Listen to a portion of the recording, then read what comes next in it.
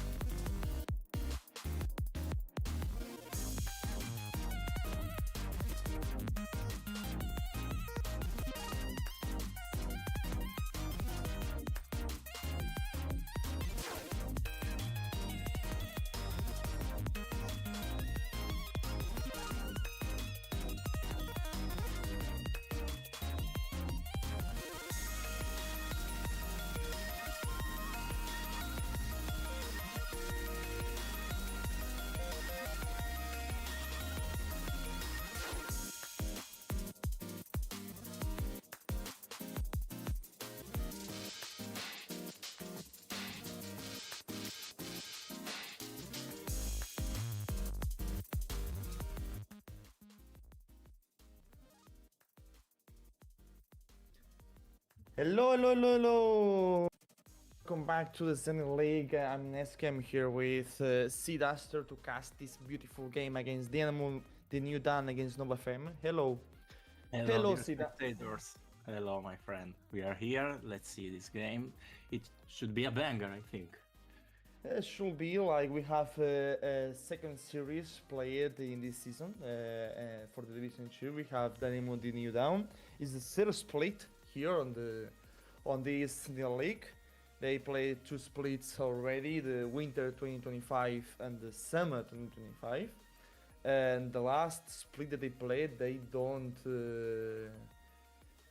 get the cut to the playoffs. They get eliminated in the ninth place, and maybe they can do a better job in this split. I think I played against them in the last split, and they were a good team. They just didn't make the cut because the competition was very rough, I think. But maybe they can improve in this split. What do you think? Well, let's see. It's the first game for both teams. Let's see if they can come with the high performance and high quality of the matches. We have in the top lane of Dynamo the New Land, we have Master DG. In the jungle we have Lucifer. In the mid lane we have Goran Amin. In the AD carry we have Robbie. And the super we have Darker. As I see, I know you have the drive and the other dogs that we have here.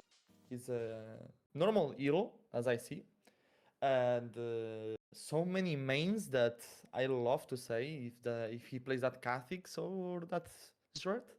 Yeah, even the Xerath might be interesting to see. Especially into the Ari. It's a very bad matchup for the Ari into Xerath, I think. Perfect. Like in the other side, we have Nova Femme is the first season in the league and is a full woman and non-binary team. Let's see how they performance in the first league in the first league no in the first Zenith league in the first split of them, and they have Roder on the top lane, Evelyn on jungle, Nefe in the mid lane. Sorry, but your name's too complicated for me. That's a very hard name to read, yeah. Oh, we are already in Juki draft. on the recovery and Amanda on the support. And we are ready for the draft. And let's see. So, Dynamo banned the Gwen, Queen, Evelyn, and Nova Femme banned Corky, Lucian, and Rek'Sai. Ooh, that's a Mundo on B1. Very interesting, very standard. He's very strong, he's getting nerfed soon, so Yeah, let's see how this goes. I'm so sad because I play Moon in jungle and it's like that nerf is gonna destroy him on the jungle. So maybe can be the last times we see him in the jungle or flex pick on the top lane. Oh yeah, absolutely, it can be a flex. Ooh, that's a Braum. That's very good. It's a Brown in the super. I don't expect the pick of Brown in the first pick. Like I see better like Eddie Carey and the jungle on the contest, but let's see how they do the draft. They're Maybe they thinking a see. lot, huh? Mhm. Yeah, maybe they see their enemy is playing mostly engaged support, so they're gonna go with Braum. Oh, Braum Caitlyn Okay. is a very strong lane. Very Uh, strong lane.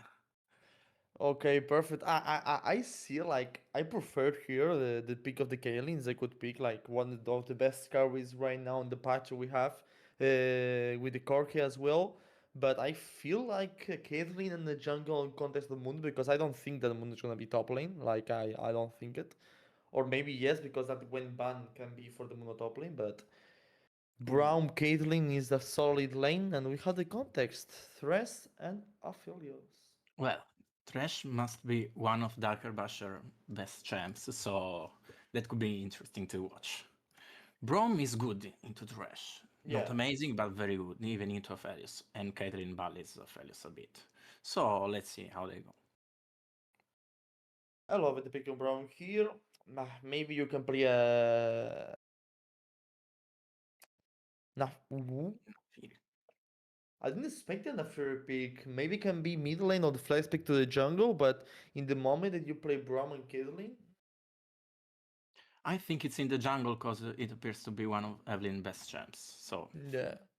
and I think it can be good against Aphelios very much. And Aphelios the is very thing about stationary target. Naafiri, I played on solo queue and that champs destroy anyone. Hmm.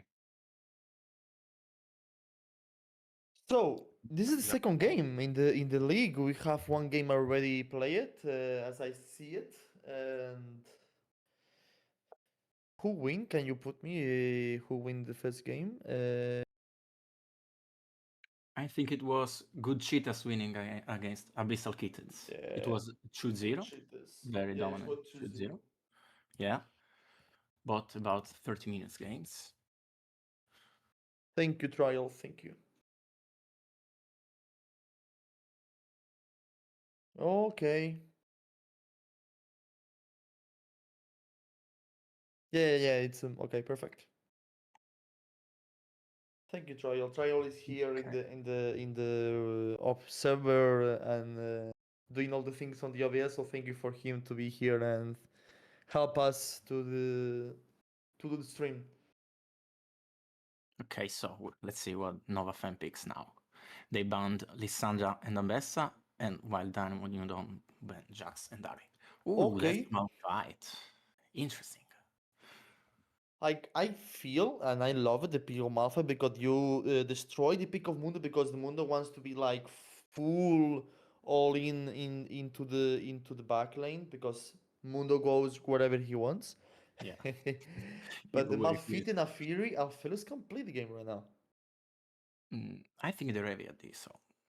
Oh, that's Syndra. I think Syndra is a skill matchup into if Nafiri Yeah, goes mid, right? yeah. Because if Nafi plays good with the W, then Syndra can play it already. On the other hand, you can remove some damage with Yeah. your W picking up the little dogs. One thing that I loved here was the Silas. What do you think? Silas for Dynamo or for NoFM? I think For for Dynamo Dynamo. is amazing. Oh no, they go Sejuani. They need a bit more front line. So that Mundo is top. It's a good matchup, like Mundo with Malphite. Mundo is literally normal matchup of top lanes on solo queue because they are two dogs fighting for the food. Uh, but Let's I see how see that Dynamo has a comp that literally is Peel Alphelios don't die. That's a classic mid lane matchup. Oriana into Syndra. And Oriana But Malphite is a great combo. She's good but with Fury as well. I don't think they have Syndra a lot of into Braum. damage. What do you Hmm? think about that? Syndra into Yeah, Braum? that's very confident from the DND mid laner. That's why I think that the Silas can be a good pick because the Malphite and Nafiri, the Braum ultimate Yeah, as well, because you stop Nafiri's ultimate when she hits the ground if you have perfect timing.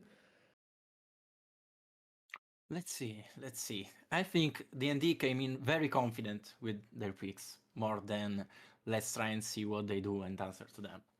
And that's something to admire, I Okay. think. But the draft, I think it's better for NovaFam at the moment. Yeah. Maybe they have some difficulties killing Mundo and Sejuani, because not a lot of DPS for them. Caitlyn can Mm. struggle in the mid game. She's strong early and she's strong late, but maybe the mid lane she can struggle Yeah. while Aphelios ramps up a bit more. The thing about Nova Fem, Sidasher is because they have a timer in his pack. Mhm. If that timer each 13 minutes and fills his free items and Cinderace as well, it's impossible to win this game. Yeah, I agree with you completely, even if Brom can be a big factor here. Yeah.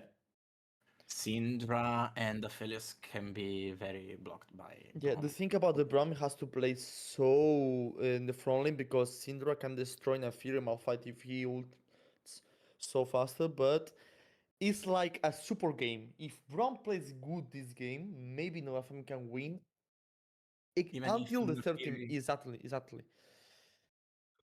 if Nafiri and Malphite play well together, even Oriana, I Mm, think they can destroy the backline and then there is no damage on D&D. yeah. Like I- if Malphite with Oriana comes on mm, Sinra and Aphelios and they get one shot, I exactly. think fights are very difficult. It will be interesting. It's very skill Yeah. matchup, I think, on both sides. So let's see.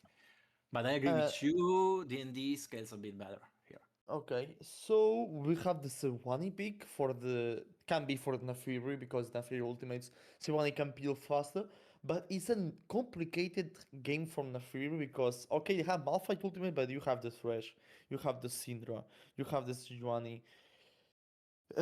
It's a tough matchup for him. Another thing that I would like to highlight, there's just Mundo to proc Sejuani passive. Yeah. So that can be So difficult for D&D. we are on the game, I guess. That's good trial, or maybe not. Okay, okay. We will wait. Okay, we will wait because we don't want to be spoiled for the game. Next game we are here together for the first time. What's your main role? A jungle. I'm the substitute Oh, of Cyclone Gaming in the first division.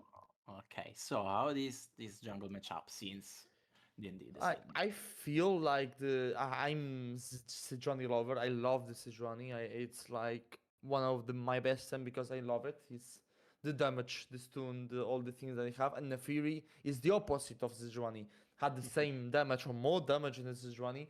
The matchup is good for Sejuani in the first game moments of the game because the Q, the W, the stun of the E.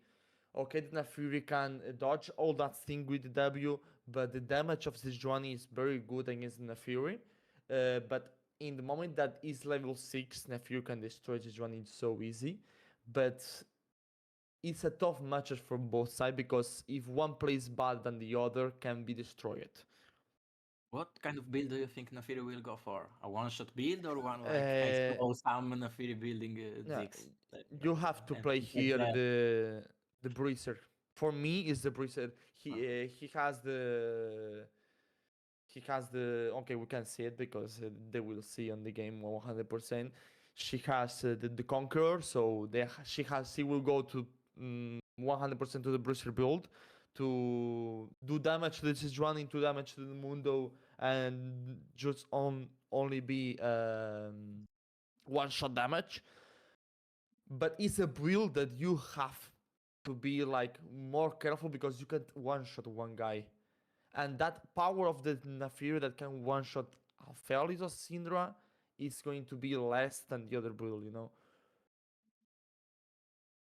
So I think so. I think so as well. Yeah, I have one of my friends is a very good Nafiri player, even in the mid lane. So I think he would agree with you. You I need a bit hate the more matchup stay. on mid lane. I hate it. It's so annoying. But Orianna Syndra is a classic matchup in the mid lane. Yeah. Like old school players will always default to Orianna into Syndra. It's the Azir Corki before Azir Corki. Yeah. And Azir this game for Dynamo will be a good pick for Nafir, the Malphite, and all that engage they have. I agree. It would have been good. It will be a good. I don't know if he plays Azir though. It's a very complicated champ to pick up So if you play. we are on game. We are ready? Yeah. We are Okay. ready. Let's see what they do at the start. They're already pinging. Yeah. So we have in the left side you have one team, and the other side you have Nova Feme, and we see like the normal spells that you will see, and the Mundo with the Ghost.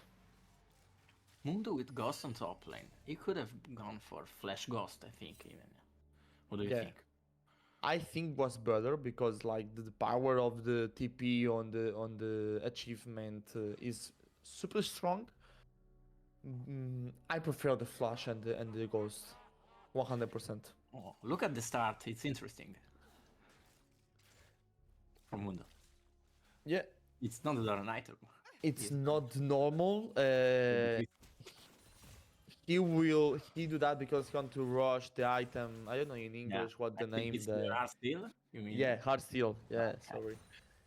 No. And we see both jungles pathing to the same, have the same pathing, but inverse. Like one guy is pathing Yeah. for the top lane, the other guy is pathing for the bot lane. I didn't expect that Sejuani is running to path through the Mundo. Yeah, I think that's pretty unique. Even because most junglers know they path toward bot lane. Because you are there for the second scuttle to contest Exactly. Drake as well at the spawn. But let's see how they play this game. And you have Aphelios trash. But Yeah, we will but see.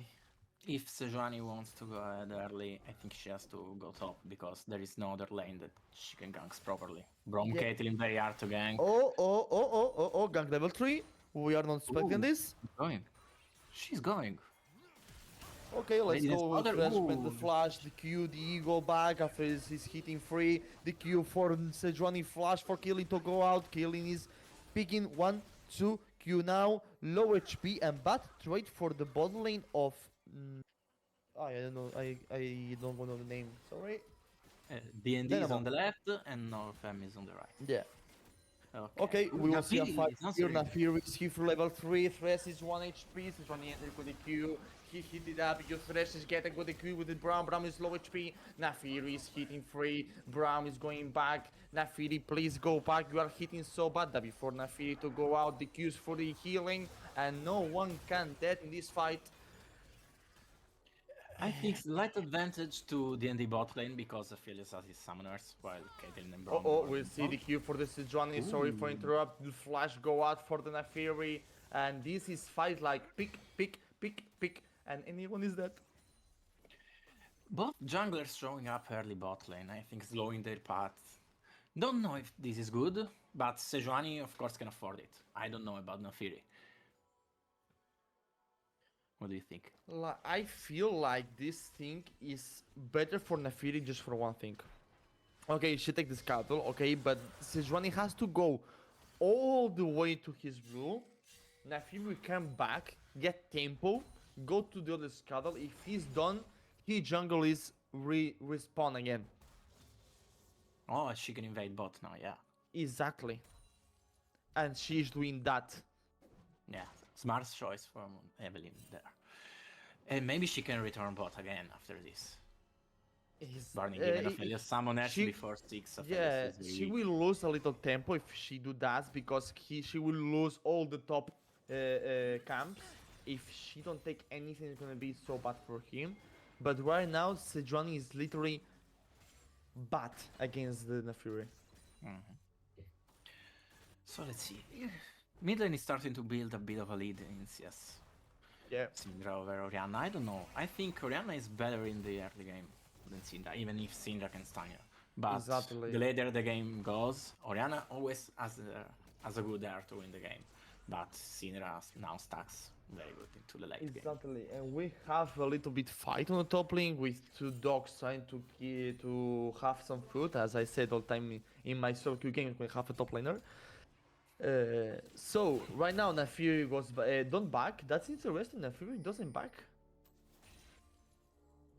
Well, that's good. She has all her camps respawning, so she's going for tempo, as you said. But maybe after this camp, she will go back. I don't know how Yeah. many goals she I has. just but- I just tell you that because if she backs and goes back to his jungle, he has the goal, he has the tempo, and they can maybe do that Drake. But let's see, Sejuani is going to the hardest steal as well as Mundo. Yeah, double R still. And the Nafiri is going to the one-shot build. I think they want to play the fight, as we said before, like going in with Orianna Malphite and Afiri, one-shot the backline and then peel back with the tanks. Let's see if they can do it. But they are trading heavily, but no good CS lead for Caitlyn, and I think that's bad for Caitlyn. But Yeah. the early ganks killed that. No, but Sejuani Femi again the there, Drake, that the Q for message. the Fresh. Bram Dotten has the flash, has the passive. E for the Sejuani 3, 2, 1. No, the last hit, so don't get. And then Nafiri is on the Drake with the Orianna. And Sejuani, where are you going? Smart movement from NovaFam here, going for the Drake. Caitlyn and Braum respect the Sejuani gank, they can play that well. Caitlyn barrier is up, and Caitlyn flash is almost up again, so nothing lost on that difference of summoners.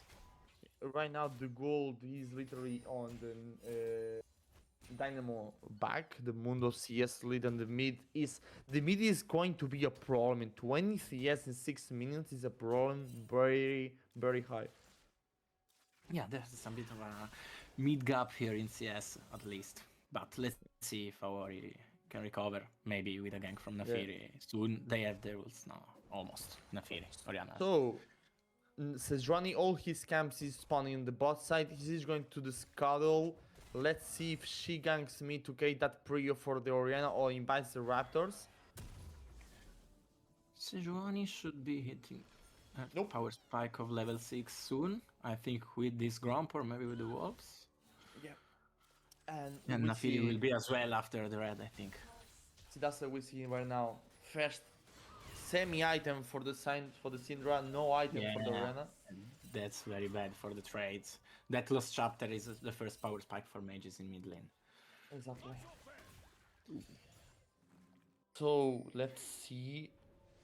The Mundo is close to the Hardsteel right now. Top lane is like island for nothing on the game. They will be on the game just in minute 15 or 20. They will just show up to fights, clear waves, come back, fight again, come yeah. back, clear the waves. And right now But we it are on the didn't- spike of the jungles. Level 6 Yeah. on both. Let's see if they come back bot or they go mid. Okay, Ooh, first nice hit the crop cube with the dash. Kaylin. She is going in back. It's like the bot is like the top lane 2.0.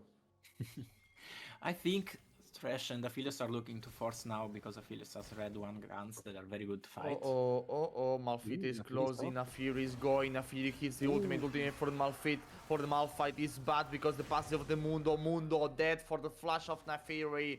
First kill for Nova, Fame is opened the way in the minute 8. Late minute to open a kill. I think very good usage of Malphite are. Sorry for 80,000 interrupt, there's going to be a fight on the void, flash for the Caitlyn Q, heal for the Thresh, back the ult of Brandles and hit. Alphelios has a good weapons to fight, Caitlyn is low HP, hit for Alphelios, shot, kill for the Alphelios, Bram is going to die, double kill for Dynamo. This is very good for Alphelios and this is so bad for Nova Femme. And Nafir is doing the cabins in Spanish and the crooks. The grubs, the little grubs. Ah, that was a very bad trade for Lane. I think these 2 kills on Aphelios are gonna ruin the game for them. Exactly. Because now he can, I think he has the first item and Caitlyn doesn't have it, so it will be a mess. Aphelios Be a will start mess. to be stronger and stronger until at Yeah. least 4 items, I think, so mid-game power spike achieved for Aphelios. Yeah, and the bot part here is like your best lane he has lose right now in the 2v2 and your middle lane is 13th years on minute 9. But we have a Nafiri with the first item. Nafiri has to put some power right now in the game. It's a Breeze. So she's going to take a lot of kills and assist. She will gonna gank now. Ooh. They're trading mid. Oriana moves. Good.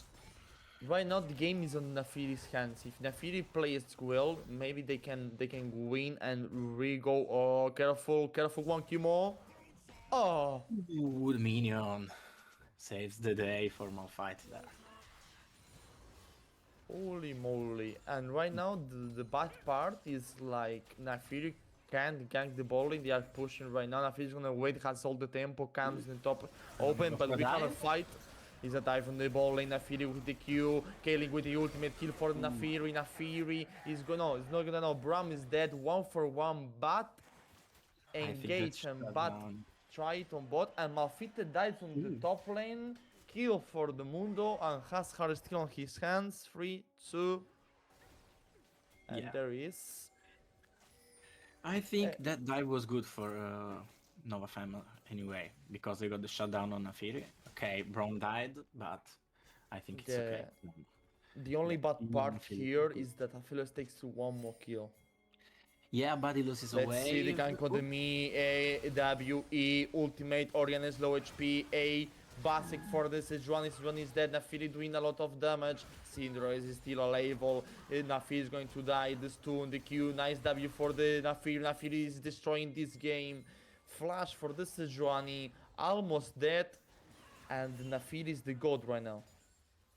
Yeah, it's Nafiri versus Syndra and Aphelios at the moment.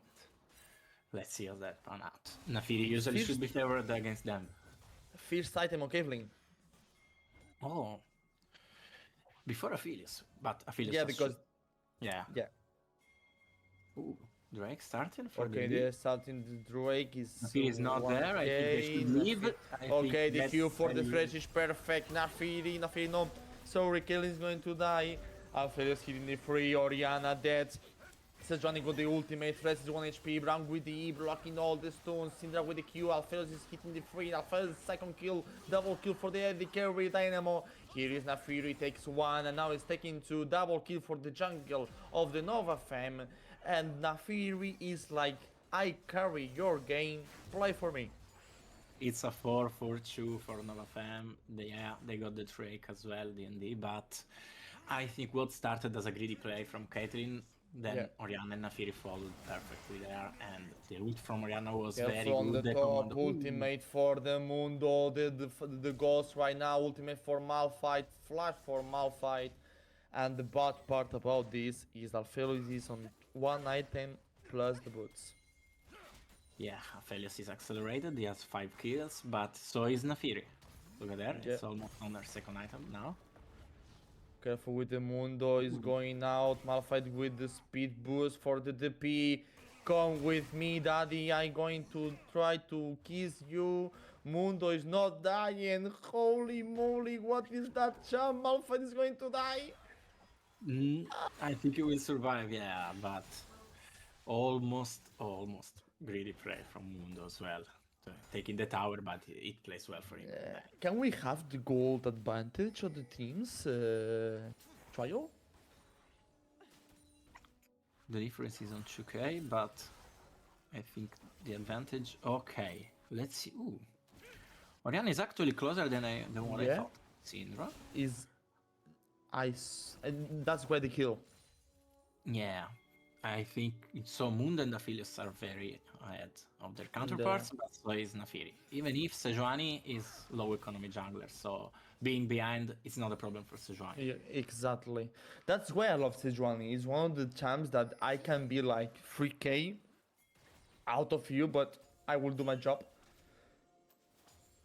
And I want and I love to see if anyone plays Cardinal right now with the buffs that they put. I don't know if you played Yeah. against one of them, but He's been seeing some pro play. careful, this is Johnny and the ultimate. Sorry for interrupt. Oriana is going to die. No, is that the Syndra? One for the mid lanes, and Nafiri right now is saying, I want some kills. He's destroying Sejuani. Sejuani can't do anything. Nafiri is in one item. Mundo is here. Nafiri kills the Sejuani, but Mundo goes whatever he wants. Kill for the Mundo and the TP on the back. Is a 2-for-2 on the mid lane. I think it was a blunder at the start from Syndra and Sejuani not killing Oriana immediately. She can dish out all her damage with the ultimate and so trading 1-for-1 with Syndra. Then Nafiri kills Sejuani, but Mundo was very This pleased, is- as we said. Very good for Oriana. Yeah, of course. Because she doesn't even lose a wave, because Mundo pushes in and then it bounces back. But now, let's see, teams are very locked in their lanes. Usually we already see a switch at this time, like 2 minutes. Malphite has ultimate, he will go out. He has the plan for going out. Those going, he's hitting the Q, hitting the E, low HP. Malphite is not using his ultimate for the Malphite, but he doesn't care. Mundo goes whatever he wants, sharing your back. 1, 2, ping! Goal for Mundo, kill. Solo bolo, as we say in Spanish. Rotten, him is not having a great time today. Mundo is going very pleased. But, Malphite has some fire cape, has Exactly. played the steel caps. He can dive in with his ultimate and make Nafiri and Rihanna do more damage. Be careful for sorry for interrupting. Ulti of Nafiri. Nafiri destroyed the Thresh. Thresh is low HP. Nafiri is going to close. He doesn't die. Flash from Thresh. And the good part here is like his Nova Fang wants to win this game. They had to do these things. Traps with Nafiri. Nafiri take 1, 2 or 3 kills. Flash for the Braum. Ultimate. And is for nothing. Nice fishing there for Thresh, immediately trading flash for flash with Braum. Now Nafiri is setting up the Drake, I think. Sejuani is there as well. Mid, I think it's even at the moment. No, okay. Oriana has a slight advantage in preview. We will have a fight here. Nope, I guess Drake is spawning one Drake for each team. Nova Femme has the 3 crooks or mini crooks, as I said. Felios could go to Felios, Hugh from the Thresh, taking the Brown with the E. Thresh is low HP, ultimate for Felios is hitting for the 3. Bram is going to die, TP on the back, TP for Malphite. Mundo kills the 1, killing is dead for the Sejuani. This is so bad for Nova Femme. Nafiri can't do anything, it's too much tanky in front of him. And this is going to be the second Drake for Dynamo. Another And solo healer bolo mid mid. lane, what? Syndra unleashes her power on Orianna and she goes down. Nafiri uses the W to close to the Syndra, flashes for the middle lane, and the bad part is Orianna dead with flash. Yeah, but I think you cannot escape from unleashed power from Syndra with your flash, so I think stun into R at this moment of the game, if you're already not full HP, is enough to one-shot you. But I think two things went wrong for Nova Femme in this fight. One, Malphite does not EP once he's top. Exactly. Once he's in base, so they can see him and they can punish him. Mundo was already moving. And two, I just noticed, Caitlyn has barrier and no cleanse against Thresh, Syndra, Sejuani. I don't think it's a good choice. No. The power part is like I said, Nafiri is taking a point that she can't play the game. She opts to the build of one shot, not the bracer with the Black Cleaver and some items more specific to destroy the enemy junglers and the tanks. And right now, as I said, if they want to win one fight, they have to do some chases, be on the bush, camping, trying to do some combos with the Orianna ultimate. I agree with you, but Herald is stopped, just the charge, but the mid bad tower part is is... still up. Look, Mundo. Ooh, Mundo is going very pleased. He's in the top lane, no one answering him. Malphite went bot, and they were 4 on mid lane, without punishing anyone. That's bad. That's a very bad choice for Nova Femme, but DND are playing them up better than them at the moment. Yeah. Careful with Nafiri jumping with the E. Bramov ultimate is not hitting anything. Felix is going to die. One more kill for Nafiri. You have to lead something for the Caitlyn. Nafiri go outside. The Brown did the rescue. Nafiri is low HP. This one doesn't move because of the traps and the stuns of the Brown. Q the stress again. This guy is mad life on the real life. It's only 1-4-0 and kill for Nafiri, but I feel Nafiri has to lead some kills for the Caitlyn. I think so as well, but now we are in the point where Caitlyn is weaker than Aphelios. Ooh, Mundo is there to stop them, but okay, they just stopped the recall. They're safe. I think Aphelios now, even with 2 items for both of them, is stronger than Caitlyn. Yeah. So Nafiri just has to go in and one-shot who she can do. That Sejuani is doing her work. Yeah, Pretty Aphelios on 2 items. Aphelios almost low, with the call completed, yeah. Exactly. 6 stacks for that. What do you think he should go for as a third item? So many items. Sorry about my English on the items. No is so bad. Like that item that destroyed the tanks. I don't know what's the name. Yeah. The one Caitlyn is going for. Yeah, exactly. Sorry, but in Spanish I can say it perfect, but in English the items that you see, I'm so noob on that. I'm just non Black Cleaver and Swap. I think he's Lord Dominic. Yeah, Lord Dominic. Yeah. Because Sorry, I always I only them in my see- mind, the 2 items. Yeah. I only see the words on English. It's a fight on the top lane. They're trying to chase the Mundo, but Mundo is 4-1 with 2 items right now. No, Mundo can go very place. Ooh, Yeah. Oh, No, careful it's out with of engage. position. Sejuani is going on. One with the Brown. Nafiri is He's going taken. Nafiri, the only carrier, the Nova Femme, is dead as well. This can't be a GG game maybe for the Dynamo. It's Dynamo, Yeah, it's a Dynamo it's almost team. a 6k gold lead that we Thresh with the just kill- improve after Baron. Ooh. This guy is taking all the hooks. Yeah, Thresh is one of his best champs, so Every death sentence is almost literally a death sentence for the enemy team. But here Nafiri goes too deep alone, Brom is out of position. Malphite and Oriana are not synced up in the side lanes, and this happens when one team moves better than the other on the map. So we have. I'm going to say one thing when the game ends because was a bug in the tier 2 game, and I have the notification here. I will say it to you and the viewers and the stops of the first and to the second game. But right now it's 10. No, it's almost 10k of difference. It's like 5k, 6k of difference, and all is on ADC and mid and top. Yeah, even top is ahead. Nafiri is a bit compensating that, but as Careful, we is said, they Sejuani, can low economy. kill on the top lane. Kaylin is low HP. The Thresh take with the Q again. Barrier for the Kaylin. Flash for the Sejuani. The fight is split right now. Sejuani is alone right now taking kills. Indra take the Nafiri. The only can remain of Nova Fame. Mundo go whatever he wants. Press the ultimate, the ghost, and goes straight on the line. Sejuani takes the Brown. Kills the one. Look at Mundo. He's tanking 5, 6, 7, 8, 9, 10 shots. He don't give anything. 5-4-0 in the game, and this will be a GG for Dynamo and a 1-0. This was a 5-4-0 with Aphelios stuck on mid lane after Nafiri jumped on him. So not even at full power from DND. I think But- it's GG, yeah, and it will be even sooner now. Did you see There. that the Mundo tanks 10 or 11 shots Yeah. of the tower? He's getting nerfed soon, hopefully, because that. But any tank can do that.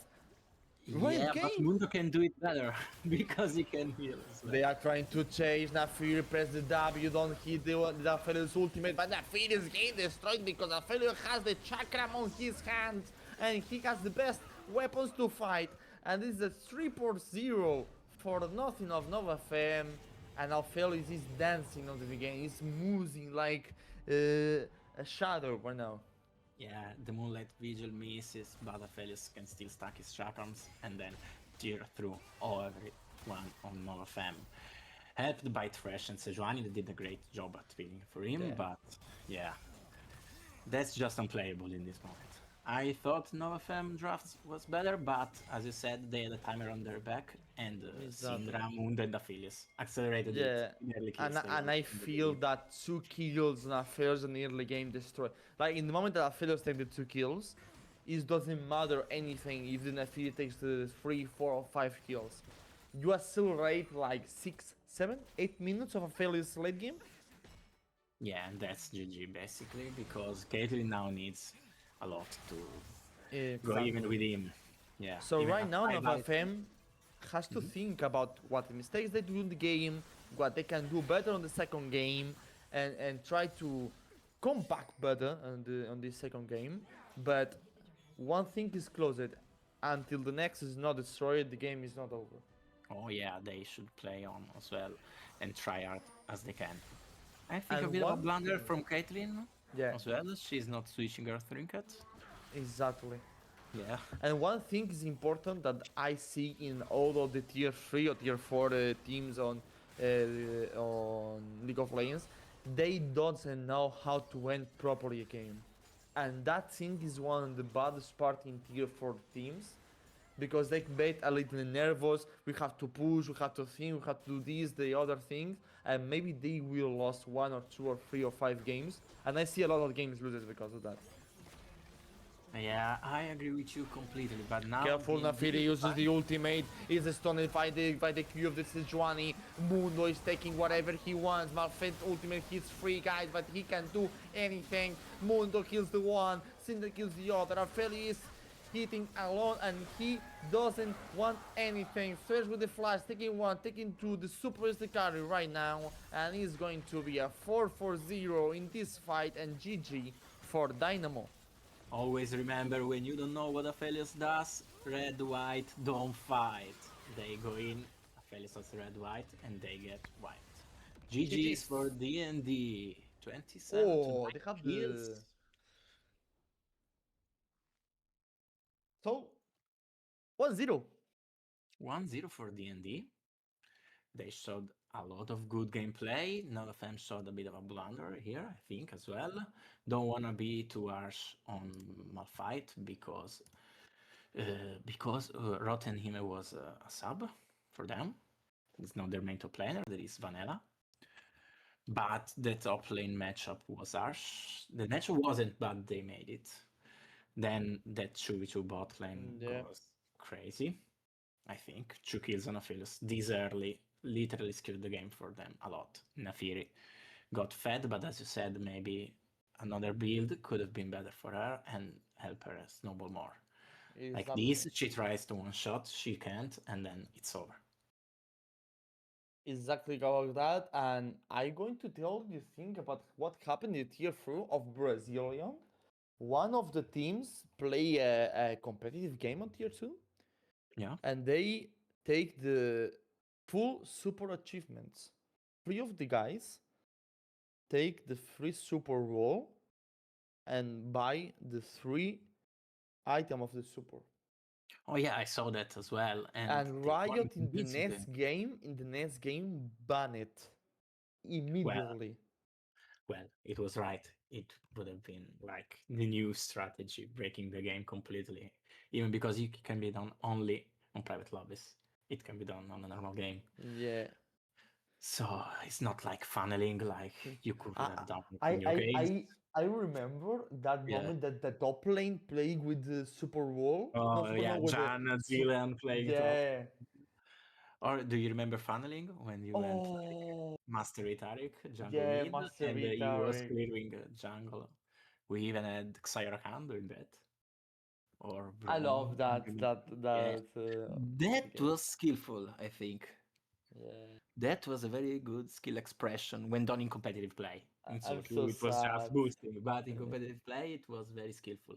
Or like we had the time with Sonoteric, with I'm the so old rune sad. kleptomancy. Do you remember that? Where games were done Yeah. 15 minutes, Sona would have a lot of I remember my jungle item that I can change for 3 jungle items, and in these 3 jungle items I can choose 3, no, 4.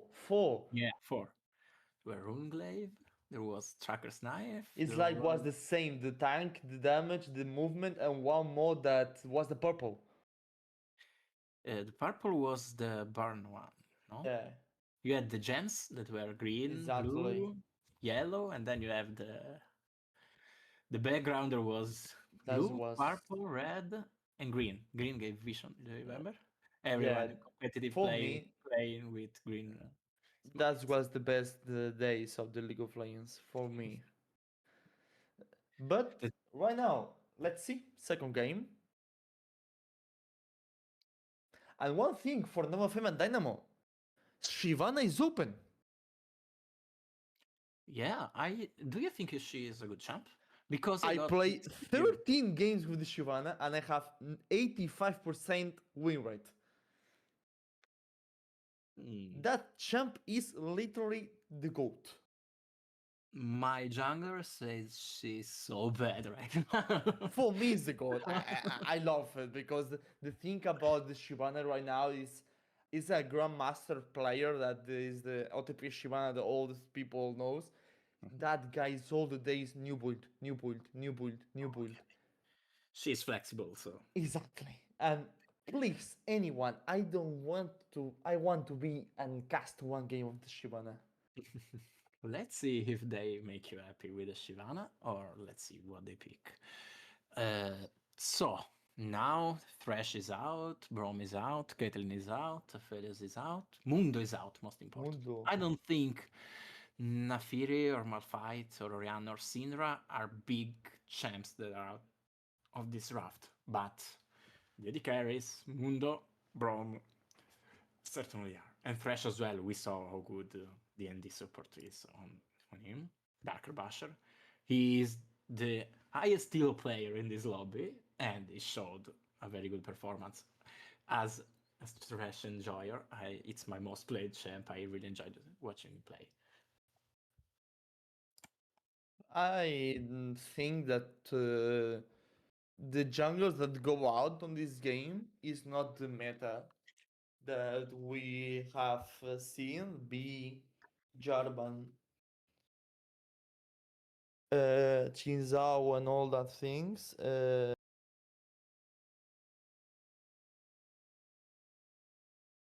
And we will see what they play right now because the Chinzao is open, the Jarvan is open, the B is open, Nocturne, the BR is open.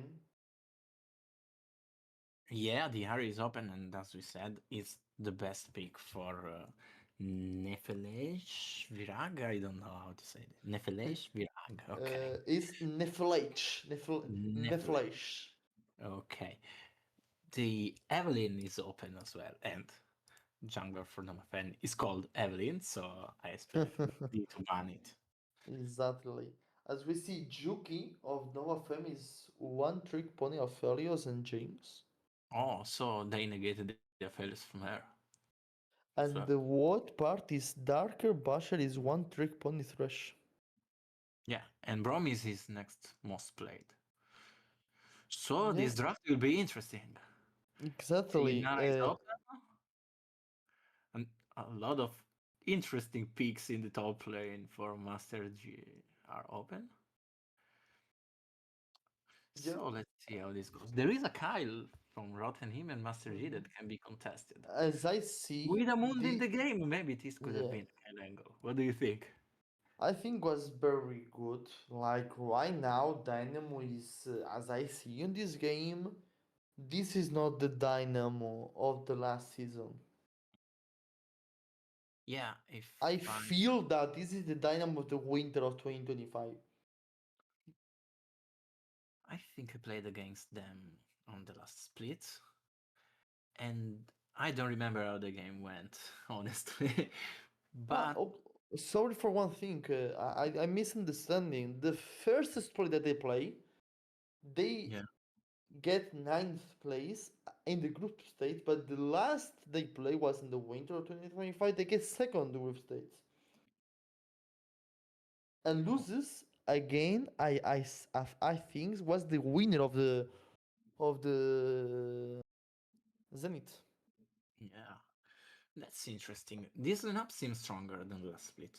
Of course, they went 1-8 in the last split, and I think I played them and we won against them. But and I think it was our the first game for my team or the second. I don't remember because we won two and then lose every other match in the last split. So and maybe it was a 2-1 against them if I don't remember wrong. Mm-hmm. But yeah, they were a good team. We had a lot of fun playing together. Let's see how this draft now plays out when the players are ready. Players, I don't want to tell you, but let's rock and roll a little bit. Let's go.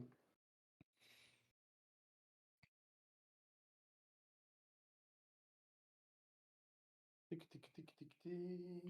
Okay. Man, I love the broadcast. I love hearing that how trial works is like all organized. Like No, they are amazing in the production section of look, this tournament. look how he do this all these things so smoothly. We are already in draft, I think. Maybe. Yeah, we are on draft. Our spectators cannot see it yet, but maybe soon. Perfect. So And we we have are draft. even for spectators in drafts. Yeah. So Evelyn, Same Ari, Queen bands. Buns. Yeah.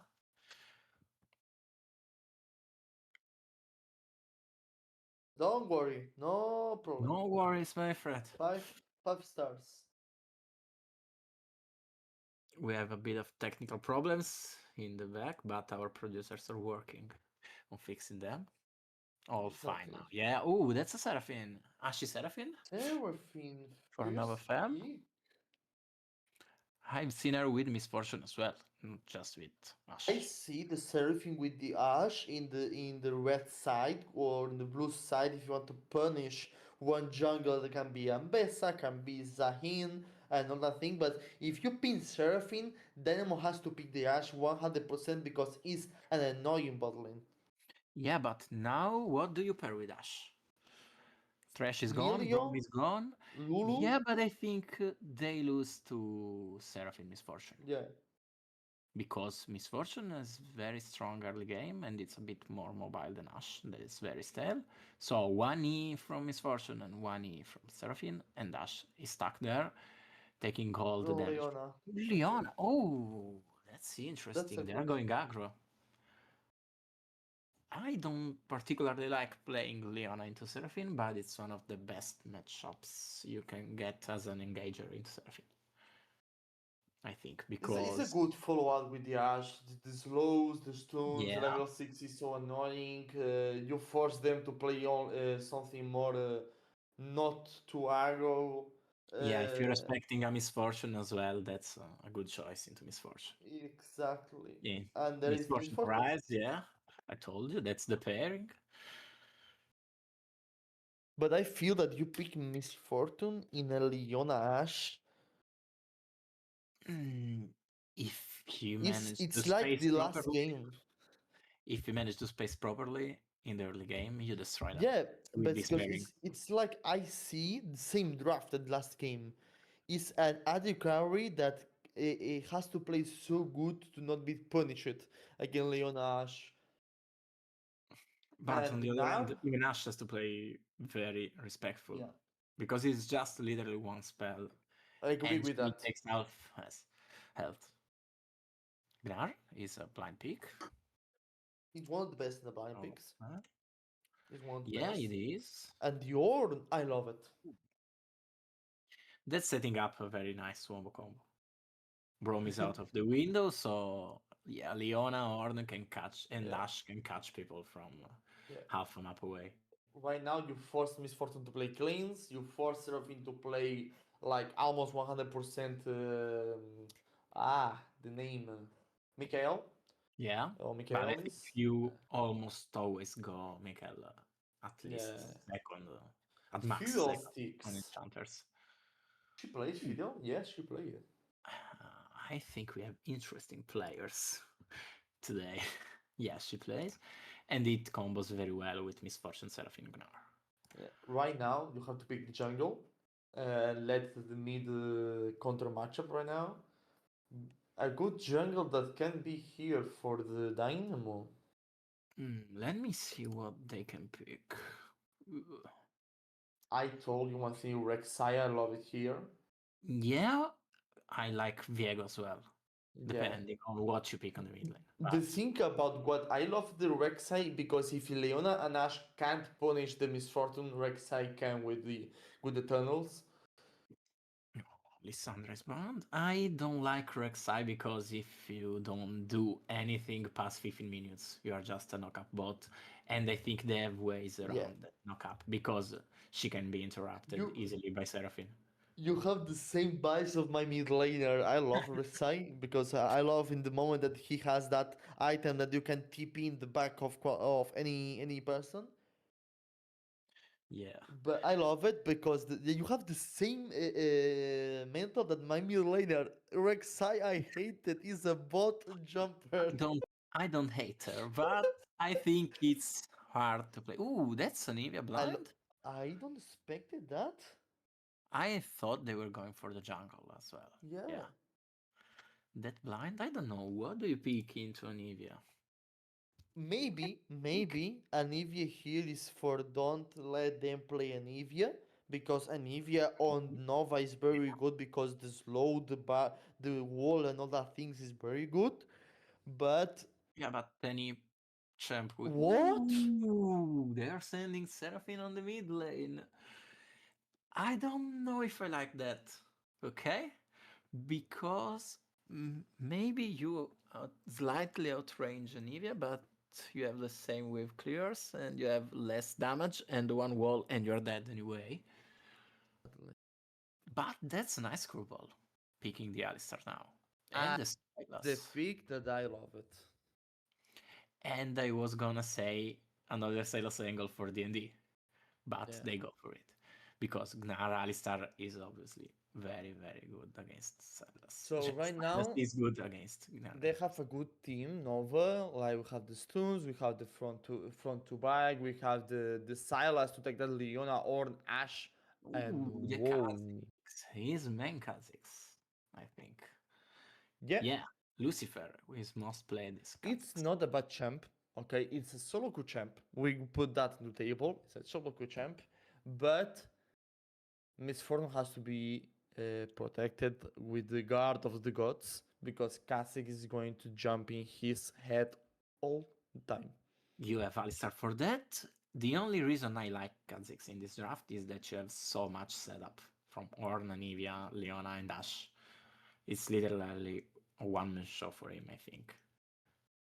Let's see. I think the mid lane mismatchup was really rough last game. Let's see if it improves this game. But if Anivia can go ahead, she can be a problem paired with Yeah. Kha'Zix.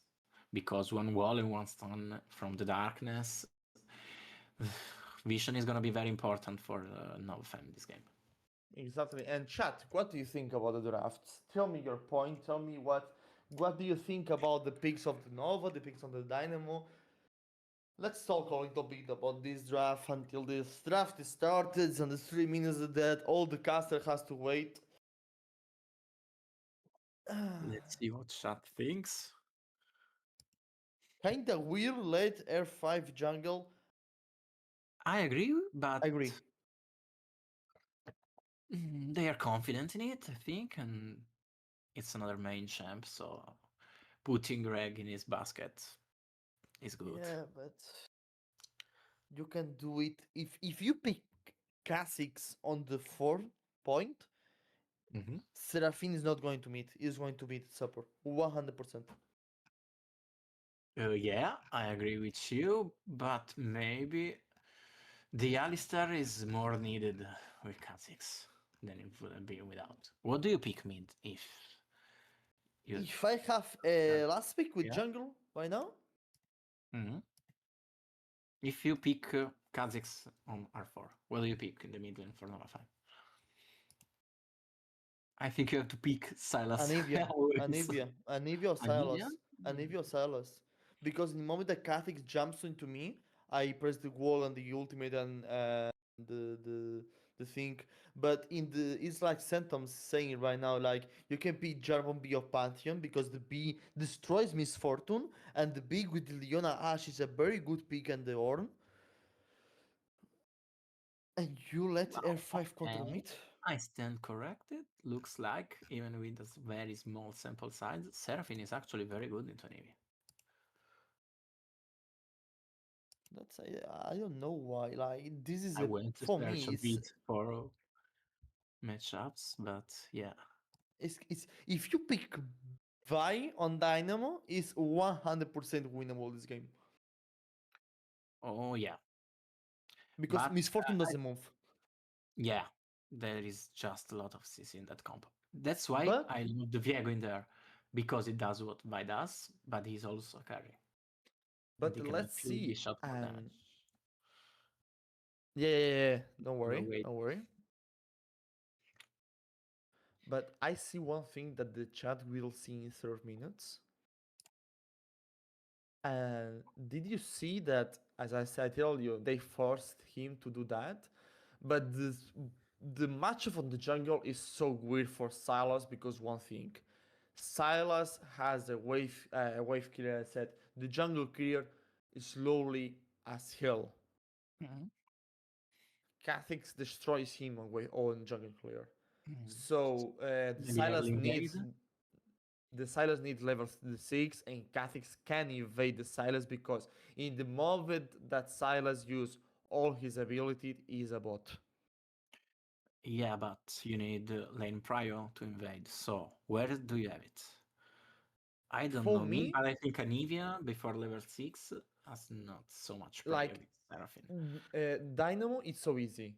Guys, Mhm. let level 6. Until level 6, we don't play anything as much as Leona can engage or Ash can do a slow. But you know, our level 6 is so powerful. But In if you the wait level moment, 6 for them, you wait level 6 exactly. for Silas as well. Exactly. Yeah. The good part is like Silas has only one ultimate and Dynamo has three of them. But it's like the last game for Dynamo, but in the inverse role. Mhm. No, it's the same. The jungle has all the prior on this game. Now Fury has to carry the teammates. Now Silas has to do it in the mid game and the early and mid game to force that misfortune to be good. I think that if Seraphine in the mid lane is a world champ, but I think she can dish out a lot of damage. Yeah. If she gets to her 1 or 2 items. You don't need to be full build to dish out a lot of damage. Sometimes when I play against a Seraphine support, I am feeling stunned by the damage she does building support items. Like, I remember one game where I was against a Seraphine that had just a Relay, and she was dealing 30-40% of my health as a Leon. Yeah, it's like I said, like if the Dynamo comps was got Ashe, Leona, Orn, Anivia, okay, I take it. You pick Anivia because you're comfort. If you pick a Vi on the pick 5, and that comp is so perfect. But let's see how she plays the Kha'Zix. Oh, he plays the Kha'Zix, sorry. I want to see how he plays because it's not a normal champ that we see on competitive. Even though sometimes you had Canyon picking him. Yeah, but For Peanut in the good Canyon. old days, yeah, absolutely. But maybe Lucifer is a good player for this level. It's What like is it's right? like the Elise of Sinadie on season 4 or season 5 that she plays for Fnatic. Yeah. So, interesting thing that the jungle of Dynamo plays with the potion right now. And we have the Nivea starting with the Tier. tier. Yeah. I think it's good to start with tier if it's a low damage early game for both of them, so you don't miss out a lot starting with tier. And you accelerate a bit on your mana items. Even though I've seen a lot of Anivia going just for the Rod of Ages and not for the double mana items, but let's see. The thing right now is Nar can't be confused because the damage of the Ornn, if he hits you with the full combo, Nar can't play the game. And it's a good pick, the Ornn, just not falling for the comp because it's a pick that has a lot of damage. And I think he's the champ that has more damage level 1, I guess, if I don't guess bad. I'm not sure about that, but it definitely has a lot of damage. So, this matchup, I think Gnar with the range can get pretty easily, but Ornn can clear waves way fast Exactly. with his pillar and his Well of Breath. Ooh. And in the moment that See? he takes the E for the Nar can play it, and the Ornn right now, in the matchup that can be blind for the Nar, he has to back. Yeah, but the wave is good for him, he won't lose much. Exactly. Maybe a cannon of XP, but it's all good, I think. That's the only thing that I didn't like on this stream. Ooh, what's going on? The Silas. He back and for for Dark Seal. Already going for the book. The forbidden And book. if you see, he don't loses a lot of tempo because the Kha'Zix starts on the red side, on the red jungle, and his clearly is literally more slowly than in the blue jungle. But he doesn't. He lost what 10 seconds? Okay, it's a lot of gap, but right now he has a good pick with that Dark Seal. Yeah, if he can fight 1v1, he's not the best against Syla, against Kha'Zix, but he has a lot of damage more than him. Ooh. So let's see, this game maybe can be more slowly than the other game because all the key teams want to be level 6 to the fight. And Kata is ganking to the me, E for Seraphine, flash through the wall of Anivia. Anivia loses the flash, both mid laners loses his spells, and Silas is going through the scuttle and he take it.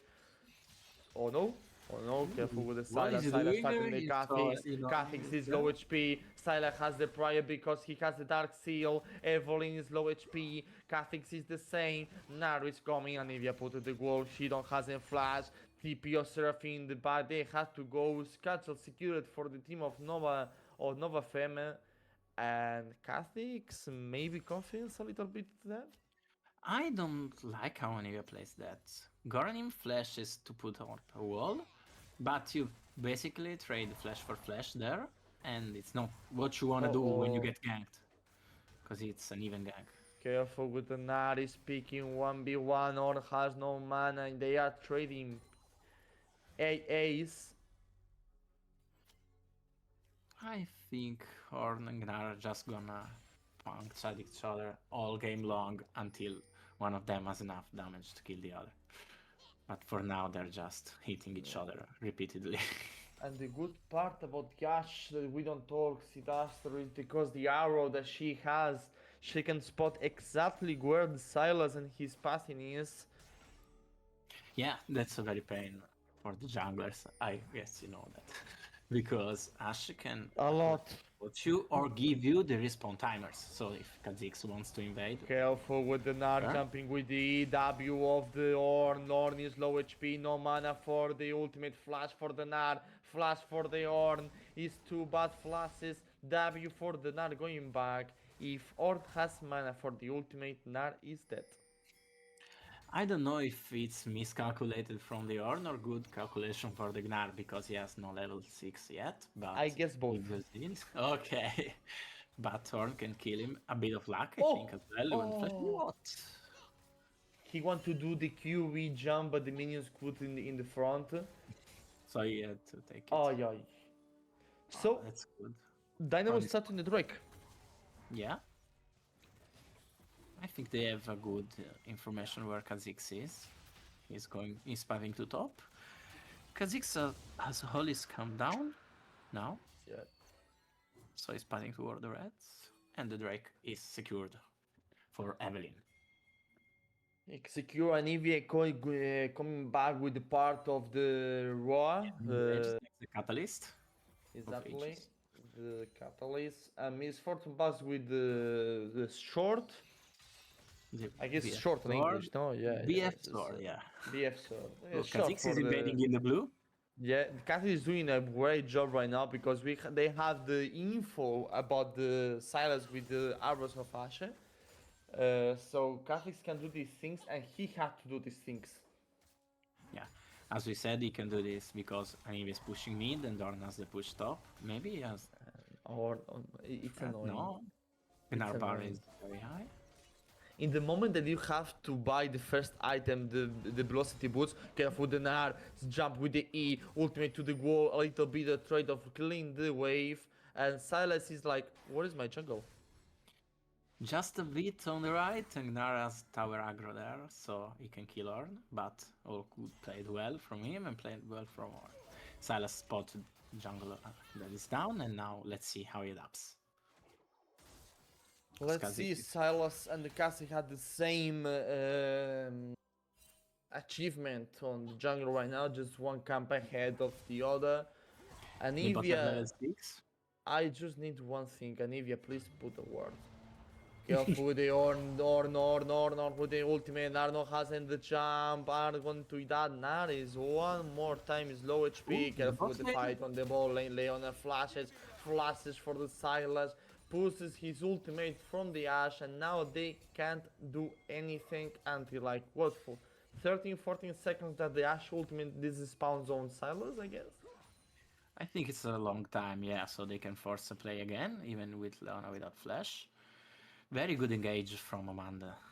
She's been maybe a bit trying to avenge her performance on game 1, where Braum walls weren't enough to protect her AD carry from DND comp.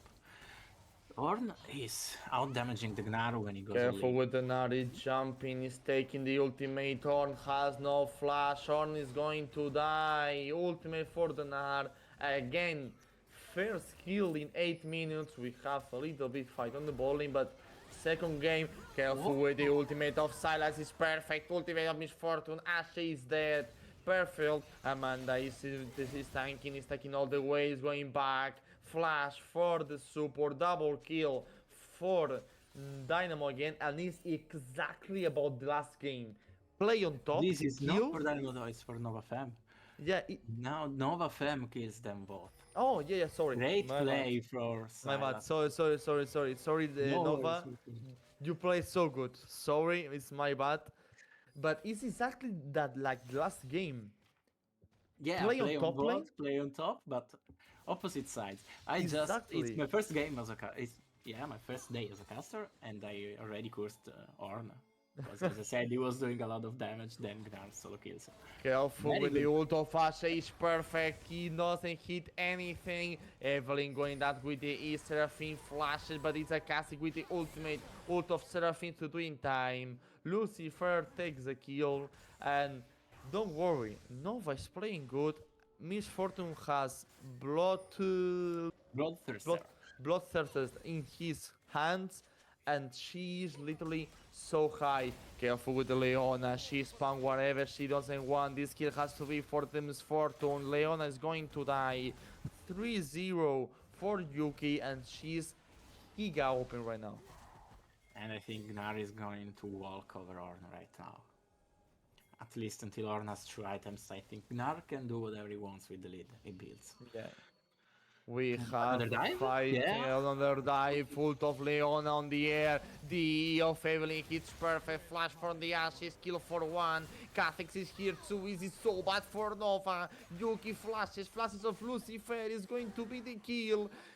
Double kill for the jungle of Dynamo. 3-0, all the lead that Nova has in his hands disappears in 2 seconds. That was a bad read for Nova. They thought Kha'Zix wasn't there, and he comes and helps them. Yeah, they missed some skills as well, but I think Lucifer did a great job of being Yeah. there for his AD carry. Exactly. And we see Anivia has the Roar on his hands. 10 minutes counting from now on, and then a level will be added to. I love that in 8 minutes all the people is like slowly doesn't they get any kills. 8 minutes in front, 9 kills. Boom boom. Careful with the Alistar going Zolin. Nar hits the W, is going to be the kill for Rotten. Good job, Rotten. As I see, this is the top laner main because the last game was Vanilla, no? Playing? No, I think it was Rotten in both games, and they are the sub.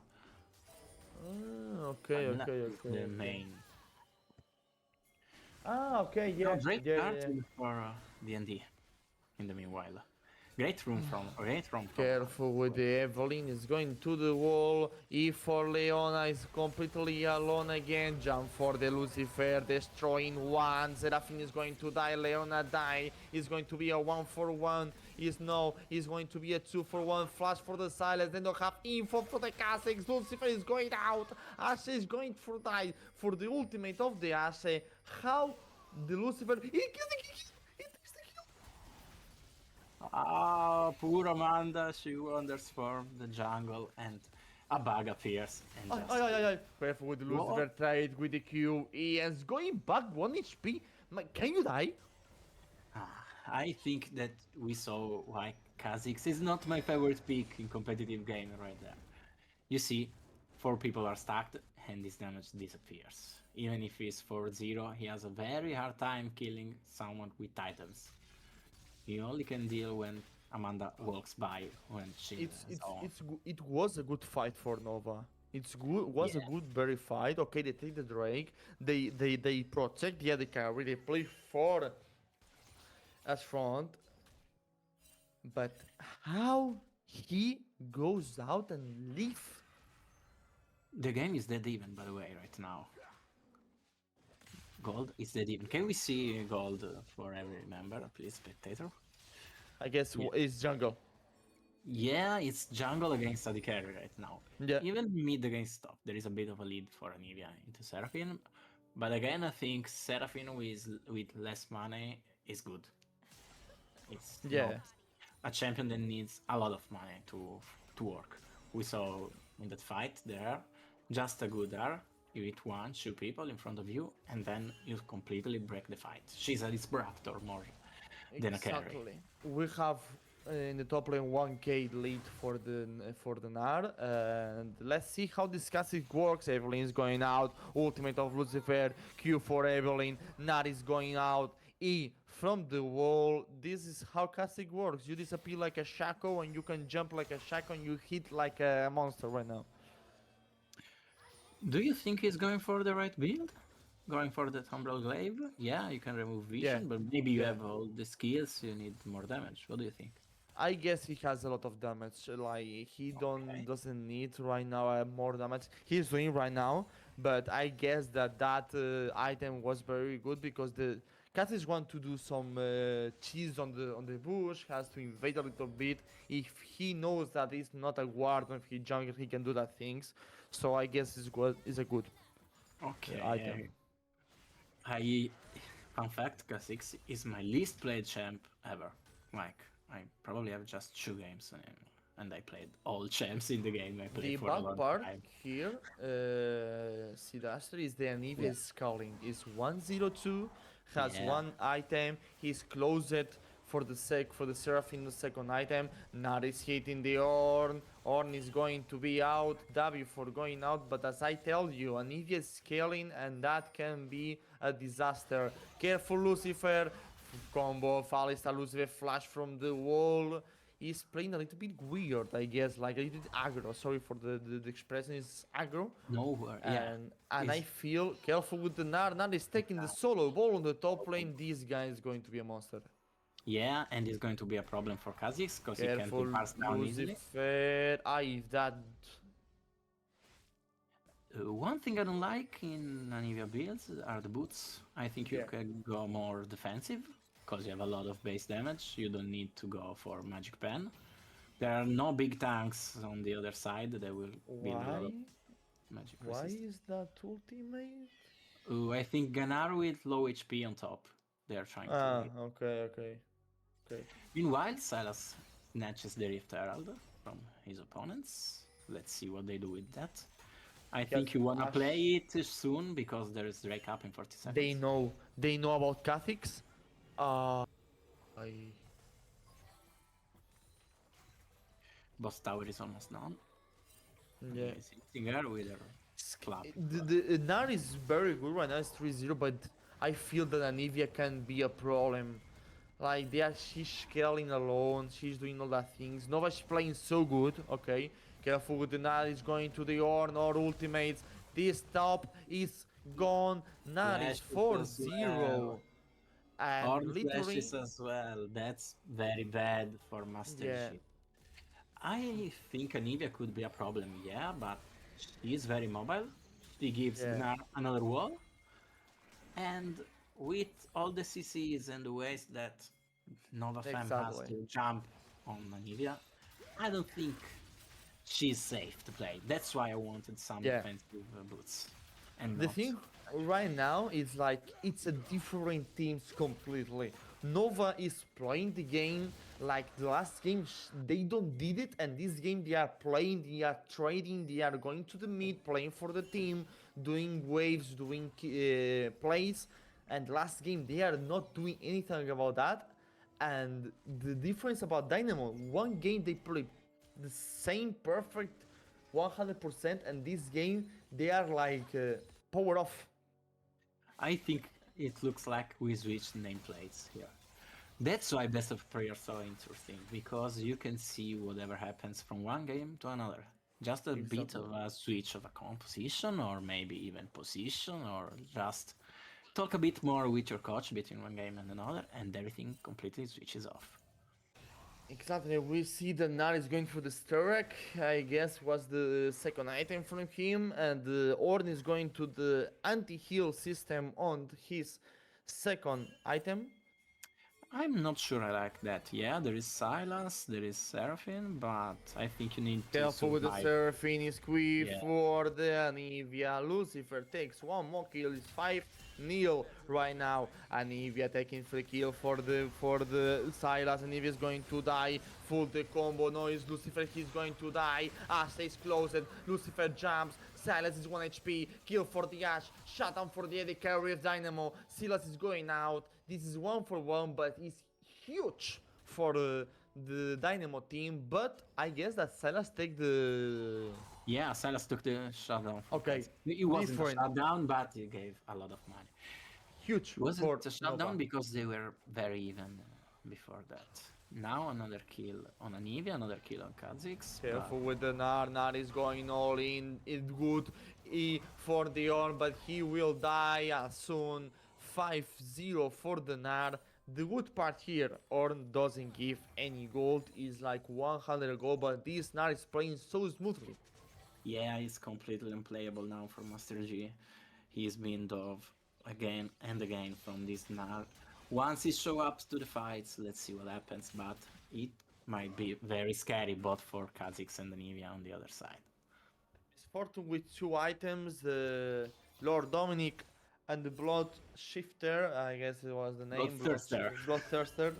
And Ash has the Krakens and the Phantom Dancer, so you see, that names I know it because it was Yeah. all items, so that's why Phantom I know Dancer it. has been existing for a long time, yeah. And the Nivea has a Seraphim in his hands completely, almost completely charged, and the Roa almost completely charged. So let's see, this is the peak for Dynamo, I guess. Maybe for the Nivea, but I think this is the peak. If they don't win right now, or they don't do any plays, for me it's a GG third game. I slightly disagree because Anivia is only gonna get stronger and Ornn as well. That gives them a bit more time to play. Ash is good but not into them. Oh, nice TP to escape from Ornn. Gnar can feel his rage bar while he channels because he has no CC in the mini form, yeah, of course. Like, the bad part here is Anivia has to play slowly, but you have the Silas ultimate with Leon. Like, and it's so difficult that they can go to Anivia. That's correct. Like, you have the Leon, you have the Ash, you have the Wall, but you have to play slowly fights. One thing that I'm noticing now is that Yuki now has a CS lead over Rubinator. Yeah, they dove repeatedly, but last game it was inverted, so that's nice to see Yeah. that she can manage to bounce back. Exactly. Good job here, mid wave, until Power is out. this Nova. Let's see how they do. 54 seconds for the Drake.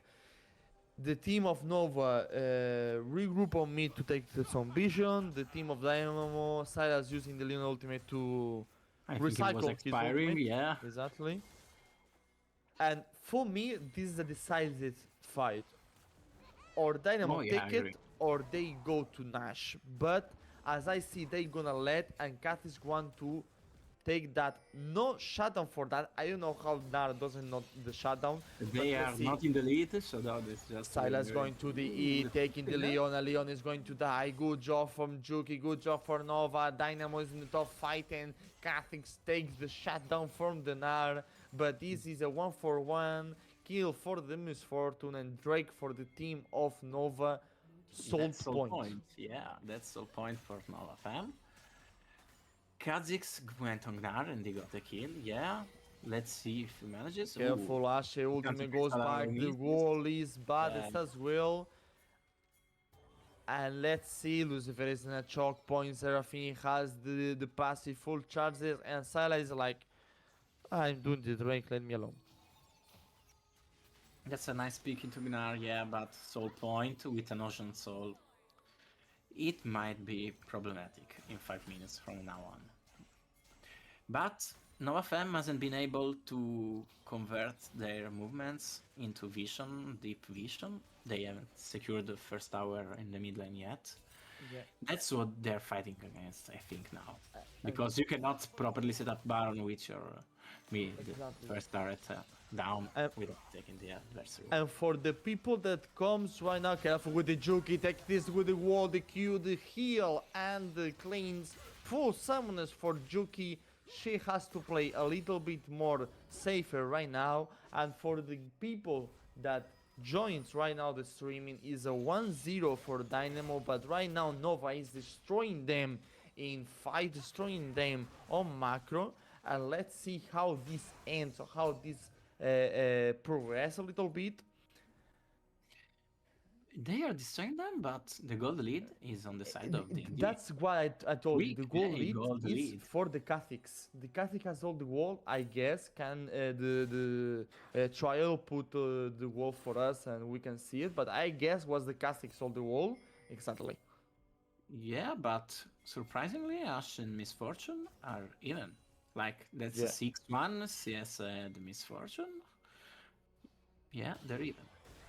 Careful with the Catholics, is going to kill nice one. pick. Lucifer is perfect. Good Nice shot. pick for the Ashe. Ultimate for the Scylla. Scylla's getting destroyed.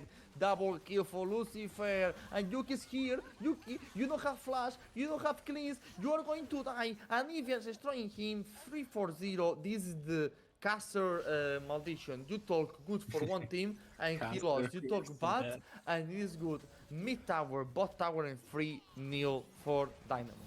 I think Nova Fem moved to Ninja Fem for this because they went in one by one, just like Evil Ninja in the movies.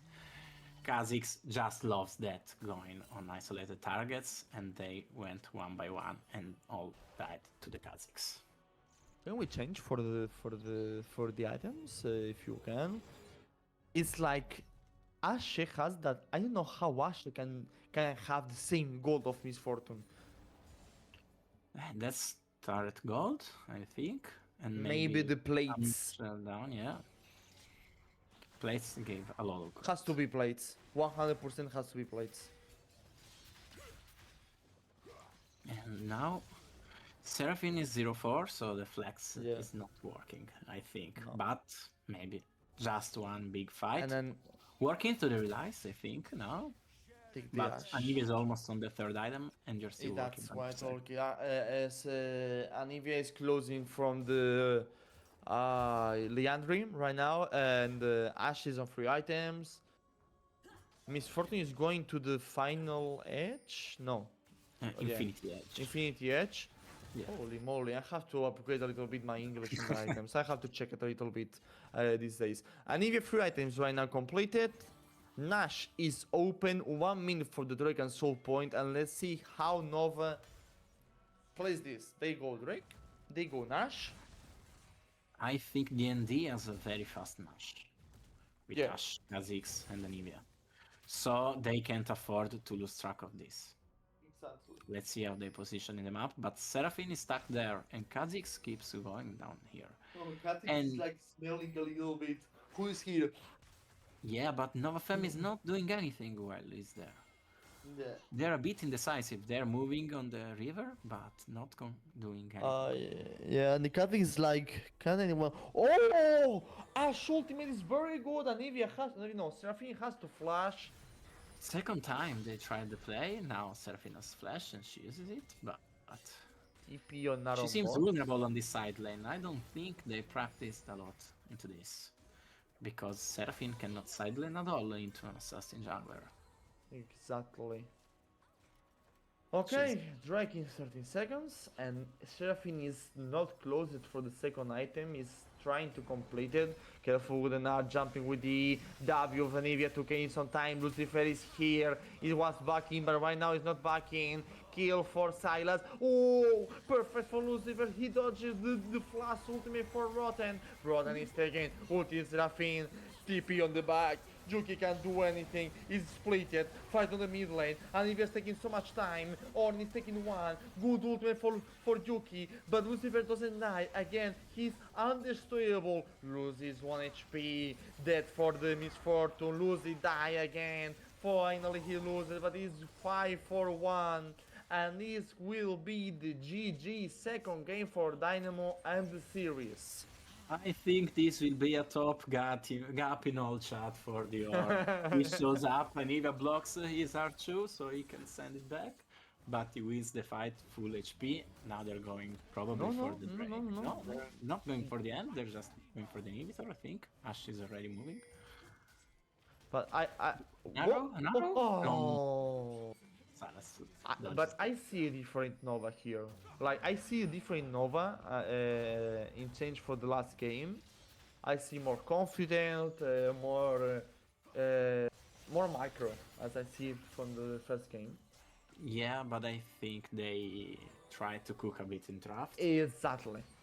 And Careful with the Silas entry, sorry for interrupt. Yusai is going to die, full combo, is low HP. Yuki can die as well. No, Yuki take one, is 1-for-1. Drake up, no, Drake up for the Dynamo right now. Nova doesn't take that Salt, so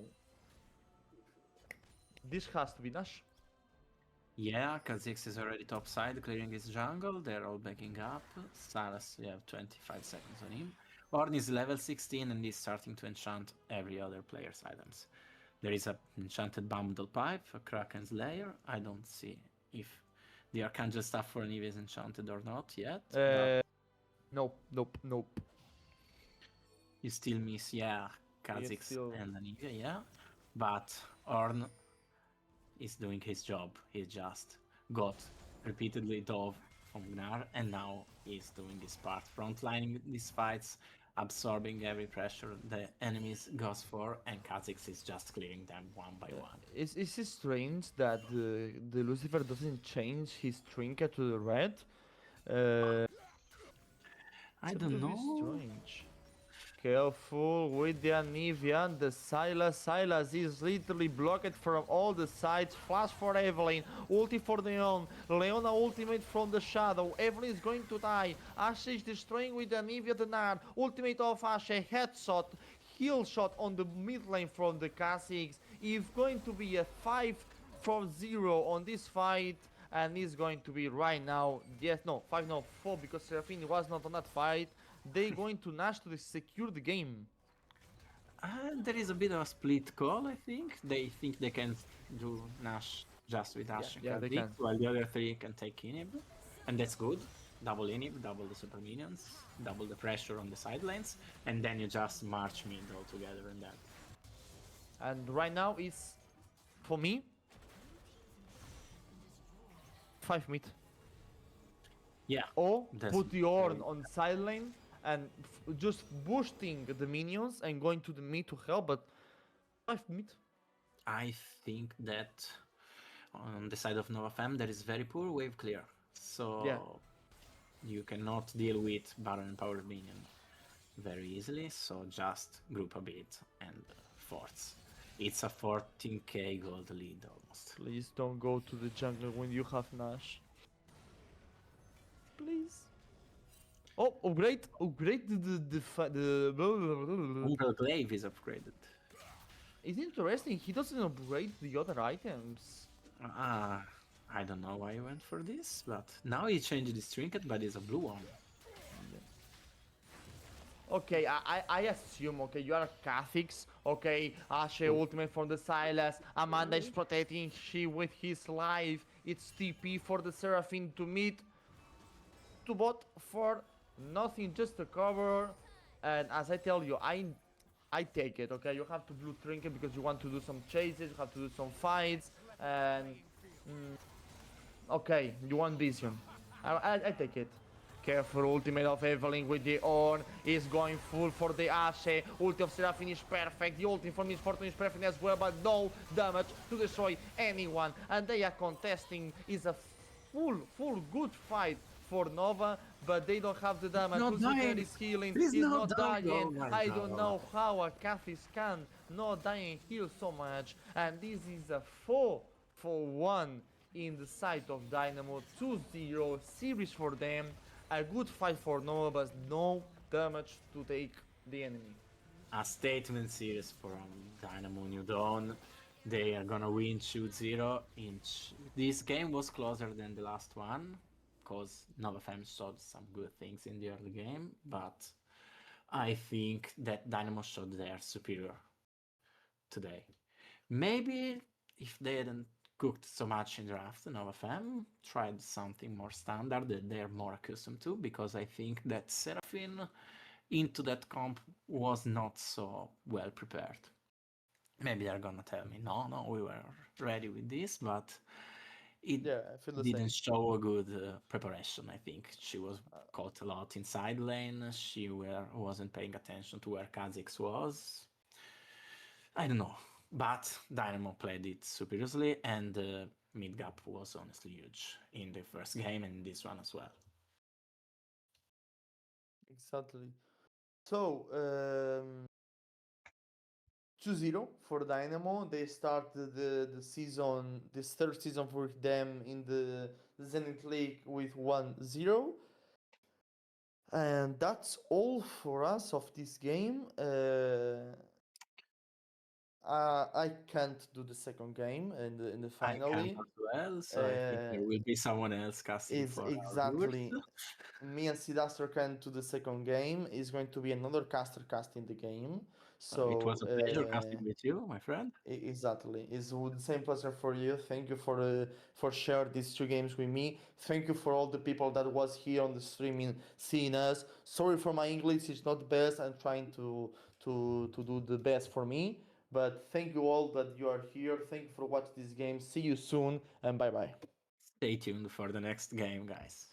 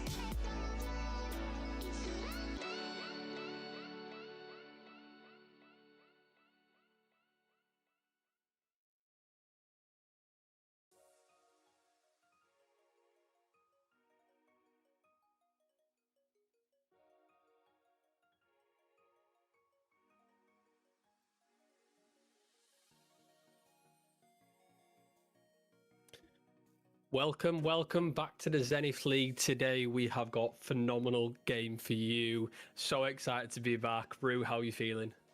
I'm feeling good. We're getting straight into things here, straight back in the Zenith League with some regular season action for you all. We got C2 and OFJ hoping to make their stamp pretty early on in this season, of course. Very early doors. These guys yet to play so far. We are that fresh into things, so it'll be interesting to see how these two teams line up. We can see, based off the OPGGs, their solo duo ranks, maybe a little bit of a disparity. I'm seeing a couple of Emerald, maybe a Diamond on one team, comparing to mostly Platinum on C2. So could be interesting. I think OFJ have the upper hand, at least in that perspective. But we've seen before, right? Those ranks, they can matter, but they sometimes just don't at all. And the players in the 5v5 sometimes outweigh their rank in their kind of solo duo environment. Absolutely. I mean, look, team cohesion and team cohesion and how you play together, I mean, just goes such a long way. We've seen it so many times when you've had teams that have got high ranks across the board, but have only played together a couple of times. So, you know, if these players are understanding of each other, know the play style, then that could really make a difference. I think one thing I'm quite excited for today, Rue, is definitely the jungle matchup. I think the jungle for OFJ has obviously got quite a higher rank, and I do think it'll be interesting to see what bans come out for him. Quite a hefty player in the Zinzao and the Nocturne and the Jarvan, so I wonder to see if C2 may pull that off them, or whether they'll actually opt to use that themselves. What do you think?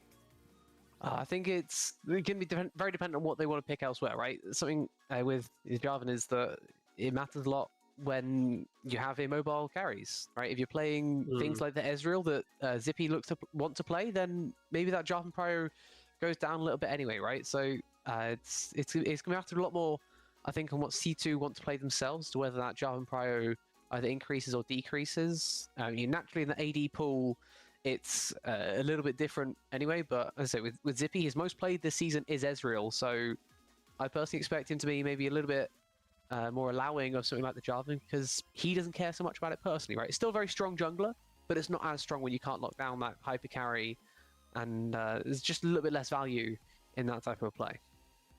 Absolutely. Now, we have got a sub in today, so I'd be interested to see how he performs for C2 now, whether it's a sub they've played with quite a lot of times before, or whether it's someone that they've just introduced into it. It can make quite a drastic difference, but, good ranking, got quite decent win rate, and like the Silas, but I mean, it depends on how they're going to work today within the team. Do you think it could make quite a big impact today, having that sub, or do you think they'll be able to just get over the line with the rest of the team?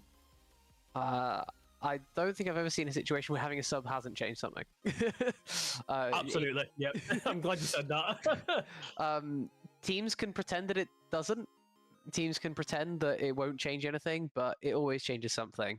Whether you want to be aware of it or you want to pretend it doesn't exist, it's always going to matter somewhat. It's just how well you can mitigate that as a team that will be the deciding factor, I'd imagine, this type of series, as we are into our picks and bans. Azir first away. Absolutely. Azir taken away first away, C2 locking that down immediately. OFJ will be interested to see if they respond with the jungler. As I said, that they respond with a Viego. I mean, we spoke about it a minute ago, how the jungle matchup could make quite a drastic difference in this game, and it looks like OFJ trying to sort of assert that dominance from the get-go to take away the jungle favourites, take away maybe the carries away from C2. C2 going to respond immediately back with the Yone, so clearly thinking on that front, maybe they want to get that mid lane matchup favoured towards their mid laner and put OFJ on the back front there. Now, I'd be interested to see, do you think OFJ might go for a full 3 bans in the jungle here, or do you think they might look to respond with something in the mid lane, Rue? It's difficult to know without just waiting for it to happen. I think it definitely can be done if you really want to focus on the person who's maybe not so used to that team environment. You can really throw a lot at them in this phase of the draft. They're going to get at least the second one there with the Mundo now banned away. A lot more common to see him now in the jungle than in the top lane. Is C2 going to respond with the Xin Zhao, which has risen in Prio to historic levels with Enchanted supports being all over the place, and that looks like OFJ happy to get rid of the Jarvan as well. Wow. Yeah, I mean, we mentioned it earlier, right? We mentioned the Xin Zhao, we mentioned the Jarvan. I mean, you said it creates so many problems. I mean, especially Xin Zhao, right? If you're going to play a team that is going to try be slightly immobile, then the Jarvan's brilliant for that, to get on top of your carries. However, the Xin Zhao, you've mentioned it yourself, so popular in pro play, so popular across all the ranks right now, and he's favoured very well due to the build pass he can create and just how much force and how much of dominance he can create in these team fights. C2 here are now going to open with the first pick. I'd be intrigued to see what the pick on B1 here, whether it's bot lane, and it is a bot lane, just as I say that. It's going to be the Jinx locked in for C2. What's your thoughts on Jinx right now, Rue?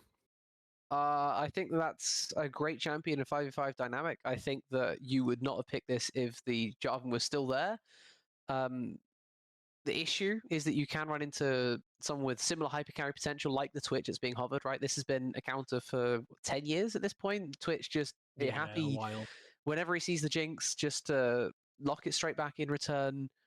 Similar levels of hypercarry in the team fights, but you also have a little bit more Prio in the early on lane phase. It feels like it's just a little bit more dominant and might be able to run the Rift that a little bit more. And with all these junglers that have been focused out, it's a little bit more difficult to really get that lockdown onto either of these, right? Especially with what we're imagining here to be our Enchanted sports coming through on 2s and 3s. Lulu being hovered right now by OFJ before it's fully locked in.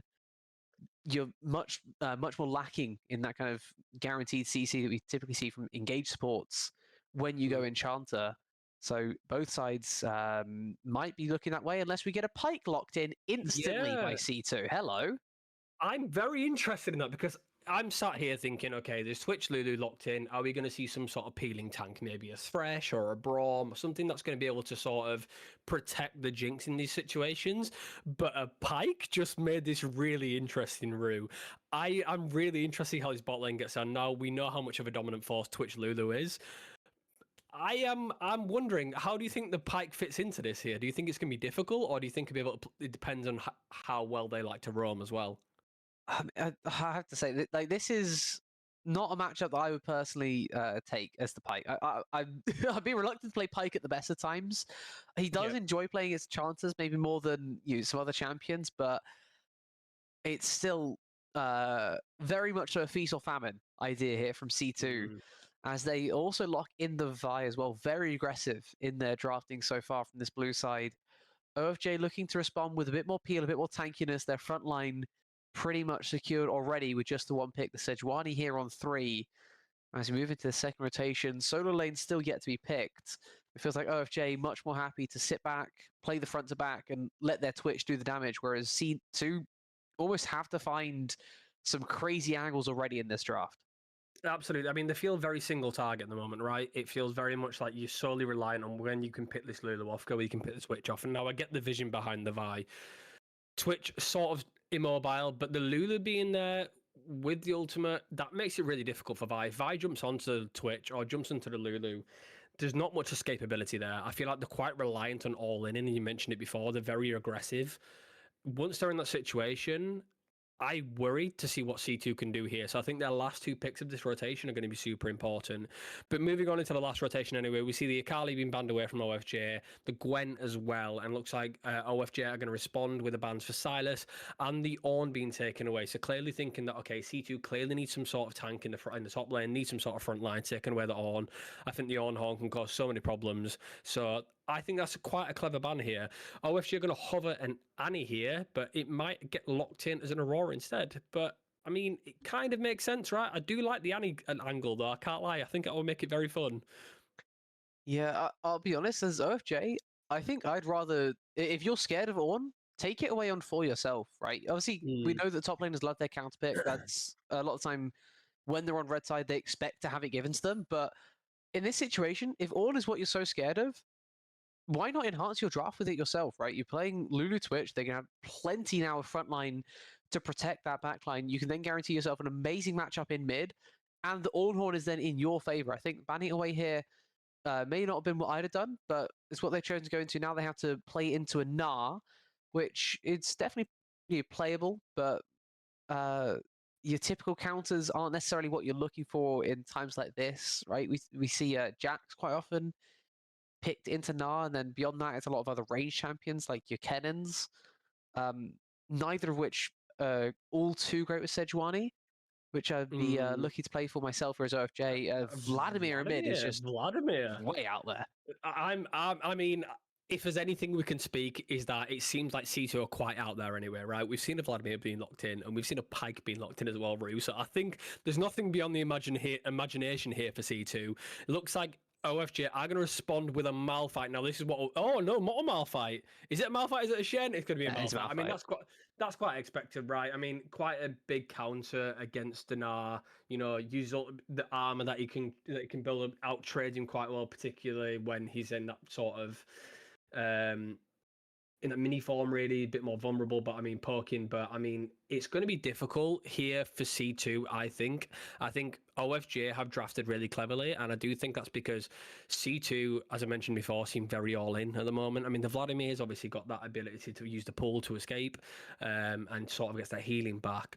But OFG's front line is quite frankly quite terrifying here, Rue, and I do think they've got so much peel for this Twitch that if this Twitch gets a lead, I think it's going to be difficult for C2 to get back into it. I can definitely see that being an issue. I think that's an issue when you pick Pyke. Quite honestly, he's very much feast famine, as we said before, and I mean, I can see the issue is if he ends up in the famine, then it's not a fun time at all, right? Yeah. Realistically, has 3 targets, which is not bad, right? But getting to those 3 is very difficult through a Sejuani Malphite, even with your invisibility. Even with your Pyke shenanigans, it's so difficult to really get onto this backline through the Sejuani, through the Malphite, and the engage going back at you is even more, right? We have Sejuani with Glacial Prison, great for single target lockdown, amazing on the side lanes. The team fights come around, you either play off that engage if you find it onto the Jinx. If not, Malphite, he's always going to find the Jinx, going to at least force a flash away here. And then beyond that, you go between worlds, the Twitch starts unleashing. OFJ, an amazing team fight com, and their lanes look pretty solid as well. My possible question is Vladimir into Aurora. Doesn't sound the most fun for the Aurora, but No, I was beyond just that, I thinking think that. most things here are pretty fine. It's just it's on to C2 now to see how can they destabilize this game, because if this is a default game where we have 10 kills apiece before team fights start and then team fights happen around, say, third or fourth Drake, OFJ are likely going to win this one. C2 need to find a way Yeah. to destabilize this game. Absolutely, yeah. But I mean, this is what I was referring to earlier, right? The Pike pick. I just feel like a Braum would have been so incredibly fantastic here for C2. You've got the Braum shield, it's so brilliant against the spray and pray from Twitch. And I do think maybe if they don't dominate and become fed, as you said, they're very much a feast or famine game, then I do think it's going to be difficult for them. I want to touch again on the mid lane because I do think Aurora is going to struggle to take trades in this early game. I think after maybe boots, maybe looking to buy Lucidity boots relatively early here, right? Or it might be the best option for Aurora just for that cooldowns. But I do think the transfusion from Vlad is just so incredibly difficult to deal with as a champion like Aurora. So I do wonder if if this matchup in the mid lane is going to be entirely based around who can space the best and who can outtrade the best and who can control their waves. Yeah, I would say be very wary of the early lane phase of an Aurora. It might not look too scary, but that bunny fights back.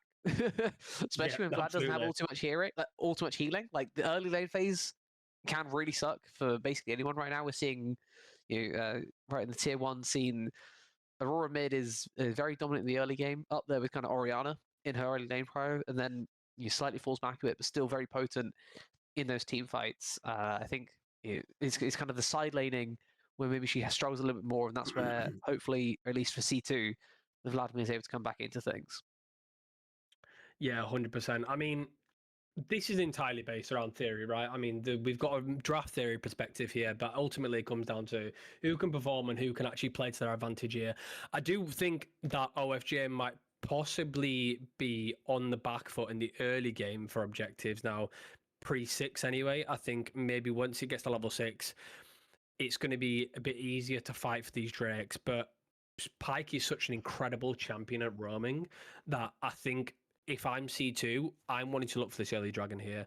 I'm wanting to try and get an advantage. You've got the Jinx, you're able to push early. It might be difficult for the Twitch to try and make something happen in the early game. Do you think that's the best option here for C2, or do you think they need to sort of sustain themselves in lanes? I mean, it's difficult, right? Your Jinx is not going to survive very long in a 1v2 against Twitch Lulu. That's almost a given. And that's instantly going to restrict how much your Pike can actually get roaming around the map. If he can make it to the point where he can affect mid, then we're talking a very different type of game, right? Because then if the Aurora set behind, the Vladimir gets ahead early, I mean, there's nothing to really stop the Vladimir in this comp from OFJ, right? Malphite, great at stopping the other 4 from C2, but I think it's all on their mid and all on both their jungle and their support to get their mid strong. This Vladimir has to be strong, otherwise I think the game might already be close to lost for them. If he can't have a massive impact getting through these tanks, I think it might just be over. Yeah, 100%. I mean, I do think that C2's team definitely requires a lot cleaner execution. They definitely have quite a hefty dive combo, so that might be something they might look for in the bot lane, maybe, Rue. I mean, the Viltama, Vladimir's ult, and even if we get a Gnar possibly come down at any point, but I mean, the resets from Pike could really make a really big impact here. But if they sort of flank, I think C2 need to not fight front to back here, just simply because I think the wombo from OFJ is so strong that I think maybe they need to look for these individual picks here in fights. Because if they go full 5-5, then I think it might be quite difficult for them to keep themselves ahead unless Jinx can get excited, and then the team fight might just change. Exactly. Exactly. It only So takes one. it only takes one, and we'll see what happens here. If maybe C2 can catch those isolated targets, whether they can snowball after those early fights, make picks for objectives, or whether OFJ's wombo combo will just be far too strong, because it's definitely a lot easier for them to get off these fights. But those two tanks might make it a little bit difficult here, Rue. They might do, right? And that's the thing that I think OFJ had to play around is not giving over those resets if it's possible. But there's 3 squishy on the other side as well, right? So if you can find one pick on the Jinx, then the team fight suddenly has a whole new dynamic, and the urgency to kill this ADC gets a whole lot more prevalent. Though I do believe we are just about ready to head into game number 1 of this series. Enough draft talk, enough theory. Practice much more important as we get to hopefully see some as we get ready for for game 1. Absolutely. Hopefully, get to see some heavy action. Game 1 back in the Zenith League. Everyone's excited. We're excited. So now we're getting into the games. I think that we're hoping for a banger, right, Rue? We're hoping for maybe a reverse sweep. Maybe it's it's a remontada on the best of 3, or maybe it's just a complete whitewash. We're excited to see both teams looking like they're setting up relatively cautiously, relatively simple in the early game, looking like C2 are going to maybe set up their bot lane here for a bit of looking for a pie cook in the bush. I mean, not unexpected. Lucky Luke is going to spot Playmaker, just sticking a ward on those chickens, just making sure that they know what happening. Luby's caught in a bit of a precarious position here, though. He's going to use the transfusion, but it's not going to do much. He's going to get stunned by Sejuani. Playmaker's going to come in now as well, and he's falling so low here. So Luby's going to have to flash away level 1. He thinks he has to flash that. I can tell you don't have to flash that. With your already using electrocute, already having no Q, you're actually safe in that lane. It's shocking. You'll need to base every time, but you're actually safe there as the Vladimir for that couple of extra seconds. Luby just getting a little bit too scared. Understandably so, right? When you get that low, especially right at the start of the split, you don't want to be the guy to die first, especially when you could flash away and then you don't. But that time there, he actually would have been safe. There's no extra damage going to come through. It's a couple of auto attacks, and then getting caught with the second part of the trade, this hurts a lot more, right?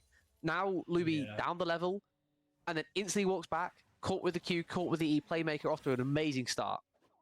Yeah, I mean, we mentioned it earlier, right, Rui? We mentioned how maybe the Aurora's got to be a little bit careful of these trades, whether they can space well, be cautious of the Vladimir. This has put Playmaker in such a fantastic position here, knowing how behind Luby is at this point in the game, and with no flash as well. I might expect to see Lucky Luke maybe wrap around mid lane again, try for like protection on the Vladimir, but he's covering the lane already. Sejuani's already working his way through the jungle, and falling behind here. He's looking for an invade early on as well. Luke invaded blue, by the way. Luke started on the Sejuani blue. So that's interesting to point out. Lucky Luke trying to get himself a small advantage early on. This Wolves will set him up to level 3. But the issue is that the Sejuani who started on red side is in the exact same position, and Lucky Luke's forced to already smite away. Q's away. Lucky Luke is going to get flashed on by Kusepa though, and he's going to walk away after shot, not just hitting. Doesn't have the Q available, but it's going to be probably a blue buff taken away for Lucky Luke. It's a trade for trade at this point in the game, but that is no flash on the Vladimir, but it's no flash on the Sejuani as well, so already looking like quite an exciting game so far, Rue.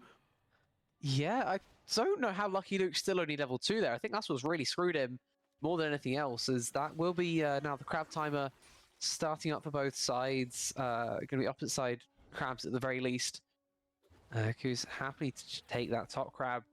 I'm shocked, honestly, that Lucky Luke didn't get level 3, and I'm even more shocked that he managed to survive what was a very near-death experience, as it looks like at least double crab will be claimed here by the Sejuani. Lucky Luke, even after all that, only just hitting level 3 off those Krogs, is though going to get back into the game instantly because of his instant rotation of the second respawn raptors that have just spawned on that bot side. That is enough to get him into the game as Vi here. Yeah, absolutely. But I mean, the double crab, you mentioned it there, going to be so difficult now because OFJ... Oh, hello. Ignite going to be thrown down. Just going to walk away, though. Okay. A bit more damage onto it, but it's not horrible. But I just want to touch on the double crab, right? Because we see Drake coming up soon, the early Drake. We mentioned about C2 and how they might want to look for these early Drakes and these early objectives. The Pike able to roam a lot more. Twitch Lulu looking they're already in a bit of more of a difficult position in this early game. Ignite already being used, but with that double crab, does that make it a little bit more difficult now for people to set up for these early objectives? And do you expect OFJ to work towards that now, or do you think they'll still maybe try to sustain their lanes out longer? I think the worst is the fact that you lose a bit of money, right? The crabs early on, it's not great for XP in the early game. The power of the crab actually comes a lot more later on, especially with the vision that it provides. It'll be useful, definitely, for OFJ if they want to look towards this first rate, which they definitely should be trying to do. They have, in theory, prior with the Twitch lane. However, they haven't based yet, and Zippy has already with the Cull, putting a lot of pressure actually on this Twitch. Shield not protecting the fact that he's already down to half HP, sat under his tower. As such, it makes that first Drake a lot less appetizing, right? The Sejuani can no longer guarantee the bot prio to help them roam up. They can't guarantee themselves that first Drake if they just go fighting. Instead, they're looking to go for this clear round. Yeah. They may even take a fight with the Raptors. Yeah, looking for an invade on the Raptors here. Looks like it has been spotted by Playmaker. And never mind, just ult in the ult him. Unstoppable Force comes down, and down goes Weak Troll. We mentioned about how that match would be so difficult for the Gnar. Didn't flash it, doesn't quite have the reactions for it. And Ruby's instantly fallen down, and it's already looking like Weak Troll might have some trouble in this top lane. Oh, he's going to have more than just some trouble at this rate. Milan, without a single base, just whittling the Gnar down over the course of the lane phase, hits level 6 first, uses that timer to perfection, and it's not respected by Weak Troll. You either have to back further off and risk losing that many more minions, or you just have to hit the flash when Malphite decides that it's ulting time. Even though you got a Phage on this base, it counts for absolutely nothing, because look at what Malphite has just purchased in his spawn. Tabby counts the Tabby roots already. Like he's not looking good. Yeah, absolutely untouchable. Playmaker just going to get hooked here by Copperhorn, just going to walk away nice and easy as they are going to pick up the first objective. They're going to pick up the Drake. We expected that, right, Rue? We expected them to play this early game. Looking that they already have that advantage. Copperhorn's not afraid to throw out another hook, but unfortunately, that's not going to quite hit the bone skewer. Just going to unfortunately miss away. Weak Troll already back in lane, already struggling. This Arcane Comet coming down every single time we see Malphite throw that Q down the Seismic Shard. Oh, I feel bad for Weak Troll in this early game, Rue. I really do. Yeah, and it's only going to get worse from here. And I mean, I have to say, if the Ornn had been taken on R4 like I was suggesting, then this would not be the case, right? A much happier matchup for the Gnar. So props to OFJ in how they drafted.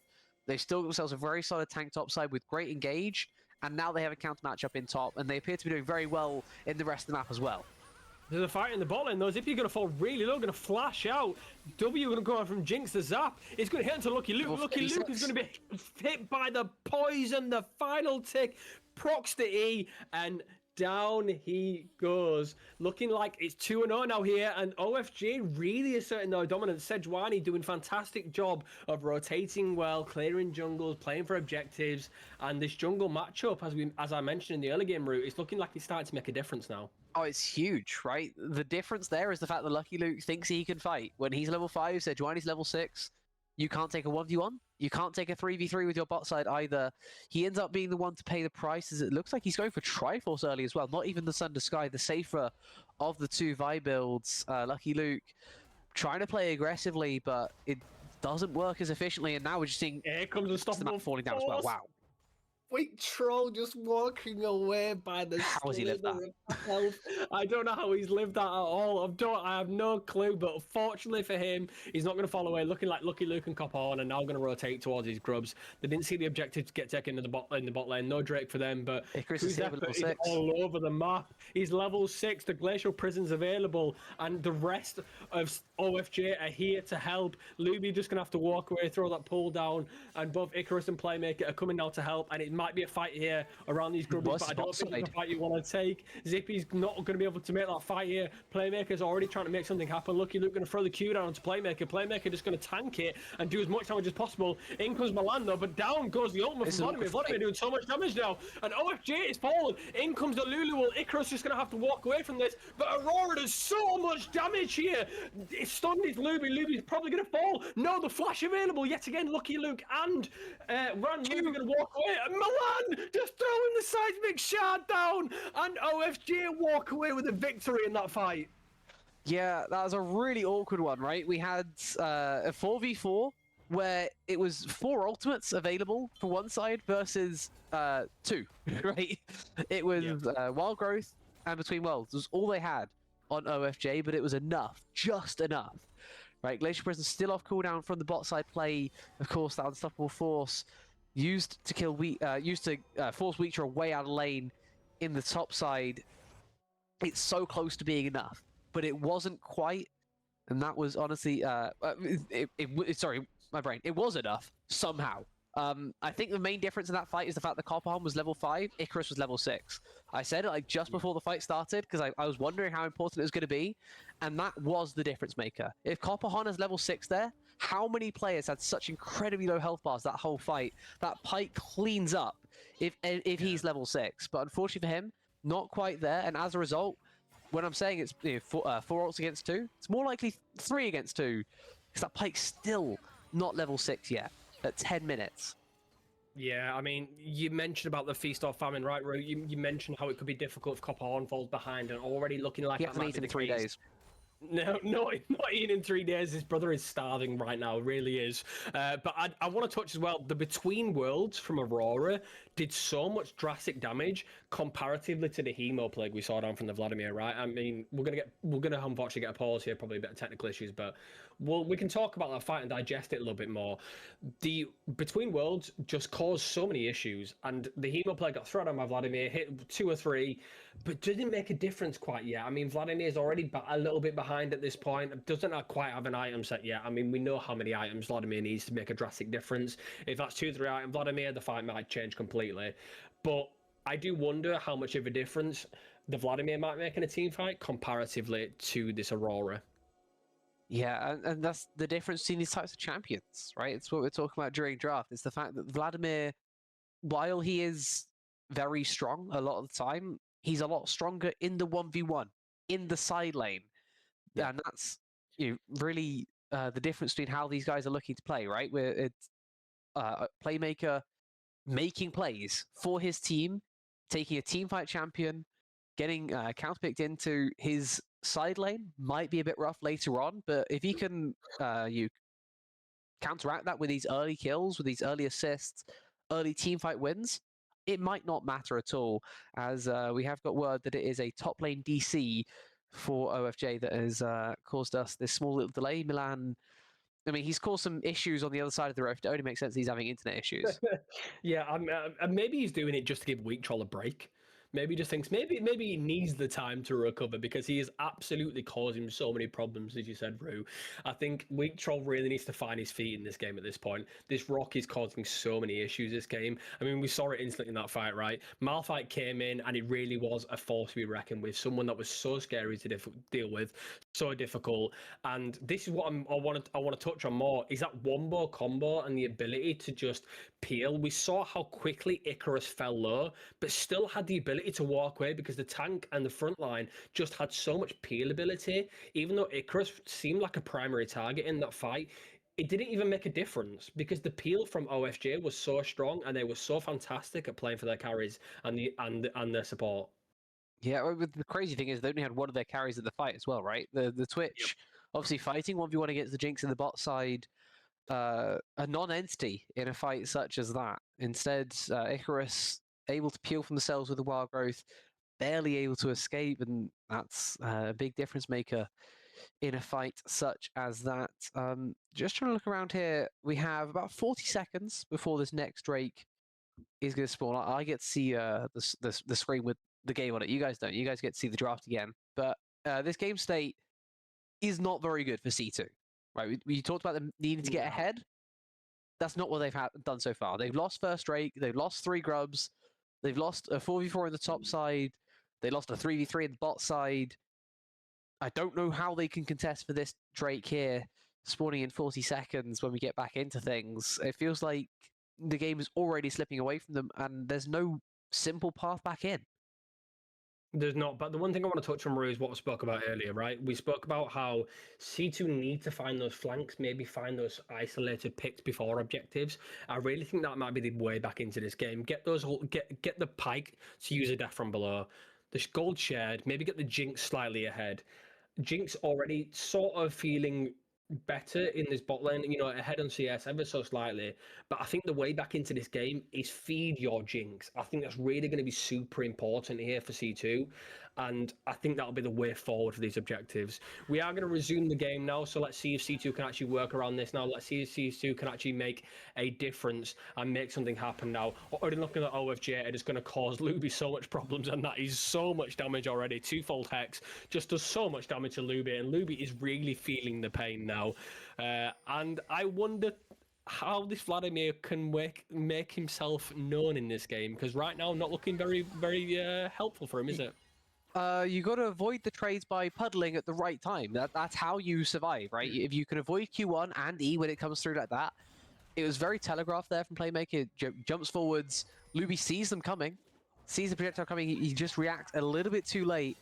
And that's the difference in a fight such as that. Just those small trades not going his way allows the mid pro to be all but assured. He's going to lose that wave in bot as we're getting a gank on top while they're also trying to fight for bot prio around this Drake. Awkward time trying to make 2 plays on the map at the same time, but it's a Malphite you keep play on. Now been thrown down.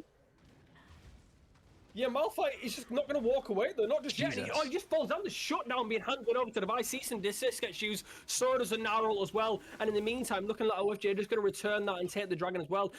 But it took so long, right? It took so long to kill this Malphite. It took so much resource as well. I know it feels good for Weak Troll. Finally gets him back into the game a little bit. Finally finding his feet.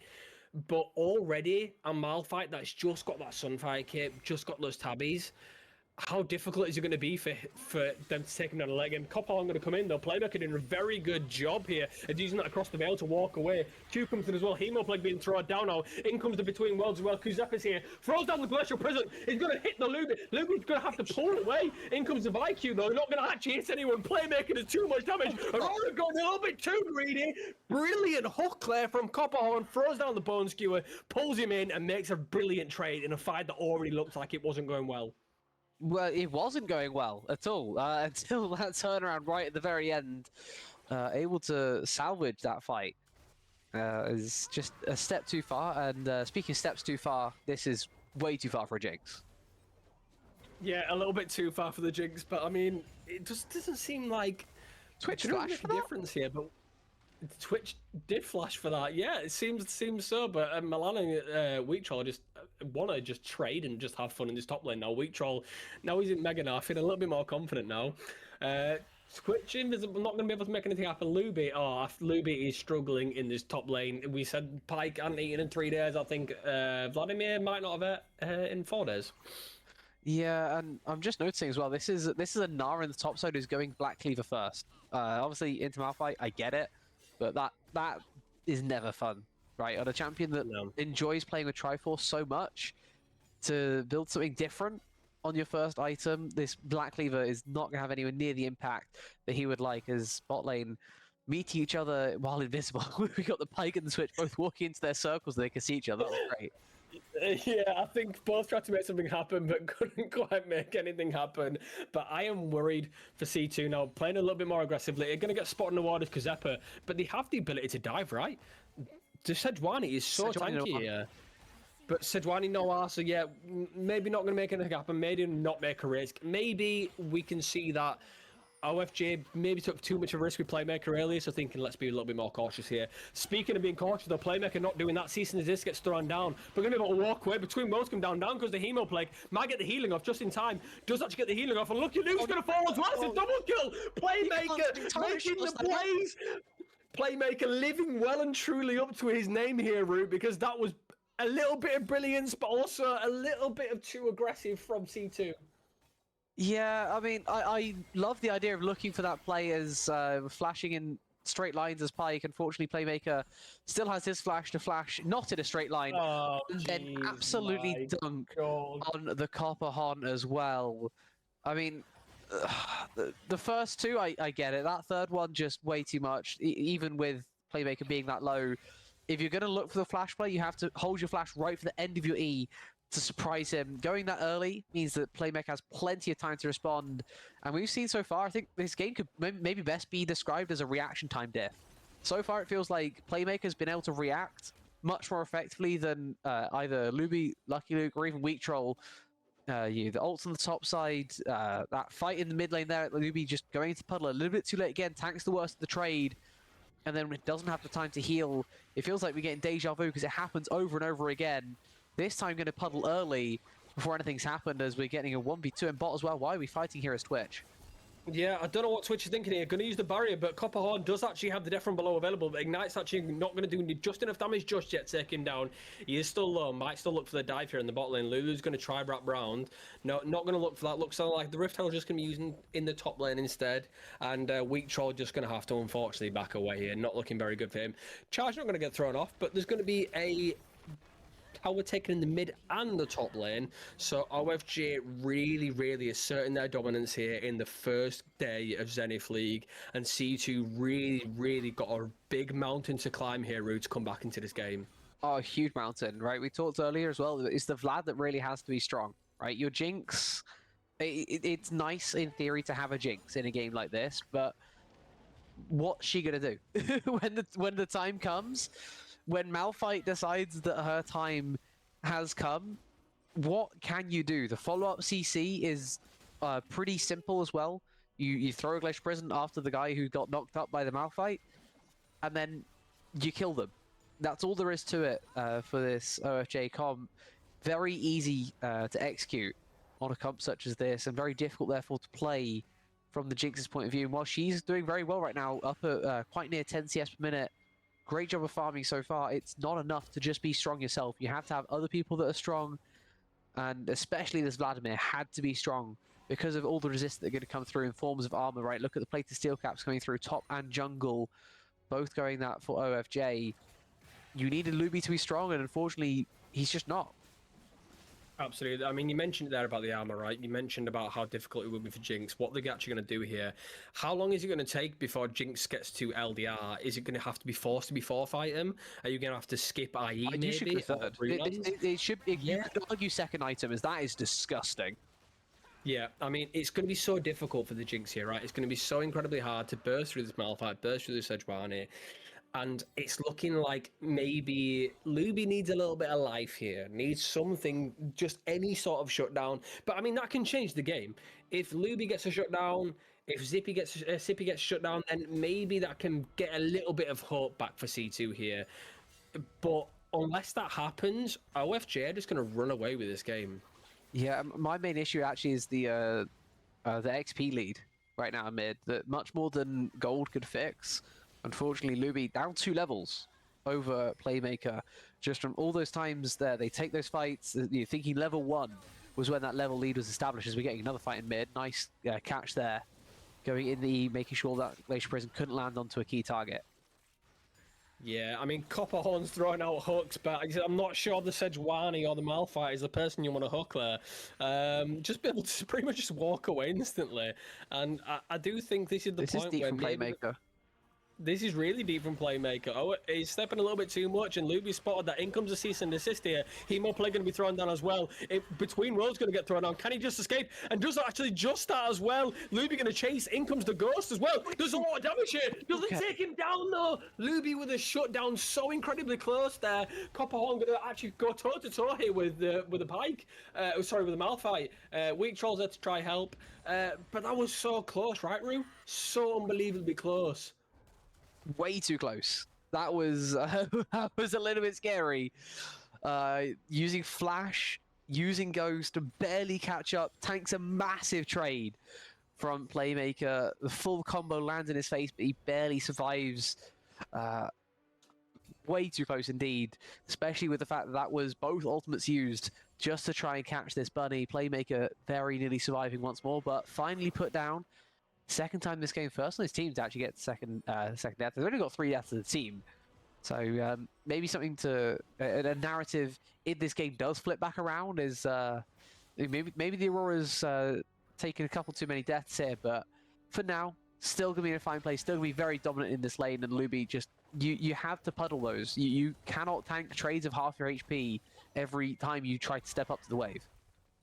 No, and unfortunately, Luby's not doing the best job of doing that. But I mean, does have Cosmic Drive now, so finally got item, finally on board now, finally able to actually make something happen. So maybe the Vladimir's full build. Oh, no. Never mind, I speak a little bit too soon. Playmaker just comes in, instantly throws down the ultimate. Bye bye Vladimir, and it's not looking good here for Vladimir, unfortunately. Yeah, I mean they puddled away from the E that landed, that would have landed rather from Playmaker, but he then just kind of stands there while Playmaker has his ult and is ready to unleash hell once more. The Vladimir, I mean, we said before, the Vladimir should be destroying the Aurora in the side lane. Right now, when it's 2 items to 1, it kind of goes the other way around. Yeah, absolutely. I mean, the one thing I want to mention here is the vision, right? Look how aggressive OFJ are here, and it's quite dark here for C2 in their jungle. I know they're trying to be a little bit more defensive, but it's so hard for them to get vision because every time they have to be able to do, they can't step up for any vision. Right? They can't find anything for any vision. They can't step up. They can't get anywhere because a second they do, Ludo and Twitch walk in. Sejuani walks in. What are you able to do against that to potentially protect yourself from vision here? Because OFJ have set up so perfectly for this, and they're so far ahead item-wise, so far ahead experience-wise. They can just force a fight if they want to. The biggest thing is actually the mid-tier one. That's what allows all of this, right? The only enabler of this is the fact that you have the mid-tier one taken away. It's not the same with the other side. You can't get that aggressive vision on the other side, as I do not think this should be a Baron call. 50 seconds away from your Cloud Soul spawning. You do not need to do this right now. If you end up flipping the game on an objective bounty Baron, when you have Soul spawning in 40 seconds, I have to say that's on you. If you make the fight work anyway, then fair play. It might not work because Playmaker's going to get the cease and desist thrown down. In comes the Lulu. Wild Rock's going to use. Playmaker going to take down Lucky Luke. Weak Troll's going to be so low as well. Copper Horn's going to pick up the kill on Playmaker. The rest of OFJ coming in now as well. He's doing so much damage on the Jinx. The Jinx is going to get taken down. 50 taken down. Luby trying to do anything to make this happen here. Just doing a lot of damage here. Tied to Blood doing so much. But unfortunately, it's not quite much. The spacing and the sliding, the space sliding there from the Twitch was far too much, and it looked a little bit hopeful at one point, Rue, but unfortunately the XP lead, the lead that OFJ had, just took too much of a toll on C2 there. Yeah, and it ends up being a 4-for-2 play. Was very, very skeptical of that Baron play. I think that was objectively the wrong call. You send 3 to the Baron, you have 2 people waiting in the bush, but playing that 2v5 is incredibly risky. Playmaker, he does his absolute best with it. He gets a whole lot of damage out, gets an early kill, but Zippy at that point was relatively untouched in the fight. He was still pretty healthy. The big thing that changed that around was when they peeled off the Baron, Kuz was the first on the scene. He goes flash straight into the Glacial Prison, and that lands onto the Jinx, who's playing with Ghost, not with Cleanse, is just stuck and forced to watch their own demise. Before that, they've been hitting the Malphite. Milan got incredibly low. That reset could have been the turner of the whole fight. Instead, the Jinx falls, and you're able to just about stabilize, and then you rotate down to gain that Cloud Soul. Elden spawning in 5 minutes. The Baron, of course, still up on the Rift before then, and it's so much more deadly because you now have a Cloud Soul Twitch doing things like that. Yeah, I mean, the spray and pray gets thrown down, Contaminate, or four poison stacks, instantly gone, and unfortunately, Jinx not able to do anything here. I did want to touch on the fact that the Jinx actually did quite a lot of significant damage to the Malphite. Malphite was trying to run down Copperhorn, just charge at him. Did a lot of damage, doesn't have the LDR yet. There's still potentially hope once that third item gets hit if they do opt for that, but OFJ just going to run down this Baron, inviting pressure. Yeah, absolutely. I mean, inviting pressure here from C2. Copperhorn trying to do something, but I'm not sure the rock is what you want in your face right now, my friend, because unfortunately, he is just a unit and causing you so many issues. Lucky Luke going to try force a Q here, going to try go for the smite, looking for the flip, cease and desist goes down. Can he He's get the early, smite though. off? No, not too early on it, and he is unstoppable as this switch. The rest of C2 going to have to walk away now. Looking like Milan wants to chase him down, wants to try anything, and OFJ here might just go for the big push here and possibly get an inhib. And unfortunately, Lucky Luke tried it, but it didn't quite work. Yeah, you're at the point of the game where you have to try it, right? You can't really blame them for being too early as well. Like they just they have no control over when they had to go then. And Zippy is caught between the turrets, between the worlds, and now not in the world. Unfortunately for him, topside push not going quite as well, but they don't need to do this, right? They just need to keep these Baron minions going and let the mid push go because Wheat Troll can't be in 2 lanes at once. There is no Vlad here to catch because he's pushing the bot tier 1. And now you can look down. Oh my god, it's unplayable. Playmaker is really, really becoming unplayable because the damage that they're throwing out. In comes the unstoppable force, and down goes Copperhorn, not able to do anything. Lucky Luke is going to throw out maybe a Vault Breaker. Not quite take down the mouth like just yet. Going to walk away with just the skin of his teeth. If only he had base TP. If only. Oh, comes the Super Mega Death Rocket. Just narrowly clips the edge of the switch, but not enough to actually kill him. And OFJ just don't care, really, at this point, Rue. They're just walking away, willy-nilly, not even caring about what happens. Yeah, this is just brutal at this point. It's not even that much of a gold lead for the state that the game is in, right? 17-5, all the turrets being the way that they are. The gold lead only being at 9k is not something you normally say, but it feels like it could be a whole lot worse right now. But I mean, at any rate, like, they still have another minute and 20 or so of this Baron. They've claimed the top tier 2, mid tier 2, mid tier 3 as well. I'm surprised they rotated up to the top side to try and take that fight onto the Nara instead of just pushing the mid inhib. They haven't actually got the inhib itself, the no super minions guaranteeing themselves the push. Instead, they went down to this bot side, but they're not super strong siding it. If they got engaged on, could be talking a very different story, but I mean, rightly so. C2 is still quite scared of what could be around the corner. The 4-1, very difficult to play, and Playmaker just sending it. Yeah, Playmaker doesn't even care, and neither does Milan either. Throws down the unstoppable force, going to tank 2 or 3 tower shots, doesn't make a difference. Super Mega Death Rocket isn't going to take down anyone just yet, but Weak Troll goes in with a fantastic ult. Jinx dies, Twitch on a triple kill now, quadra kill. He's going to look for the pentakill. Can we see a pentakill on the very first day back of Zenith League? Can they make it happen? OFJ want to make it happen. The rest of the team willing to dive onto the Nexus, but it's too early. No one's tanking it, and OFJ, that's 4 dead. He took 3 turret shots from the Nexus turrets. Was it worth it, Rue? Was it worth it? It would be worth it if you got the Penta, but if you're going to go for the dive, someone else has to at least protect him from the Nexus turrets. You can dive the fountain all you want, but I mean, you have to organize how you're going to do that as well. The Twitch has to be last through the door there. He can claim it with Barrier of Flash, he has Collector. That's how you get that final kill. Very undisciplined in the fountain diving. I think the rest of the play was great. Too much excitement there, right? That was a little bit too much excitement. You can make that work. You can be more disciplined when you go for the fountain dive. Yeah, absolutely. I mean, there was so much opportunity, a little bit wasted. That felt a little bit anticlimactic, Rue. I'm not going to lie. I was really excited for a moment there. Yeah. And it shut down instantly. But there were 3 executes. Yeah, no, exactly. So 3 executes doesn't quite make any difference, really. Looking like Jinx has taken your advice. Zippy is going to actually build this LDR, but it's a little too late, right? Unfortunately, I don't think there's much way back into this game. You flip the Elder, might be the only chance for C2 to get back into this game. But again, OFGA just putting so much vision in the jungles, and I didn't think they really even care for the Elder Drake at this point, because unfortunately they can just charge down this mid lane. They've got the last minion wave coming in now.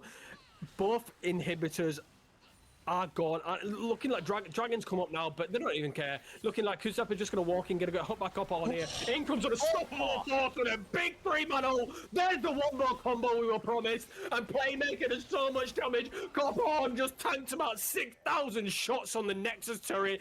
Doesn't care. Playmaker's just going to play that Guardian in front of their Nexus. Not going to be able to do anything. And C2 trying to make something happen.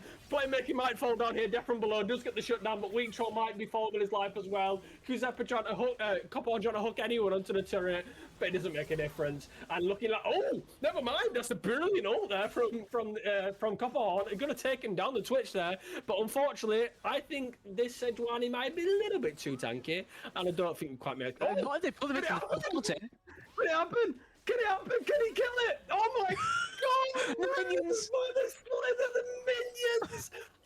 Oh no! Copperhorn. Oh, fellas. There's no way, right? Copperhorn turned Korean for a moment there, right, Rue? I mean, just did everything possible. Not today, said Rue. I think I felt like I was watching a scene from 300 for a moment, because it felt like it was not on my turf. And whether that's undisciplined or just really well played, we'll call it both. Yeah, well, the first time it was undisciplined. The second time starts to look a little bit more like a pattern, as Milan is just going to try and run it down to the end here. He has no flash. He's going to get CC'd to hell. It's a difficult way to make it through, and he's 1v5. I mean, he might not have given over the Elder by himself, but if he can't end right now, and it looks like he definitely cannot, it's going to be a 4v5 for the Elder fight. It could Super Mega Death Rocket, and Copperhorn is going to just chase him down. Weak Troll picks It's up a the 4v5 for kill. Elder. A killing spree. It's a 4v5, and there's no unstoppable force. That is such a ginormous ult to miss out on. We saw how much of a difference it makes. Looking like OFJ are going to wait in the bush. Not spotted just yet. Do have a pink ward available, and C2 aren't going to fall for it just yet. Luke's in the back of the pit. Luke, you are in the back of the pit, and Sippy's going to try to throw in the zap over the wall. Just based. Why are we starting it now? It's a 3v4. OFJ are looking for this Elder Drake, but C2 want none of it. They don't want to fight. They're giving away. Vladimir and Nara in the base. Can he steal over the wall? Can he go for it? The smite goes to the Sejuani, and Lucky Luke pays with his life. And C2, that might be the final nail in the coffin. Why are we even starting Elder there if two of our players have to base for the minion wave in mid? And in comes the rest of OFJ. OFJ just running it down. Now the healer play goes down onto the Playmaker, but unfortunately Playmaker does way too much damage. Weak Troll getting insta-deleted, and OFJ finally going to end the game. I think they had enough at that point, but absolute domination. There was a slight hiccup, maybe a slight throw at one point, but OFJ is way too strong, Rue. Yeah, just be glad that you can't see cameras today. If we had caster cams, I think you may have seen Rue's head on their keyboard. there is a line of hair that has now managed to make its way into my hands because I've been pulling out as I've watched that. That was something. Yeah, I feel like I aged about 5 years during that game. But, I mean, look, questionable plays, questionable picks at times. I mean, the draft in the early game, we said it right. We said C2. It was exciting, right? The Vladimir, the Pike, the excitement of it. But unfortunately, I felt like maybe C2 felt a little bit too harsh to the meta, and unfortunately just didn't really have the ability to pull off a composition like that. Yeah, not this time, unfortunately for them, as they're going to have to take an L in game one, but I'm sure they'll be back stronger than ever for game two, which is, of course, just around the corner. We'll be back after a short little break, where hopefully we will have the time to reset ourselves, and players will be able to do the same. We'll be back in a couple of minutes when game two is ready. Don't go anywhere.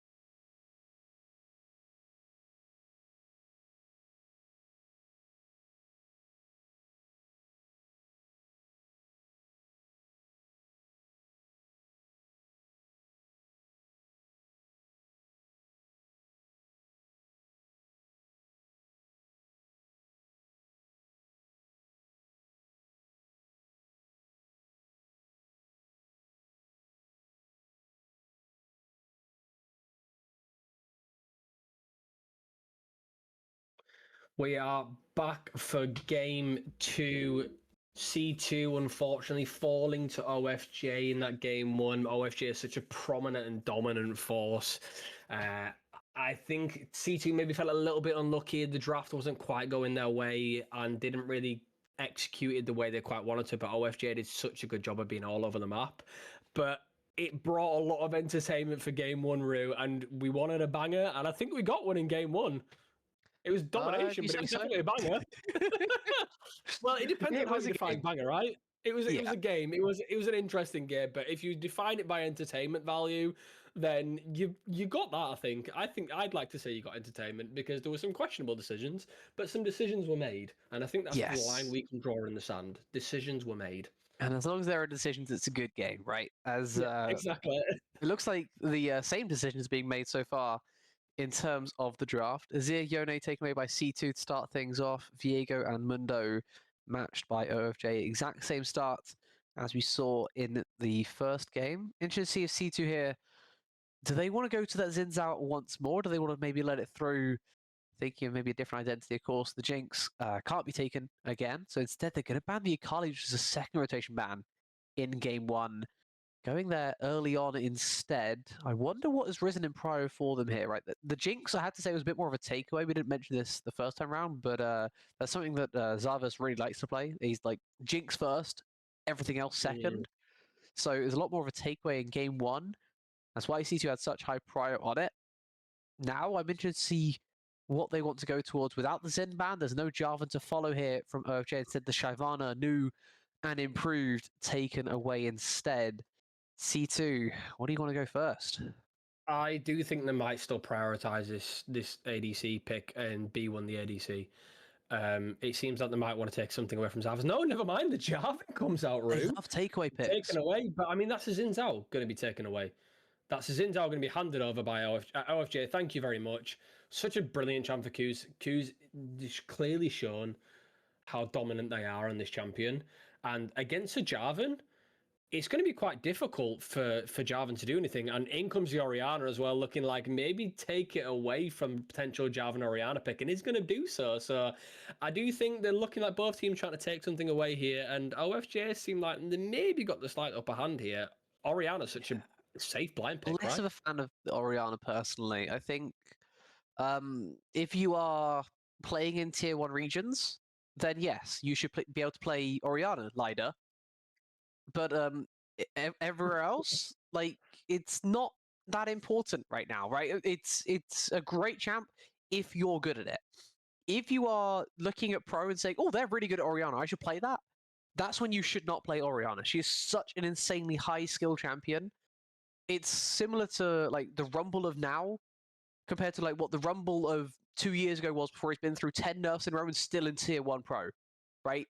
This is where Orianna is. She's great at that level, similar to Azir, which is apparently seeing bans in this series, so maybe I'm talking out my ass, but I'm personally not too convinced by an Orianna this early on in the draft, as it's Silas Yanara taken here by C2. The Yanara, by the way, without Lulu, of course, without taking on red side in game 1. Yeah, I mean, the Silas pick is quite interesting, right? I mean, there's no Malphite, so the potential of stealing a Unstoppable Force and ultimate like that is gone. But there's still some good ultimates to steal, right? The Zinzao, I mean, the Crescent Guard is going to be quite a good ultimate steal, especially against a Corki. But I mean, the Rockets still might do a lot of damage there. But I mean, I've been interested to see what OFJ's draft is now, knowing that Silas is there, because you subconsciously start to think about what the Silas can steal, right? Yeah, And well, I do think it might be instantly going to difficult. be. Yeah, it looks like Enchanter's finally going to take a even more prevalent position in this draft. As we're talking about ultimates, I mean, that's something Enchanters aren't necessarily all too great at, but it's still No. definitely important. C2, of course, looking likely for an Enchanter of their own. What with the Lulu being taken away, it's not as obvious as it once was. OJ getting rid of 2 of the more obvious picks. And as such, C2 also going to get rid of that Nami. Corki Nami, such an amazing combo. Nami surprisingly good with mages as well as the typical ADC picks. When you combine them into the same type of thing, that's when she gets really strong. Yeah, absolutely. And looking like OFJ are really trying to make this Orianna pick work here. Going to hover over the Alistair here. That headbutt paired with the Orianna ultimate could cause a lot of problems here. We've seen how aggressive OFJ are as a team in general and love to You make their can't. combo He's combos just work. He's just picked Alistair into Silas. Yeah, I mean that Unbreakable is going to be fun for Silas, right? It's definitely going to be It's fun. very to do. fun for the Silas. Yeah, yeah, The yeah. rest of your team might be crucifying you in comms later by the fact that they can't kill this Silas. But that is a crazy one to me. I think OFJ are looking for that wombo combo again, right? That's exactly what they're looking for.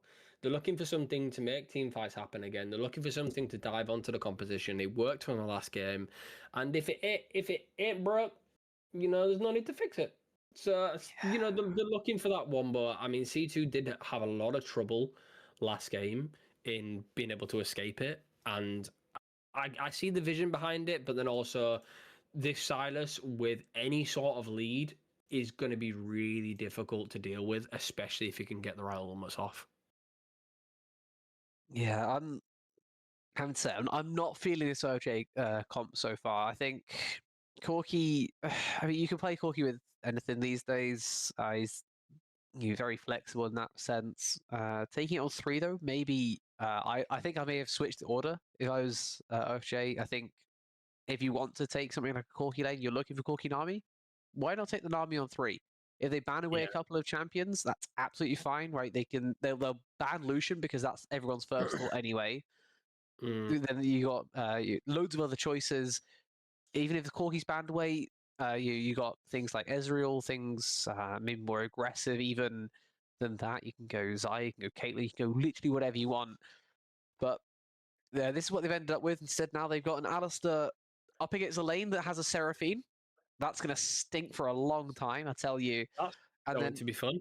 afterwards, congratulations, you escaped the Seraphine lane. When you start team fighting, you can't kill a Silas now because he has 7 seconds of less CC taken and half health in every single damage. Half damage taken at a bare minimum. I think when he hits level 16, it's then like 75% from that Alistair ult that you just don't take. You take a quarter of the damage you would have. It's absolute filth. Yeah, Now C2 have on their side. I do wonder how C2 are going to play this game comparatively to the first game. It looks like they have been able to draft around OFJ a lot better this game. They've gone less about worrying about what works for them and more just actually working through and being able to counter your OFJ's draft. Now, I think the Seraphine pick, you mentioned it just then, Rue, such a great pick here.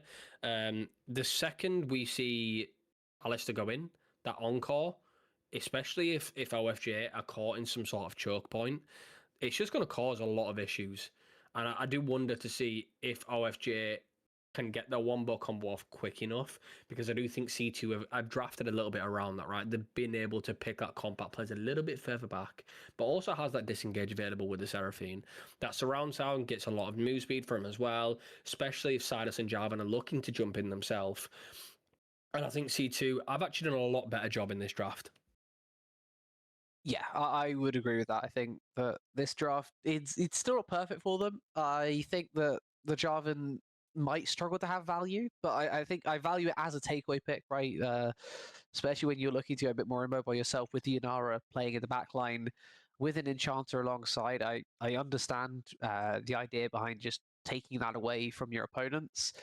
I think in some ways you always let them do the damage to themselves, though, right? I think Orianna on 2 here, from where I'm sat, is a misstep. I'm looking at what they play, and Playmaker, he does play a bit of Orianna, but that's 7 games this year at a win rate of 29%. He's 2-5 on the champion. It's not always gone well, as I'm seeing a recent game where he's gone 3-15 and 13. Like, it's up there with his most played. That's just because he hasn't really played much, right? That doesn't really say much to how acquainted or otherwise he is with this champion. I think that most other things in mid here, most other majors, would probably have a larger impact on this game just because of how difficult Oriana is to play. Even if you're playing it into melee, which should have some early game power, the Silas is one of those melees that doesn't really care. He will find a way to all in if you allow him at level 3, and he can start that trade at half HP. He'll probably still win it. Yeah, I mean, you mentioned it about the Unbreakable Will, right? And Silas is a champ you mentioned there, just doesn't care. Although the Unbreakable Will's there to steal, I think the Shockwave is a massive one, especially if they compare that with a Cataclysm. And, the Seraphine pop surround sound, able to get that little extra move speed. In comes Cataclysm, in comes the Silas, and in comes the Shockwave. And that can cause so many issues. I mean, there's no reason why I couldn't just flash on immediately and take and jump in with that Shockwave. But there's so many opportunities for the Silas in this game, Rue, that OFJ are going to have to be a little bit more observant and just relax a little bit more, because as much as they might want to charge him with that wombo combo, there's a lot more potential for C2 to turn this around than there is the last game. Absolutely, and I think that especially during the kind of early to mid game team fights, he should be looking to do precisely what you just said. I think come late game, hopefully you'll have enough damage from elsewhere where you don't necessarily need to be the one doing that. You can then be tankier and be that raid boss drain tank that Silas becomes once he has that Alistair to steal every single time. Does feel like maybe he is a little bit constrained in terms of ultimates this game. He has an instant peel with the Xin Zhao. He has that shockwave we were talking about before. He could fire a rocket. Congrats. Not much. Yeah, not the best thing in the world, yeah. Yeah, I mean, the Corki's a great pick in size as a result of that, right? It's not a useful ult at all. You can space very effectively, I think. I like where OFJ have gone with that part of the draft. I just think that elsewhere, I'm a little bit wary. I think, I'm a little bit scared. Should we have a look at some individual lanes here while we wait on our spec delay? Yeah, absolutely. Yeah, I mean, I think I definitely want to focus on the mid lane again here, because we saw how much trouble Luby had in the last game. How do you think Luby fares in this matchup here in the mid lane? I hope for his sake it goes better. It looks like this is a champion he'll have more confidence on. Silas is his most played of the year, and that's in some ways where I didn't quite get to say it in time, but I was like, I feel like he just picks this Silas here almost no matter what, just because that's something that he has a lot of comfort on. I think especially into Oriana, you're going to struggle a bit early on, as Oriana does have the ball, has an obnoxious amount of damage with their auto attacks, but if he can survive the early part of the lane better than he did on the Vladimir, then he'll be absolutely fine. You can get down to half HP, you can heal back up with your W if you must, or you can just take it all in, and it'll probably still work out, especially into Oriana. You're going to at least get a flash early on if that's allowed, and at that point, you're going to be pretty good headed into that kind of middle lane phase that we like to talk about. And then come late game, he doesn't really have to be that far ahead. He can be a little bit behind. Not something you typically say of a Silas, but it's because you can stay alive for 7 seconds in a fight and take barely any damage. I think that he's in a great place this game to do a lot more than he did on Vladimir, which looks like maybe a champ he has a little bit less comfort on. Yeah, absolutely. I do think it might be the matchup that makes a difference in this game, but I do think the jungle is going to be a primary focus again. Kuzepa did such a good job of being everywhere on the map in that last game, in game 1. Lucky Luke playing a lot more of a champion that is known for these early ganks, especially the Jarvan, possibly might just 3 camp into a top lane or a mid lane. I do think that might be something we potentially see here, but Lucky Luke definitely needs to make more of an impact this game if they're going to be able to shut Kuzepa down. Yeah, especially with you. There's not much inherent difference between Jarvan and a Xin Zhao, right, in terms of the overall power in the game. But we are ready to get going for game 2, so we may as well get ready to go for game 2. C2 still on that blue side, OFJ sticking on the red. Take this, they take the first series of the split, they take the first series of the split. We'll see how they get going as we get into the rift already, and it's 30 seconds. Let's fight over mid-brush. Yeah! Yeah, mid-brush immediately. These teams love a flash, but Silas going to jump in. Ignite's going to go down at first. He's going to be having to look at kill steal. And, I mean, maybe C2 returning the favour from the last level. That is a filthy kill steal. Yeah, absolutely is. I mean, I'm not sure why you wouldn't hand it over to Silas there, but I mean, Lucky Luke just wants to get on board. Just wants something. And that is also flash for flash in jungle now as well. I think if you have just a flag, you have enough damage there with the igniters. This is about what we expect from the mid matchup. After that kill, obviously Luby unable to spend that assist gold, even if he did get a base timer. Now that the lane starts so much quicker, wouldn't be able to do that anyway. Has no ignite, so the all-in much less prevalent. And that likely changes the dynamic now of this potential mid 1 versus 1.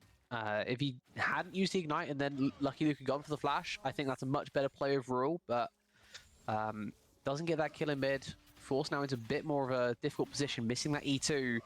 Playmaker just standing in the middle of the minions. He's having a great time right now. He has so many minions on his side. That's his flash. He's got to flash away though. In comes Icarus, stood, not afraid to charge him down. Oh, that was a flash. Playmaker, interesting flash down there. Luby just going to pick up a kill, and Luby now with the lead in the mid lane. So C2 maybe just capitalizing a little bit very well on OFJ's mistakes here, because there's a lot being made. Yeah, I need to take a walk and stay in a dark room for a little bit. I don't want to think about that flash. That flash was not it. Interesting. No, not in the slightest. But I mean, Milan here doing what he did in the last game, just trying to become a little bit of a nuisance here to weak troll. Doing a lot of damage here, really. But we roll no. In comes the flash though. The W auto attack reset by Milan there was very well played. And Milan going to pick up another kill in this top lane on winning these single 1v1 fights already.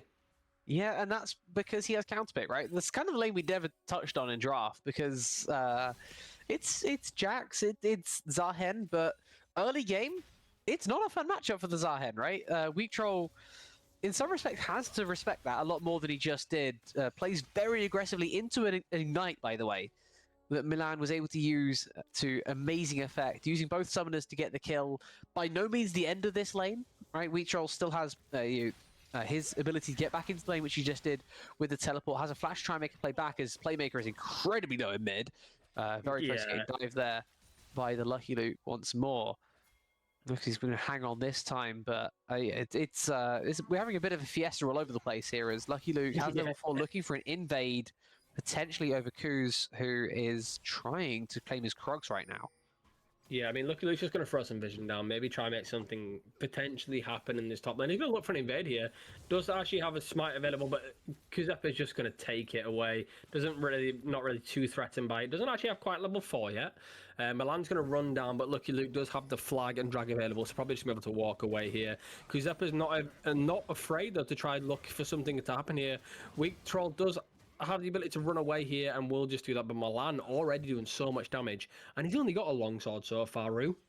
Yeah, and that's kind of the issue with this matchup in the first place, right? The Zahen is not favored because it is a counter matchup. Taking that all in was a little bit crazy in the first place. You end up taking that death as well. Now we're getting massive trade in the bot side as well. Level 3 versus level 4, though. Could go the other way, potentially. Taking a lot of damage, but he's just going to be able to walk away from this. Icarus now taking a little bit of trade down from Zippy. Zippy going to look to maybe make something happen here. Icarus going to be slowed by Copperhorn, but Copperhorn gets flashed on by Starvus, and he might get exhausted, but it doesn't make a difference. Please. He's not going to use it. Icarus trying to get that Zippy as well. Might take a little bit more damage now. Exhaust not being used. Zippy going to try running down. You can try to do this. Flash coming in as well. Icarus flashing away as well. Sarvis has the barrier, but Zippy's going to pick up the kill. And why Alistair didn't run back in, I will never know. But Zippy now in a bit of a difficult position here, because in comes Kuzepa. Does have everything available. Zippy going to try just walk into tower. Flash. Not in comes. But Corky has the kill. The Corky still has the kill. It's still too quick. Waste of flash. Oh. I mean, I think if there's anything to take from that fight, Rue, it's summoner spells. That's what we can take from that fight. Yeah, the summoner spells. Yeah. If that's where we want to go with it, sure, why not? It's just, yeah, I really love how aggressive Zippy played that. Right, he knows he has flash advantage over the Corky. He can walk up with his flash. And with the Alistair flashing away as well, that's then a guaranteed kill on the Corky. Could look to go even deeper. Maybe could have popped barrier, dived the turret when the Zinzao coming, but obviously he didn't know about that. good timing there for Kuz to turn up and get the kill, and generously donate it over to his bot laner as well, which is, I'm sure, what he was doing the whole time, forcing the Yunara under the turret to make sure that Kuz didn't steal that kill away from Sarah, as Weak Troll has found an all-in angle. This is Milan walking forward with no mana, and as such, just taking a death. Weak Troll, he's going to fall down, but in comes the shockwave from the Tyler. And there's the wombo combo that we talked about, Rue. Was that There's level what this makes happen. in jungle? Yeah, I mean, Lucky Luke, I mentioned early game I was going to have to try and make something happen this game, and really doing the job of that. Yeah, and he's able to do that because he's level 6 versus level 4 in jungle. Like, yeah. Sometimes the play kind of writes itself, right? Q's he's trying to make a 2v2 happen. He's trying to get something going back in his favor, but the way to do that is not by fighting 2v2 in mid. You didn't think Lucky Luke was close, but he's just taken his Raptors. He's in the vicinity. He flashes over the wall, flies in from the top rope. And unfortunately, that's just an easy double kill to execute on there. Nice engage angle found there by Luby as well, to make sure that he got both of them to commit and not just one. Able to play the role of bait very effectively, gets himself even more of an advantage in mid lane, as this game is just a little bit more chaotic than we saw in game 1. It feels like game 1, no one had put a foot wrong to start things off, and then people put foot wrong later on. Now people don't care about putting feet wrong. They're just going to try things and see what happens. Yeah, 100%. I mean, trying to make something happen here, but I mean, OFJ put themselves quite behind here, and I do think a lot of that stems from those early game mistakes, Rue. The couple of them were just being a little bit too aggressive, maybe getting a little bit too big for the boots here. And just to say that Milan stepping up a little bit too much, already uses from the control ward for so long.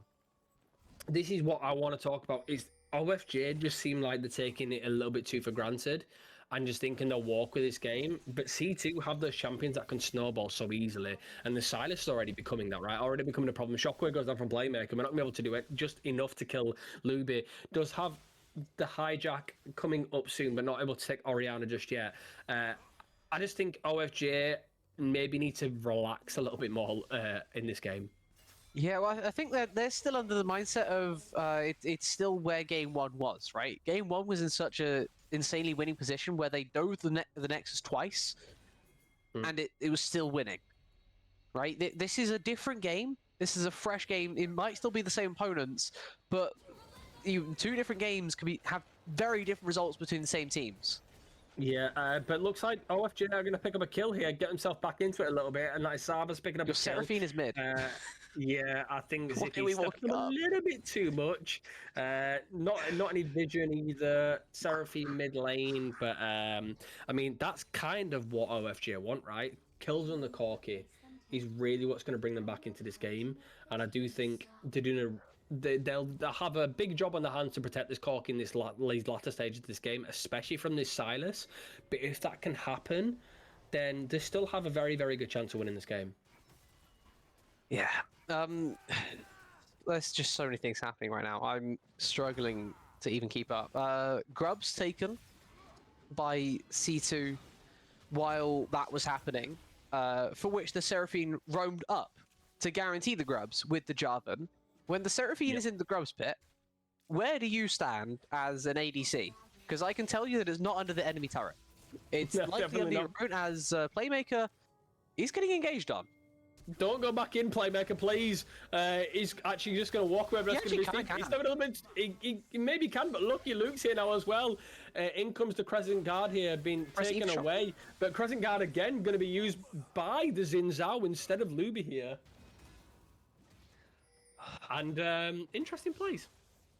Yeah, something I care about more as a jungler than anything else was as everything else was happening. Lucky Luke, while he was taking grubs, his whole bot side was up, and unfortunately, Kuz unable to capitalize on that. I feel like that would have equalized whatever the hell's going on in jungle. If Kuz had maybe realized that Lucky Luke couldn't be on that time of top side, while also having cleared his bot camps, maybe he could have got into the game. Instead, he's still trying to force plays like we just saw there in mid, trying to make these work when they're not there to be worked, right? His mid laner gets chunked out to, I would estimate, 5 HP, maybe less. That Ignite one tick away from finishing him off. then looking to try and press that advantage onto the Silas. It was doomed to fail from the start. And unfortunately, he's the one that ends up paying the price once more. Still waiting on that first item in the jungle at 11 minutes. It sounds early to be clearing out no first item, but as a jungler, it is now getting a bit late. Still, by the looks of things, 900 gold away as well, compared to Lucky Luke on the other side of the rift. Already has Sunder Sky, already looking to go towards his boots, and already looking to make plays on the bot lane. Yeah, in comes Lucky Luke, but Kuzepi's here to try and make something happen as well. Fighting the top lane, and Milan's going to pick up a kill onto Weak Troll here. But in the meantime, they're fighting the bot lane as well. Icarus is going to use that Unbreakable Will, but it's going to be able to walk away here. And there's still a fight potentially coming on. Oriana's rolling down, but Luby is just hovering in behind in the wings, waiting for something to happen, waiting in that Dragon Pit. And looks like both teams still want to make something happen. If bases, we cannot be making a play. And in comes Silas, maybe. The Shockwave going to be avoided, but Luby's stolen it for himself here. And both teams going to look. This is a disengage angle. You're narrow base. It's a 3 versus 4. Let's not do Dragons this. spawning Rue, and both teams really want to make something happen. I'm so confused by everything right now. Yeah, I mean, they're walking up in a 3v4 and it works. Even though their jumping gets pushed out on the top side, they walk up through the bot side. Alistair barely gets his base off in time, and they just kind of let it happen. And now there's 5 people bot because Weak Roll's also decided that, you know what, the top lane wasn't too great. Let's just walk down to bot. I can TP up there afterwards. yeah, I mean, it kind of looks like. Or I can walk up there just want afterwards. to make something happen in the mid lane instead. Shockwave going to be used by Luby, but Playmaker is going to be able to flash away from that one. Cop on and Luby trying to make something happen here. Now he's TPing up. Going to be used into top lane. That is Drake number 2 taken though for C2. Playmaker not going to be able to sidestep that just yet. Luby going to try to do as much damage as he possibly can, but Playmaker just walking away, just by the skin of his teeth really at that point. But both teams are still playing rather aggressively this game, and OFJ, just when you think they need to relax at points, don't really do that. No, these guys have no idea of breaks. These guys have no concept of slowing down. Pure aggression from start to finish is how they both roll, as Weak Roll needs to not do that right now. He is in a matchup where he is against Triforce, and he does not have Triforce. These are both Triforce champions, both the Jax and the Zillion, building towards the item, or, in the Jax's case, have already built that item. This means that you are not looking to fight right now. Be very careful, be very afraid of that level 11 Jax. Milan looking to keep his advantage, building, of course, with Weak Troll having TP'd up after that Drake fight. I thought he was going to save it because he took about 20 seconds to TP up, but he just waited, and now it's being a little bit late. Grim Deliverance forwards, Cataclysm, maybe you can make a play. And Milan is going to get taken down there. Cataclysm comes in, as you mentioned, Rue, and maybe Milan's setting up a little bit too close again. I mean, it's the second time he's done so, right? First time was just able to walk away from it. Second time, not so lucky. And I think Lucky Luke, again, doing a fantastic job. Really been a dominant force in this game. Already has a Sundered Sky now. Nearly finishes jungle item at this point. But in the meantime, looking like Kuzep is going to try and make something happen in the bot lane and maybe try and make something happen. But I do think this bot lane for C2 are doing a better job of playing a little bit safer. But speaking of playing safe, Playmaker's really not doing that. In comes a Shockwave, but Luby's able to chase him down here. Jarvan and Silas going to run him down, and just he's on a killing spree now, and Playmaker is being way too aggressive in this game. Yeah, I mean, the Jarvan ganks top. He could be clearing his camps. He could be clearing your camps because they're spawning on the top side. Or he could be ganking mid because you have no vision of the top side. You have to be so much more careful there as the Orianna when the Jarvan is not on vision. You know that he was recently top side. You have to at least either put a ward on the top side or play towards the bot side. Walking up on the wave is just way too far forward. And by the way, Luby wins these types of fights. This is not a Zinzao winning fight. Not in this latest, maybe it is. Milan's going to get jumped on here by Zehen and Jarvan, and he might be able to walk away. In comes the flag and drag again, and Weak Troll is taking down the Jax, and just when the Jax started to get a lead... He has literally just walked from top to mid to top and got 3 successful ganks. Yeah, I mean... Not a single camp farmed. No. And unfortunately, Jack's playing a little bit too aggressive. But speaking of playing aggressive, Zarva's going to just jump in here. In comes the headbutt. In comes the pulverize. Zippy going to use the ultimate there. But nice flash away and be able to just disengage. And this is what I was touching on earlier, right, Root? Is that I think C2 bot lane are really doing a really good job of not playing too far forward. I mean, Zibby did step in a little bit too close at one point, but this Corki has quite a significant lead over this bot lane right now that I think It's going to get built on too. Yeah, I think it's really important that C2 sustain themselves in this bot lane and just play a little bit safer and not give too much towards OFJ's bot lane here. Yeah, as hello, we're back in mid, are we? Another fight in the mid lane. Shockwave goes down. Crescent swing going to be used, but the Crescent guard isn't enough to take down Playmaker. Walks away just slightly, and I do think this Orianna is sort of becoming a bit of a shadow of what we saw in the last game. And instead of Luby being sort of that person that couldn't really make something happen, it seems like Playmaker's doing that now instead. What are we cooking? Where are we going? What are we going behind the tier 1? Okay, there's no one there. It's all good. They based... If the Corki Alistair is still there, this is a crazy play. But they make it work instead. They charge onto the tier 1. Demolish as well, because Weak Troll's on the bot side here. They guarantee themselves another turret in their favor. Mid tier 1, bot tier 1 now claimed, traded for the top side, but they're looking for definitely not for it to go in here though. Flat jumps in onto Copperhorn, but Copperhorn just able to flash away from it. That's no flash available now, but does have the encore available. So 4v3 they can make it. Yeah, and maybe Copperhorn throws down the encore. It's perfect opportunity. You've got 4 people lined up, but they're not going to up for it because they don't want to fight just yet. They want to be safer. Dragon is spawning in 8 seconds. Look at the split push. Saving their ultimate for that. The split pushing now on. Jax, Milan causing so much trouble to these towers. That Lampos doing so much damage here, and looks like OFJ are going to want to find this dragon, but might have to walk away here. Luby does so much damage, and in comes Luby. In comes Lucky Luke. The pulverize being used. Encore going to be thrown down as well, but down goes Copperhorn instantly because there's so much damage. Crescent Guard going to use as well. Weak Troll is also here, and unfortunately not going to be able to walk away from this OFJ because C2 just do so much damage to them. OFJ Sarvis going to be falling down as well, and Luby is on a rampage and causing so much trouble with Lucky Luke. Okay, well, at least the thing that was meant to happen happened in that fight. The team with 4 lost to the team with 5, but why is the team with 4 fighting? Why are they even contesting that Drake? It makes no sense to me at all. You can see the Jax is split pushing. He's trying to take a tier 3 at 18 minutes. This could be potentially argued as, defined as rage pushing. Milan has just taken a tier 3 at 18 minutes. He has gone from tier 1 to tier 2 to tier 3 in the same split push, and yet we are contesting Drake at the same time. Weak Troll gonna flash in chase. Milan does not have the same to respond. Looking for a Warthog, couldn't quite find it. That's just not a fight that you can look for there. Your Jax is split pushing on the top side. That is enough counterplay to make whatever's happening at the Drake worth it. It's soul point given over. That's fine. You're not fighting that 4 versus 5. You're not fighting that 4 versus 5. No, I mean, unfortunately, OFJ, again, just playing this way too aggressively. They've been really just not respecting C2 here. The Jarvan and the Silas are so far ahead at this point, and you mentioned it in the last game. It's not even simply just the gold lead really here. Although they're quite close on experience right now, this Silas is nearly half an item ahead, 2 items, maybe an item and a half ahead at this point. But the 10 Dark Seal stacks through, is it worth it waiting for that med dies? It's scary to click that button. I think the Shadow Flame may be a safer option that Luby is gonna choose to go this time around. Maybe if you can find another base where you have the best part of 1,000 gold and you feel pretty safe about it, then you can go looking. But it's something to do as a backline mage, and it's a very different thing to do as a frontlining Silas, right? You are a melee champ, you are in the middle of the fight.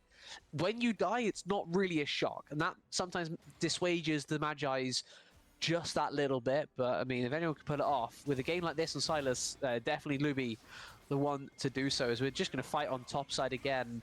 I'm not even sure who wins out on these ones. It looks like Milan realizes he doesn't.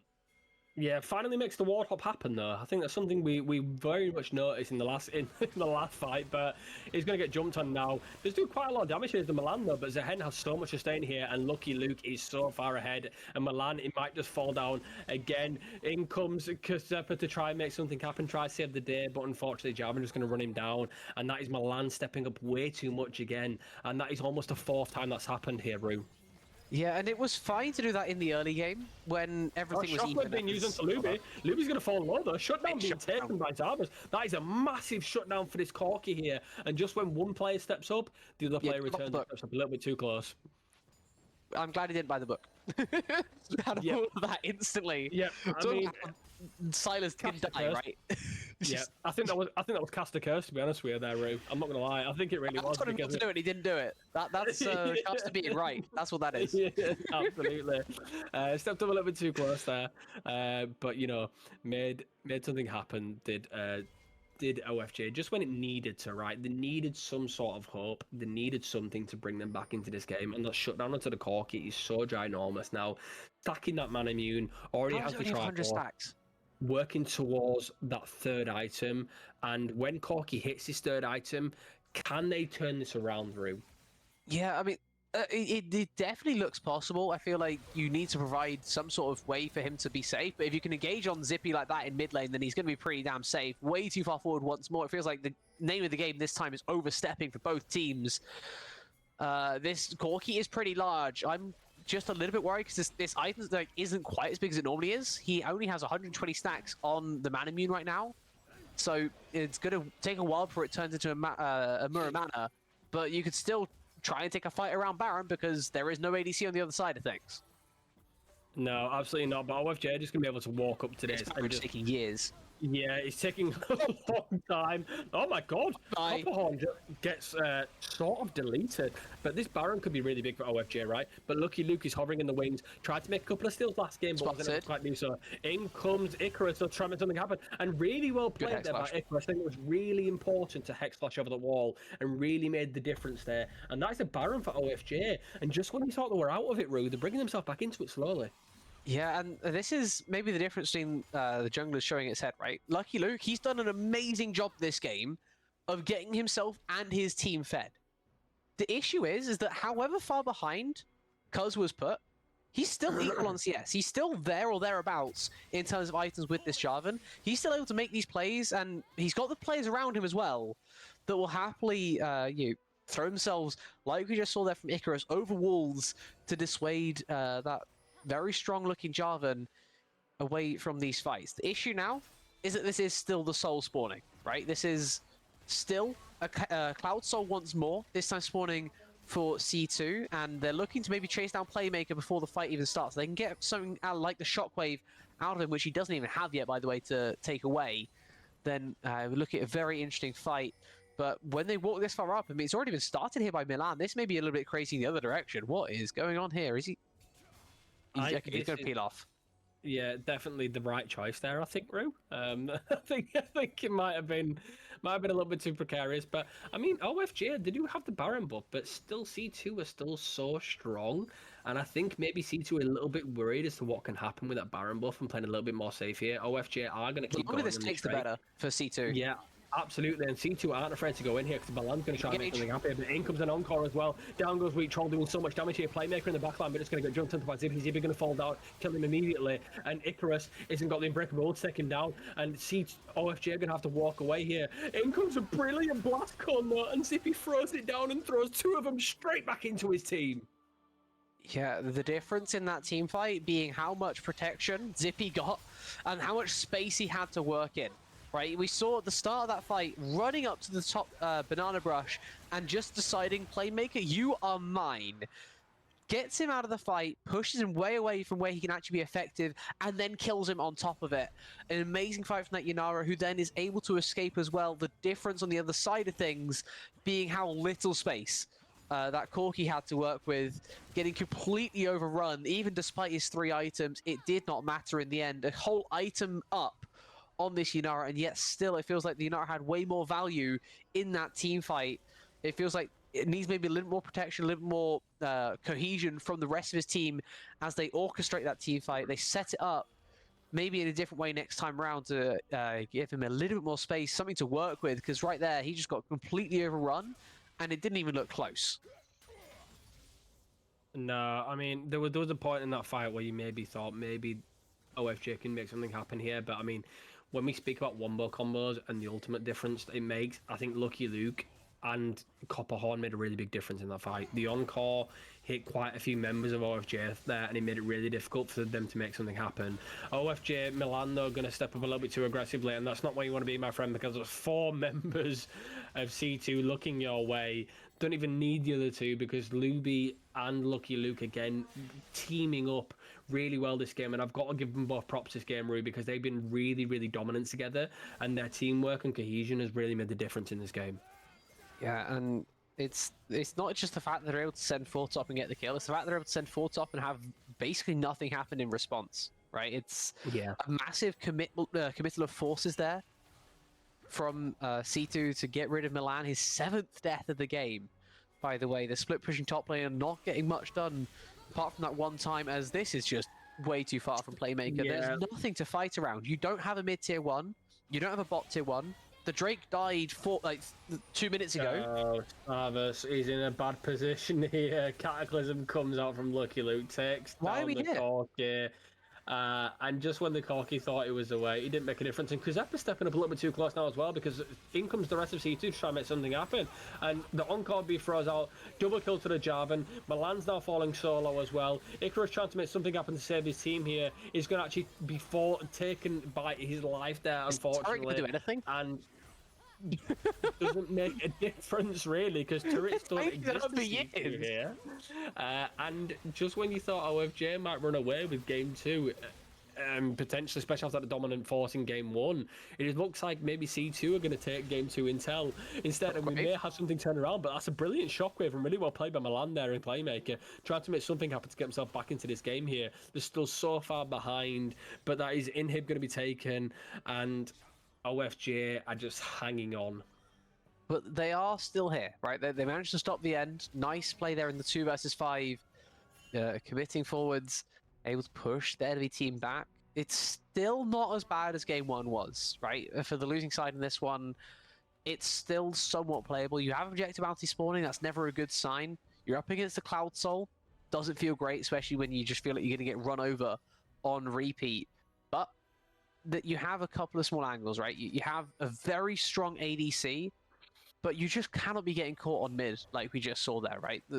Both mid and bot, way too far forwards. Contesting mid prio is something that has probably left the window at this point, right? When there is no Baron, when there is no Drake, you do not need to contest mid prio. As it was 2 minutes from Baron, it was 4 minutes from the Elder Drake. Now, when we can say, okay, Baron spawning in 3 seconds, this mid wave is interesting. You can say, okay, we need to push on this one, we need to try and get some prio. But where it was just way too far forward, this time around, they need to be a little bit more disciplined. They can try and play through the lanes, or they can just try and make the flip. This is not how you want to play this from C2. They didn't push out mid. No, not all, but OFJ not going to be able to do anything here, because in come the rest of C2 just do too much damage. It's a brilliant shockwave there, but the Unbreakable Will isn't going to do anything. It's just, it doesn't make a difference. They're nowhere near the Corki. Look where Milan and Icarus are. Corki is just going to get instantly jumped on, and Milan is going to be the last man standing. But unfortunately, I don't think he's going to be able to save the day this time, because C2 is just going to run down this mid lane. Lucky Luke going to try to stop Milan from even trying to make a base here. He might win the 1v1, but it doesn't make a difference. It comes up. The TP going to get stopped though by Lucky Luke. Very well played. It comes There's GA as well. Yeah. GA available, and Milan is getting teased, he's getting taunted, and he really wants to make something happen. I think he's given up at this point. Yeah, I respect the dance, and C2 going to pick up game 2 here, and it's a 1-1 here, Rue, and he's going to go to game 3. It is indeed. I did not see you saying that after game 1.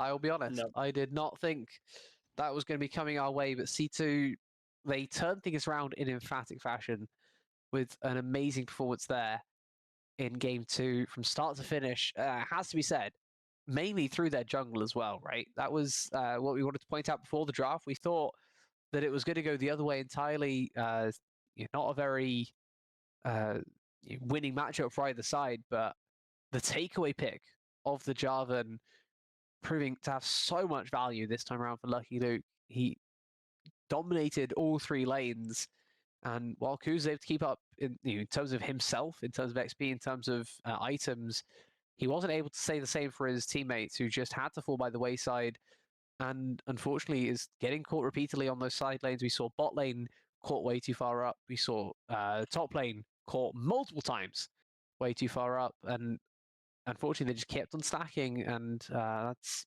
OFJ taking a bit of a nosedive there in game 2. Yeah, absolutely. We'll take a small 2-minute break while we get into game 3. So don't go anywhere, because this is going to a game 3. Rue said it himself. Can't believe it's actually happening, but it is. So let's see what happens. And you never know. C2 might take it, but OFJ still might come back stronger.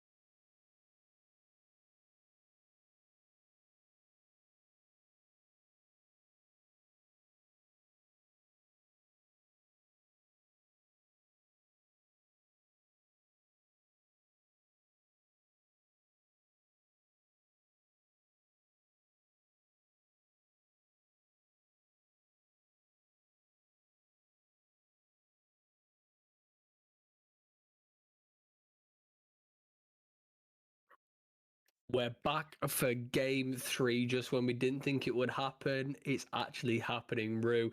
It's brilliant performance by C2 in that last game, shutting OFJ down, showing that they actually mean something as well in this league. They actually want to make a statement themselves. And wow, did they, because OFJ got a little bit too big for the boots, I feel. Yeah. It felt like they came into that game with the perspective that it was precisely the same as what happened in game 1, right? That they were able to fountain dive and nothing would have gone wrong for them, but put back in their place by C2 in game 2. I knew I'd do that at least once today. But as I say, put back in their place, and now headed into this third map, it's all to play for. It's very early in the season, right? Typically, the feeding out process of A, your team, and B, enemy team is kind of this time of year, but you know, these games still matter in terms of regular season placements, and you could be looking back at the end of the season thinking, if only, and that's what you really don't want to be doing. So both teams got to be trying their absolute best in game 3 to put whatever's happened in the past behind and move forward. Looks like they're going to do that with Wukong and Nocturne taken on ones by both junglers. Yeah, I mean, I think what's really going to be a test of time here for this game is the champion pools of both teams, because it gets to a point now where there's a lot being lost, and there's a lot of champions that have been taken away from people, and it's interesting to see how they can actually make a composition work around what they want to do. Yeah.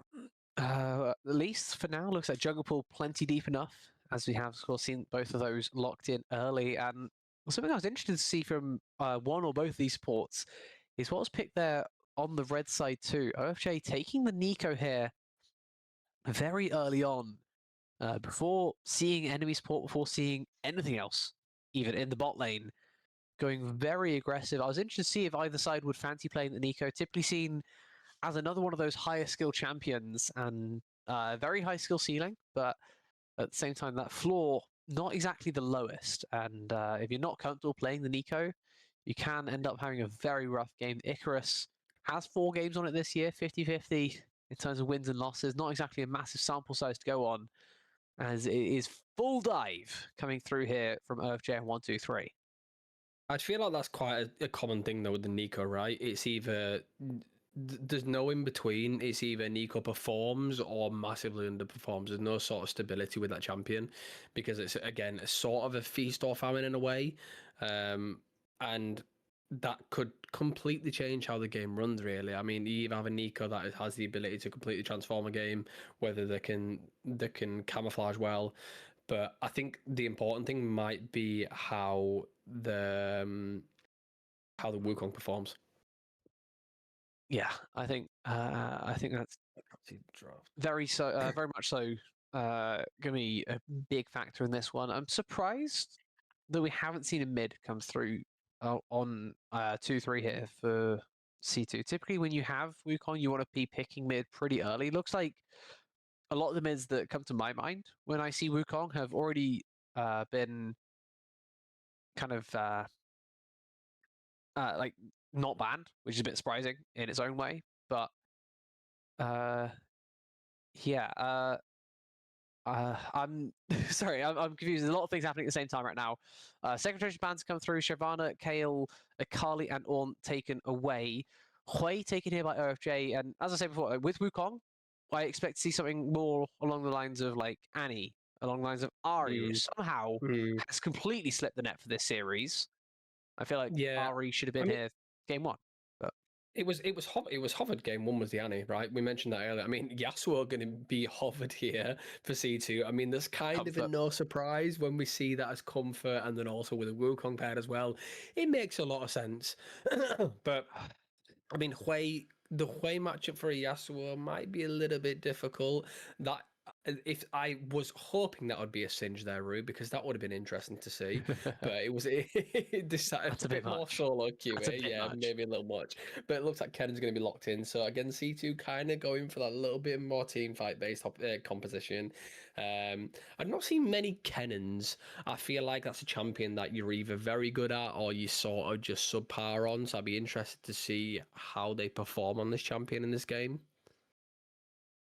Yeah, it's risen in Pro a good bit as like a counter into Gnar, mostly. So it's just like another range thing to throw with some great engage come that kind of mid to late game, which, to be fair, C2 were lacking. But yeah, in this kind of elo, it's not a champ that you want to be first timing in a game such as this, right? This is about as high stakes as the early season will get. The best of 3 coming down to the game 3.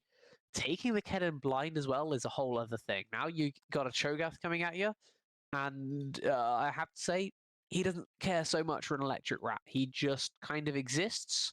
You're not going to poke him out anywhere near as much as some of the other champs that you can look to poke out. And then come 25, 30 minutes, if he sees you in a side lane, he's going to eat you. Yeah, I do think the one champion that might make such a drastic difference in this game is this Milio. Now, I know there's not too many ultimates for the ultimate to take a massive effect, but just because of how much of a presence Milio can like unexpectedly be inside of lane, I think people really kind of take Milio as like a sort of a champion that feels like just is sort of there in the bot lane, but really can sort of be that poke the issue to deal with. And I do think the bot lane will be the lane that makes a difference in this game, simply put, because if C2 can play it safe and get this Sivir to that 3-4 item, then OFJ might have a little bit more trouble. But I mean, Kai'Sa Nico, so aggressive. Yeah, So I and do think that'll make a difference. absolutely. I think Kai'Sa Nico is very aggressive in that lane. Emilio fine at peeling back, fine at trying to get away from that. Sivir, of course, with a spell shield of her own that OFJ will have to contend with. I feel like that's it's a very different part of the draft from like everything else that's happened. I think both these teams have kind of had multiple different ideas at once, and they're just kind of thrown together and seeing what's happened. We've got Wukong Yasuo, which you have a bit of synergy with Cyclone being that knock up for the Yasuo to ult onto, but beyond that, there's not much. I'm having a look at win rates. Wukong playing with Yasuo is negative to what Wukong is by default. Typically, that happens when you have AD mid and AD jungle. They don't synergize well because if Hui doesn't want to take damage, they buy play to steel caps. If Nocturne doesn't want to take damage, he buys play to steel caps. There's not enough CC coming through on the other side to really justify the Merc Treads. It's only the AP damage of the Kennen at that point. It's not enough. I feel like OFJ, they can mitigate a lot of what's happening through his mid jungle with just some boot purchases. And at that point, it really becomes a lot more difficult for C2 to actually get involved in a game such as this. On the other side, we have a similar problem here, right? We have Nocturne, Kai'Sa, Nico, very aggressive, very dive focused, but then they have Hui, which is a stand back mage, completely fine. You're still going to be in range with your Severing Bolts. Cho'Gath, I feel, is the one that's a little bit out of place here. It's a frontline tank. It's not a engage champ at all. It's a let's hope I pressed Q and it landed, right? You don't have that same ability to go forward. And I think that's, for me, where OFJ's comp slightly falls down a little bit. They wanted something strong to the Kennen. Cho'Gath is exactly that. Don't get it twisted. But I would love to see something a little bit more aggressive when these team fights start that can go in with the rest of his team. I don't know if you have like a Pantheon top in you. If you do, it's a great champion in this type of situation. Even Sion, I'd say, would be absolutely fine. Just press R, fly forwards. Ornn, an amazing ban by C2. They've been consistent on that one there throughout the series. But Cho'Gath, for me, not quite doing things on R5. No, I mean, we can touch a little bit more on the team fight and how OFJ are kind of going to operate this, because realistically, OFJ's sort of win condition is sort of isolating that backline, right? Isolating the picks in the backline. There's not a whole lot of peel from C2. I know the Milio is fantastic at peel, but quite a squishy champion, and Hui does have quite a lot of burst damage here. If Kai'Sa can snowball and get a couple of kills in those fights, and Hui can sort of control those choke points and isolate people, a champion that's very good at doing that, then it might sort of have an opportunity for even Nico to sort of have a bit of more of a surprise engage, or Nocturne to sort of pick Sivir off in those fights. I think the way OFG I think might sort of operate this is a bit more controlled chaos in a sense, rather than it being for sort of your typical front to back. Got a very champion. All their champions in this composition are very good at diving onto the back line or jumping around or kind of causing that organized chaos, as I mentioned before.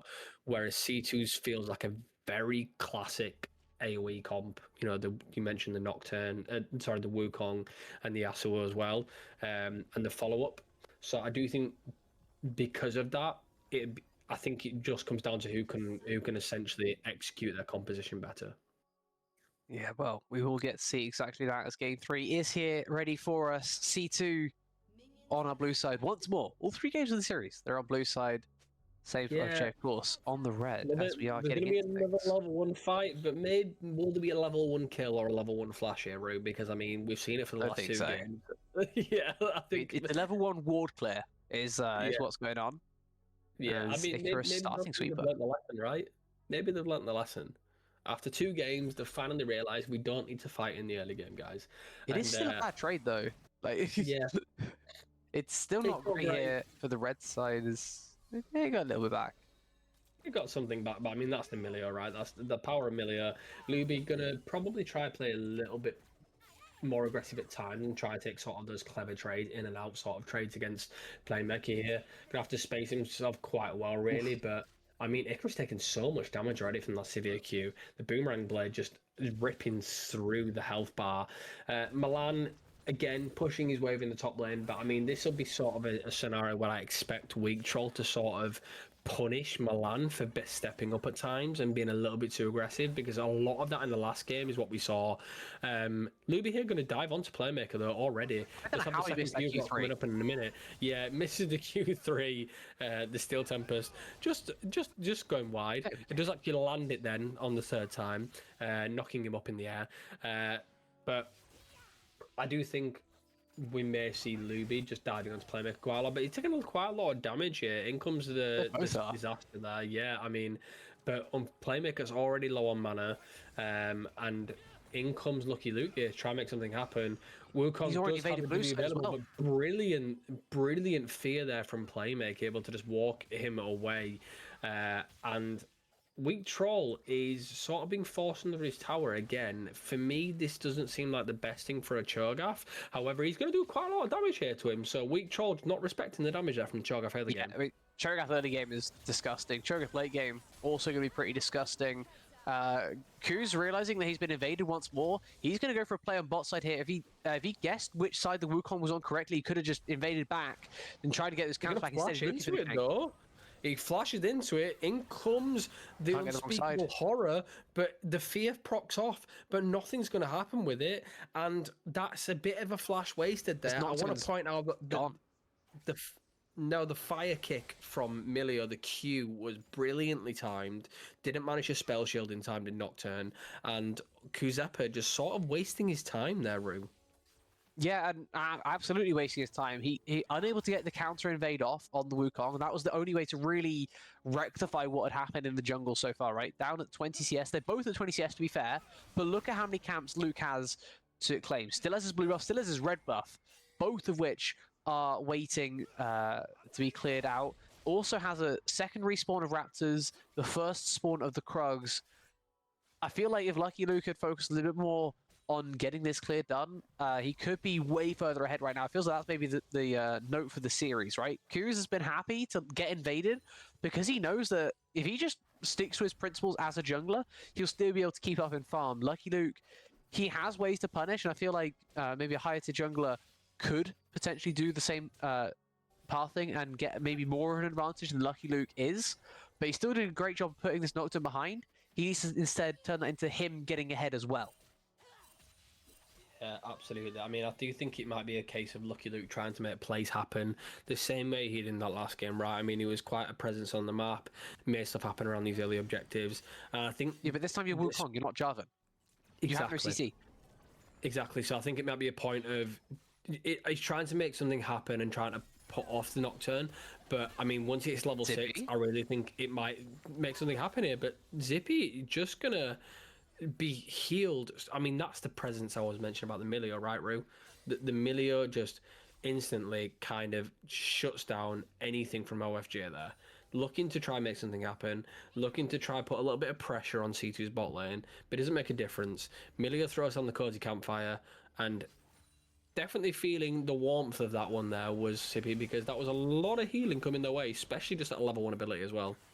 Yeah, and not even bothering with the heal itself, as well as Playmaker's getting engaged once more in mid, but without the extra CC, he feels like he's not in danger, and he isn't.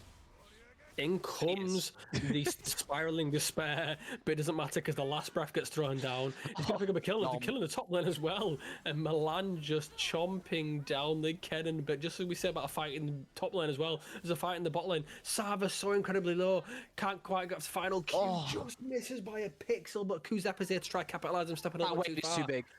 Just steps off, realizes the wave is far too big. That wave is huge. I didn't want to go anywhere near that thing. Yeah, that would destroy you. Didn't quite. That's like 100 damage per second. No, yeah, I didn't quite want to get kited too hard there. I think quite a lot of junglers, maybe in like a gold to platinum, maybe would have thought that. I think that was Kuzepa just maybe recognizing that that's a little bit too deep. Yeah, I mean, it looks like a fine play. If it's just the one wave, you can 100% go for that play. Whether it works or not, who knows, right? We're not going to know that now, but I mean, it's just with it being like 5 to 10 caster minions. I don't remember how many are in there. It just looked like a lot. It's something Yeah. that's very scary. Is that is a slicing maelstrom used by Weak Troll, and he is in more danger once more. The feast not quite back for Milan, but his early lane phases every single game have been so strong. Once more looking to bully out Weak Troll, as it feels like he's established himself as the dominant force in the top side so far. Yeah, I mean, it's been that throughout the games, right? I mean, Milan sort of fell off a little bit towards the late game, stepped up a little bit too aggressively, but during that laning phase was definitely the more dominant of the two and definitely sort of winning, getting those solo bolos and just kind of creating a bit of chaos for Weak Troll. As the game developed and evolved in the last game, Weak Troll definitely started to become more of a champion comparatively to the first game. But I mean, it's been pretty obvious. But again, Luby and Lucky Luke going to try and make something happen here. That is a Cyclone used way too early there. Didn't quite expect the flash there so quickly from Playmaker. But that is going to be quite an important ultimate being used here. And Yeah. there is a Drake available, and Nocturne has his ultimate available. But there's another kill on the top lane again.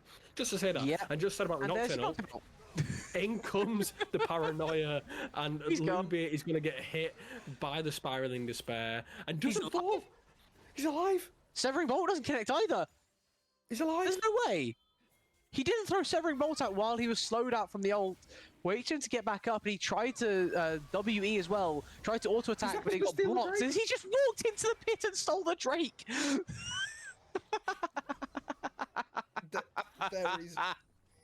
There is so much to digest from that fight. That entirety, I think. I mean, what is that? I'm getting indigestion for trying to digest this much. Milan getting another solo kill in the top lane, chomping down the cannon. As we speak about that, we see a fight in the mid lane happening then, and we see the Nocturne paranoia coming down, and Luby walking away with so little health. Playmaker not quite using all of his abilities cohesively enough to take down this Yasuo there. You get that kill there, it's such a big league, you transform it into a Drake, but Kuzepa just had the ability for some reason to be able to walk into the pit and smite it away on 48 HP, by the way, Rue. 48! What a game. What a time we have. As both junglers, key thing of all that is that they don't take advantage of their level 6 spike at all, right? Both of them looking to make plays on mid, neither of them really coming through to fruition at all. Doesn't matter in the end in terms of Kuz, because he just walks up to the Drake, and as you say, just walks up and smites it. He just takes the Drake. First Drake of the game going over to him and OFJ, as first death of the game potentially going to come through here for Milan. He's going to get 3-man. 3-man, I mean, it's a classic case of Milan standing up a little bit too close. I mean, we saw it a couple of times last game, and I think C2 have started to realise that Milan is definitely the kind of player that loves to push the lane, loves to be a bit of a bully, and definitely play those sort of bully champions, and C2 are capitalising on that quite well now. Yeah, I feel like if he was in solo queue, he would be tilted after one game from how many times there have just been so many people in his lane. But that's what happens, right? When you are A, ahead, and B, dominating your lane opponent to the point where they are basically under turret most of the time, you are likely going to be far up in the lane. And as a result, you're very easy to be ganked. It comes through once more. He's just too far forward. He gets ganked once more, and at some point you only have yourself to blame, because you have to know it's coming. You have to either find a way to get vision of when it's coming, or respect the fact that it could happen, and then as a result not be as strong as a bully, right? He has got those 2 kills with feast stacks, by the way, that don't count, of course, towards the 6 minion stacks that you're allowed to get in the game as the Cho'Gath. Like, he's off to an amazing start, going Protobelt early, not bothering with tank, just going full damage on the Void monster as we're going fighting it. I can't Paranoia though, Killer Instinct and Paranoia teaming up again. Luby gonna get taken down. Playmaker and Kuzepa making something happen here. And just as I say that, Kuzepa is just going to run into the enemy jungle now. Recognise that Lucky Lucky stopped there, going to get the invade off, but in comes a Cyclone TP now coming in as well now. Wait is on the way, but it's just going to fall down so quickly. Weak Troll going to use a Slicing Maelstrom. Playmaker going to have to walk away here. Uses the fear. Lucky Luke going to take quite a lot of damage, but doesn't quite make a difference because that's a TP wasted and a kill being picked up for C2. Yeah, well, TP wasted. I don't know. He cleared a wave at the very least. He stopped a lot of damage potentially happening to his turret. He hasn't missed anything out of mid either somehow. Looks like Luba has decided to go for off-tempo base, so able to actually mitigate the worst of that was Playmaker. But yeah, the rest of it, it's exactly what we said before, right? It's Milan playing very aggressively in the 1v1, but it doesn't stay as a 1v1. Lucky Luke has realized that this is like it's a 7th camp in his jungle that he can just go and clear off of spawn. Milan will push too far forwards. This time now, no flash. Even with a Protobelt, he can go chasing because he is a Wukong. He has way too many dashes to be easily dealt with. And it's just free farm every time. It's either 150 off for the assist or 300 for the kill. Yeah, and I think at times C2 are recognizing that OFJ, again, we said it last game, got a little bit too big for the boots. Sorry, C2 are recognising OFJ again, a little bit too big for the boots and step up a little bit too much. I mean, again, Milan just wanting to cause trouble for Weak Troll. But, I mean, I will give Weak Troll respect. I do, though, they get chomped quite a lot in the early game, doing quite a nice job now of just playing in the tower, waiting for the opportunities, waiting for his good junglers to come gank. And I do think the difference is that this Kennen may make a bigger impact on team fights than this Cho'Gath will, and I think that can maybe transform these objective fights. But speaking of fights, Icarus is going to get taken down so quickly. Super big of a kill. Last breath going to be used now to Playmaker, but the killer instinct and paranoia being used again, and the Yasuo goes down, and that's going to be a Drake now for C2 because OFJ are just down in numbers. I mean, it may be. I don't know if it is. This is a 3v3. They want to try and fight it. They have mid-push to contend with what they had through from bot. They could look for the fight. They choose not to because they looks like Kuz has realized the whole top side of the enemy jungler is there.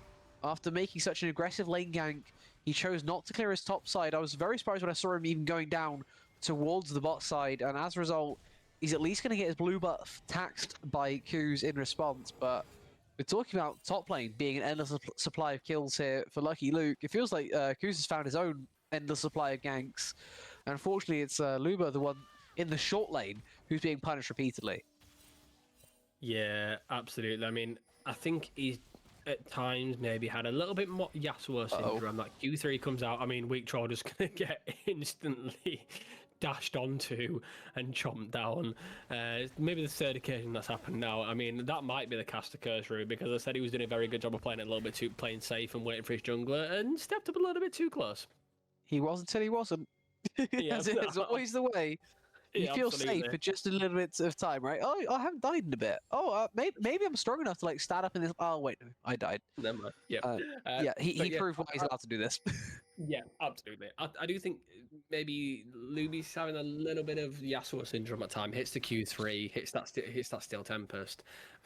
Thinks he can maybe instantly take down Hui, but I mean, when you've got a Nocturne on the enemy team, you always need to be aware of that paranoia.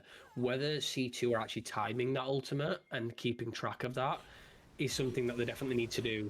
And speaking of that, the paranoia comes out again. Nice spell shield, but it's going to be used a little bit too early actually because the fear isn't going to make a difference.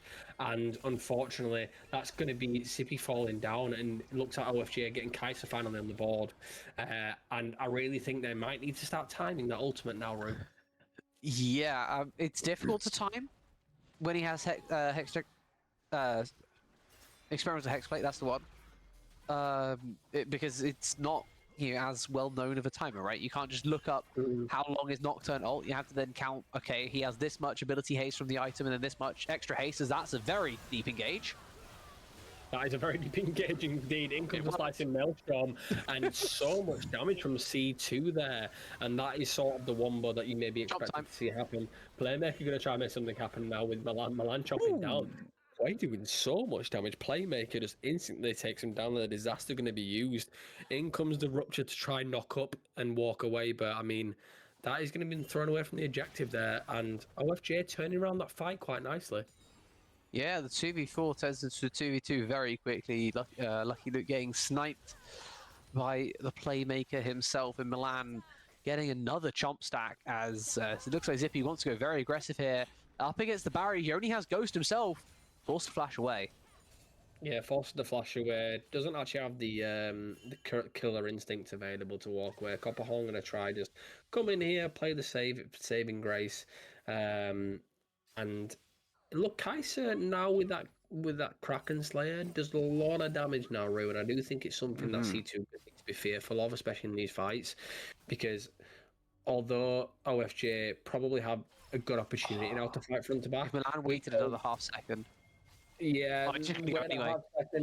He's going to get stunned here. Nicely done by Weak Troll. Lucky Luke here now. Weak Troll still has Flash as well. Coming here now. Does actually have Flash, and it doesn't make a difference because Lucky Luke uses that crushing blow and takes down the Cho'Gath. And again, Milan stepping up a little bit too much. Yeah, I loved the idea from him there, but it was just off in timing. He thought the Weak Troll had committed to roaming down on the map, and then as he just walks back into vision is when he steps out of the bush himself. He gives Weak Troll enough space where he hadn't walked too far up in the lane.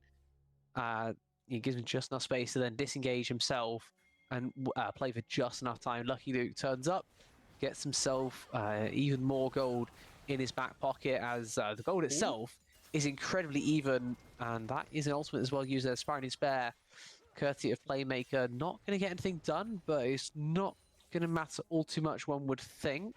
With the Drake spawning about 30 seconds, maybe he doesn't have it. Maybe it matters more than I was saying.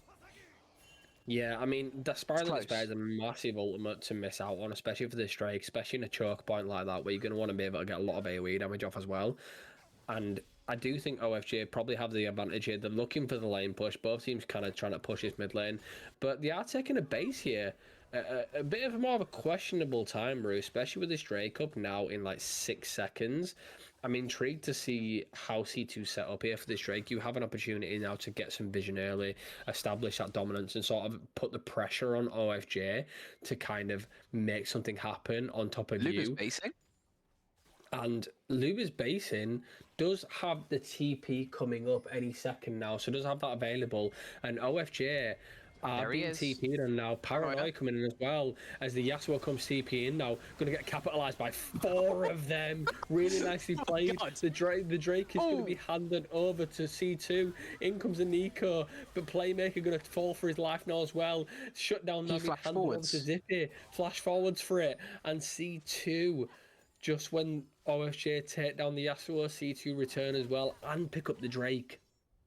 Yeah, I understand why Icarus flash forwards. It didn't look pretty, but it was a really nice Ultra Mega Fire Kick from Copperhorn that like just delayed the Nico to the point where you either flash to try and make something happen, or you accept the Pop Blossom was a failure. Unfortunately, the flash was not quite gonna give the distance even then. Icarus had to accept that one, but it's very difficult at the moment to do that. But the worst one there was Playmaker. He thought that there was a turn angle, but it was just not to be, as that was Milan eating at 2.5k when he does 2.1. Yeah, and a little bit too early. Killer Instinct going to be used by the Kaiser, but Milan... Oh, he didn't even eat! Oh, he hit the eye. My bad. He hit the eye, but didn't press R. He did not eat the objective. Which is a different question mark, Ping. Maybe he shouldn't have hit the eye. Maybe he should have just hit the front of it and then decided to eat it, because I think maybe hitting the eye, he didn't quite expect the damage it did, and I think that's maybe what threw him off there. But they don't pick up the Herald, but they do pick up a kill onto Lucky Luke. So potato there, depending on how they work with this Herald now. Maybe that tier 1 might go down. But it's a lot closer game than the previous two, Rue, and both teams have an advantage on either side of the map, really. This top side is struggling, but the Wukong has a good lead on the Nocturne. But Hui and Kaiser are... Well, Kaiser's more closer to Sivir, but the Hui has quite a big lead on this Yasuo. Yeah, and I'm looking at this Civ here as well right now. 2 items already, the IE already purchased, and it's a very different game state from what we were talking about in game 1 with Zippy, right? In game 1, we were talking about the fact that he needed to buy his LDR much earlier in the game because of how tanky OFJ were. This time around, it's a little bit lesser, right? Shogath in the top lane, he's not building tanky, he's building AP. He's going to build into tank eventually, but he's going to be a little bit more bruisery, a little bit less tanky. The Nocturne's a similar idea, right? He's not a Sejuani. He's a Nocturne. This time around, you're able to get away with it, and he's already got these 2 items incredibly strong, and he's also got a Hex Optics, which is not something you see quite often on Sivir. It's the 3rd most popular first item, and he's making it work. It definitely make it work indeed. Icarus comes down, throws up to down. Spiraling Despair going to be used as well. In comes a slicing Maelstrom. We're only going to rip through 2 people. It does actually quite stun them, but Sarvis doing so much damage now. Use the Killer Instinct to dash onto the back line, and down goes Zippy as well. And that is a 2 for 0 for OFJ there. And when I mentioned earlier in the draft how OFJ want to sort of have that organised chaos, isolate the picks, jump onto the back line, doing a very good job of executing the composition there. C2 need these sort of cleaner grouped fights, and I do think it comes down to vision there, right, Rube? Because I mean, you look at where the team fight was, and already C2 are sort of a little bit in the dark there, and I think that's because it flashed over the wall, but Icarus was ready and waiting with the ultimate, delayed the fight a little bit, and the rest of OSJ were able to capitalize on that, and that really made a drastic difference in that fight. I would agree, and I would also add on top that it was a 4v5. Luby was in the bot lane and was not close to make it into that fight, and as a result, it looked even better, right?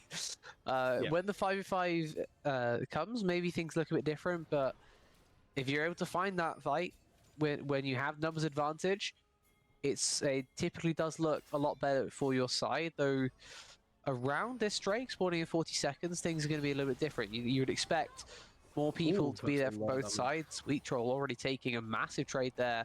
The root connecting, he's going to take another QQ in the face. Playmaker doing an amazing job poking out this Kennen. Unfortunately for him, it's a Kennen who started with TP, so he's just going to base, and then he's going to come back. In comes Lucky Luke. Paranoia being thrown down as well. Stops anyone from capitalizing on the Wukong Cyclone. Kuzepa going to take down Lucky Luke here. In comes a slicing Maelstrom as well. Killer Instinct going to be used. Sarvis dashing into the backline. Zippy going to use the ultimate to run away now. Does actually have just enough with the on the hunt. Allows himself and Copon to walk away now. Luby going to get capitalized in the mid lane. Is stepping up a little bit too close. And I've got to give props there to Kuzepa because that Paranoia was brilliantly timed, stopped anyone from jumping on after the Wukong went in. But I've got a question. Where was the last breath there, Rue? I have a question. Why are we going in? It might be a different question, but Weak Troll was at, what, a third of his normal HP when that fight started? Oh my god. Someone's in the shop. So he pressed E for the first part because he thought the second part was going to hit, and then he gets chomped from below instead. Those jaws are disgusting, but like that's just not an engage. To go back to the Drake fight, that's not an engage that you can make work. Your main follow-up CC / actual CC in the fight, Weak Troll, is A, trying to base in the Pixel Brush, B, not actually press B, so he's not even basing, and C, 5 miles away from the fight that you guys started in a 4v5. There's no way you can even think of taking that fight, and again, it comes back to bite them. Yeah, I do think at times C2 want to make that one more combo work. They want to sort of stack their ultimates together, but this. But they need to be there to be able to do it. They're not there to do it. It's insane. It felt like the synergy wasn't quite there. Maybe that was a bit of a miscommunication on the comms, and Lucky Luke saw the opportunity, but that's something you need to discuss with your team, right? If one person is going to engage, you all engage. There's no point in one person engage and trying to make something happen. There was nothing to fight for really there initially, so I mean, it just seemed like a bit of a wasted fight. But that puts OFJ advantage now. Depending on how you want to run your team, you can say if one person engages the rest, that's fine. But at that point, you're sending more people into the meat grinder. That fight is just never going to work because Lucky Luke, he saw his angle. that worked for him, but it worked for no one else on his team. Weaktroll needed to take a base, and the fact that he hadn't meant that fight was doomed before it even started. Unfortunately, with how much time was left on the Drake, you guys didn't even need to be there. You could have just disengaged. No. Oh, you've taken this place into a much more losing position. Weaktroll TPing very deep. Yeah, Paranoia going to be thrown out. In comes a Slicing Maelstrom. Last Breath going to be used as well. In comes a Cyclone as well. Shutdown being handed over to the cannon now. And down goes a Nocturne as well. C2 are doing a very good job of taking down team members of OFJ. Double kill out for the Yasuo. In comes when the 5 are there. They Beautiful. do so much damage now. OFJ Milan going to unfortunately take his life as well, as that's going to be a Baron now for C2. Much nicer from C2. They play around the incredibly deep TP, right? It's not as crazy as it used to be, because it's a top laner. You can just go full send, right? Weaktroll does precisely that. He goes full send, he has the extra shield, and he still survives come the end of the fight. Presses Slicing Maelstrom instantly, and then come the rest of the ultimates. You get the initial CC, the initial damage comes through, there's no exhaust on the enemy team, and then the Wukong comes in, gets the knockups for Luby, and the rest of the fight is so much more simple as a result. A much better team fight there from C2, and they've shown that it's possible. Now they need to show that it's replicatable. They need to do it multiple times, starting preferably around this Drake in 2 minutes. Yeah, 100%. I mean, we spoke about it before, how they need those cleaner fights as 5. They need the opportunity to have, when they're all grouped, OFJ are looking for these sort of isolated picks and sort of like creating that chaos really at times. Playmaker doing a really good job of sort of poking down sort of the front line of C2. But when it comes to being able to disengage from C2's wombo combo and C2's ability to dive onto your front line and back line, OFJ don't really have much to disengage from that. And a Playmaker now in a difficult position now, because in comes the wombo combo ultimate you want. There's the Cyclone, there's the Last Breath, and he's not finished yet. Lucky Luke, Paranoia is going to be thrown down. Drake up now in a minute. Playmaker will spawn in time, but does have the TP available. But in the meantime, Milan's just going to push down. And the Look at where that wave is. Yeah, why is he there? I'd like to think there's some decisions that have been made this game, Rue, is what I'm going to say. Yeah, that's the nice way. I feel like that almost is like the lack of a decision, right? That's just like, oh, the waves at the tier 1, I'm just going to walk around for a little bit while I wait for the wave to come to me, because they're going to push it. I don't see them just yet. I wonder where they are. Oh, I'm dead. Like, it's constant vigilance you just have to have, and you have to be much more aware of the insta threat that the enemy team possess. They have Wukong, and they have instant follow-up on a champion that loves people getting knocked up. Playmaker has to be more aware there, and you just can't be randomly wandering around your jungle. It's not really yours anymore. The vision line set up from C2 is immense, especially through the bot side now as a result, and this Drake is going to be much more difficult to contest. Yeah, absolutely. I mean, you mentioned the division.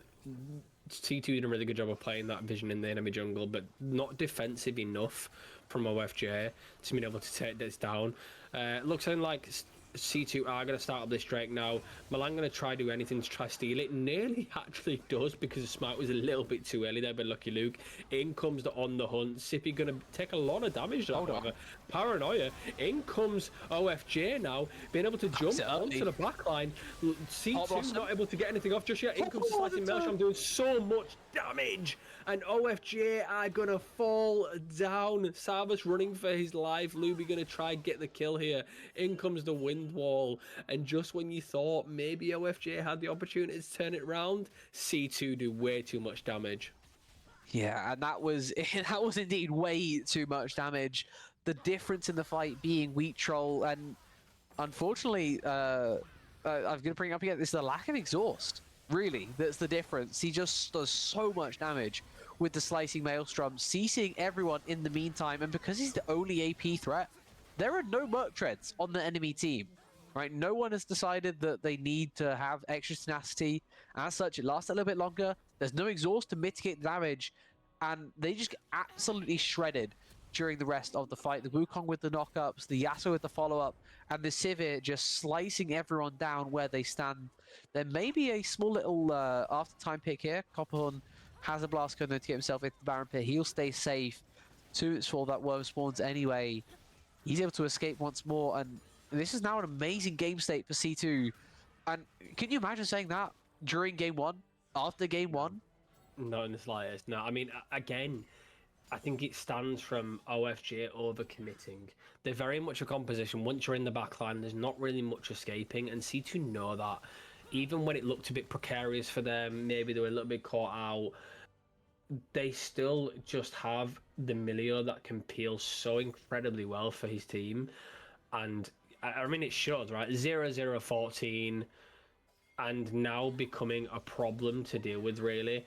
And this Baron's now spawning a minute and a half, and Milan is potentially in a bit of a difficult position again, just trying to step up, trying to just establish vision. But you mentioned it before, Rue, how C2 did a really good job of establishing a good vision line. And every single time there's an objective or a place they want to fight, they set up the vision in the place they want it. They're aggressive with it, and they stop OFJ from being defensive. Again, this pink ward here is going to be placed down, but there's still another ward above it, above your red. And it's OFJ not being aware enough of what C2 are doing to try shut them out of this game. Yeah, and while there is a little bit of time on this Baron, at least a playmaker finally getting a bit of time alone in this side lane. He's trying to push that bot, but he's scared, right? We've seen before of how fast C2 are able to collapse on a side lane. Milan has unfortunately tanked the worst of it in the series so far. 5 deaths in this game, a little bit down on what there was in the previous, but playmaker as well up at 5.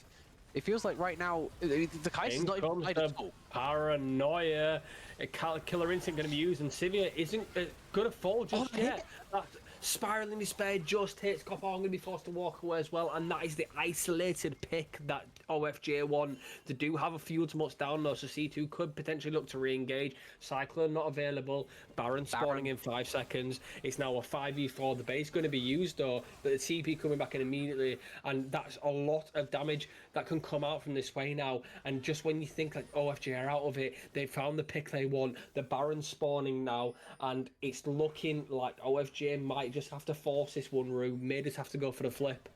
I mean, they could go for the flip or they could go for their wombo, right? The Sivir, who was doing a lot of the over-the-top damage, isn't there, but everyone else is still there. The Kennen is still disgustingly strong. 3.5 items on his back. Has a Zhonya as well to go golden. They could look to still make this work. Nice tangle barbs, though. Going to turn things around. Lucky Luke not even allowed entry. Amazing play by Icarus to stop the Wukong from entering. Even though he was W'd, he was invisible. You throw it in the straight line on that angle, and Lucky Luke unable to enter. That's a huge Baron take as a result. Absolutely. I mean, finally, Cho'Gath remembered to feast the objective. Yeah. We won't talk about the Rift Herald again, Ro. Oh, there's no cooldown, by the way. Look at that. It has 0 cooldown. It's already back up. I mean, it's becoming a bit of a problem now. Drake spawning in 25 seconds, so Baron now on every single member of OFJ. Going to be difficult now for C2 to maybe capitalise on this. The extra buff might be hard to fight through now. OFJ know they can instead of push LDR. through. The TP is now coming into the Drake pit.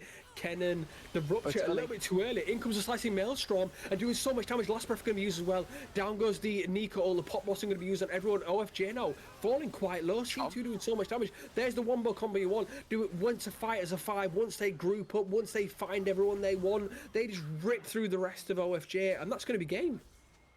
Yeah, they have a way to end on in mid. Super wave as well, so it's not just any odd wave. It's a wave with a super minion, with another one joining very soon. 3 actually going to be there to finish off this one in some style. C2 with a humongous comeback victory after what was, in some respects, quite a disappointing game 1. They turn things around and they make it look quite simple. And at the end of the day, it has to be said, OFJ, they have a lot to answer for now, right? We were talking after game 1. They had an amazing start to this series, but through a combination of amazing plays from C2 and some question mark pings dropped on OFJ, they find themselves now down 0-1 to start off the Zenith League, which is not what we saw themselves at all after how dominant game 1 was. And I can't imagine OFJ thought the same thing. I believe they possibly thought they would be ahead at this point. I mean, they probably felt game 1 was far too easy for them. And C2, the remontada's complete, turned it around, and did such a fantastic job of that. And that is persistence and patience. throughout every single game for all the entirety of game 2, the entirety of game through. They waited for OFJ to make mistakes, overcommit, not execute their composition properly, and C2 did a really good job of being patient at times. Just when maybe, we saw how much trouble there was in the top lane for C2, they still waited patiently. They waited for Milan to overstep, and that happened all over the map. Playmakers started to overstep at some points, and that is patience at its finest, and C2 can hold their head high after coming away with a victory that probably no one expected after that first game, Rue. Yeah, an incredibly hard-earned victory as well. They did an amazing job there, struggling through some positions that were not very fun to be in. They bring things back, and now they can say that they are tied at the top of Zenith League Division 2 after a very strong comeback performance up against a team as well that we said on paper was looking to be maybe a little bit further ahead of them, at least in terms of those ranks, right? We're talking before the game, before the series, the fact there's a Diamond and an Emerald player on OFJ, and C2 were playing with 4/5 of their main roster lineup. They had a sub in today in the jungle, and maybe we were just seeing those early teething marks in game 1, right? The early issues from playing with someone you're not used to, they work it through, and then by the end of the series, they almost look like the more cohesive team. Yeah, I mean, I mentioned it in the early game before we got started into the series. Route ranks don't always matter in solo queue, especially if you've played together for a long time. Team cohesion is so much more important, and clearly that was the case today. C2 did such a good job. We thought the sub would make a difference, but in fact it did, but for a positive way. Especially in game 2. Yeah, absolutely. Game 2 was a problem I think that was sort of the beginning of the end for OFJ. I think that's the moment when sort of tides were turned and maybe the confidence was lost, and the momentum was in C2's favour, and that's really what made a difference in the end.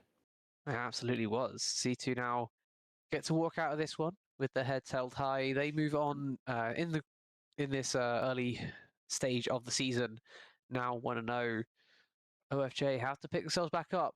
We'll see if they can do that, but we'll have to see if they can do that next time around. Thank you all for joining us here for the opening day of streams for the Zenith League. I've been Rue. I've been joined this whole time by the amazing Hampy. Thank you for joining us here as we're going to show you the scoreboard on our way out the door. We'll see you guys next time. Peace.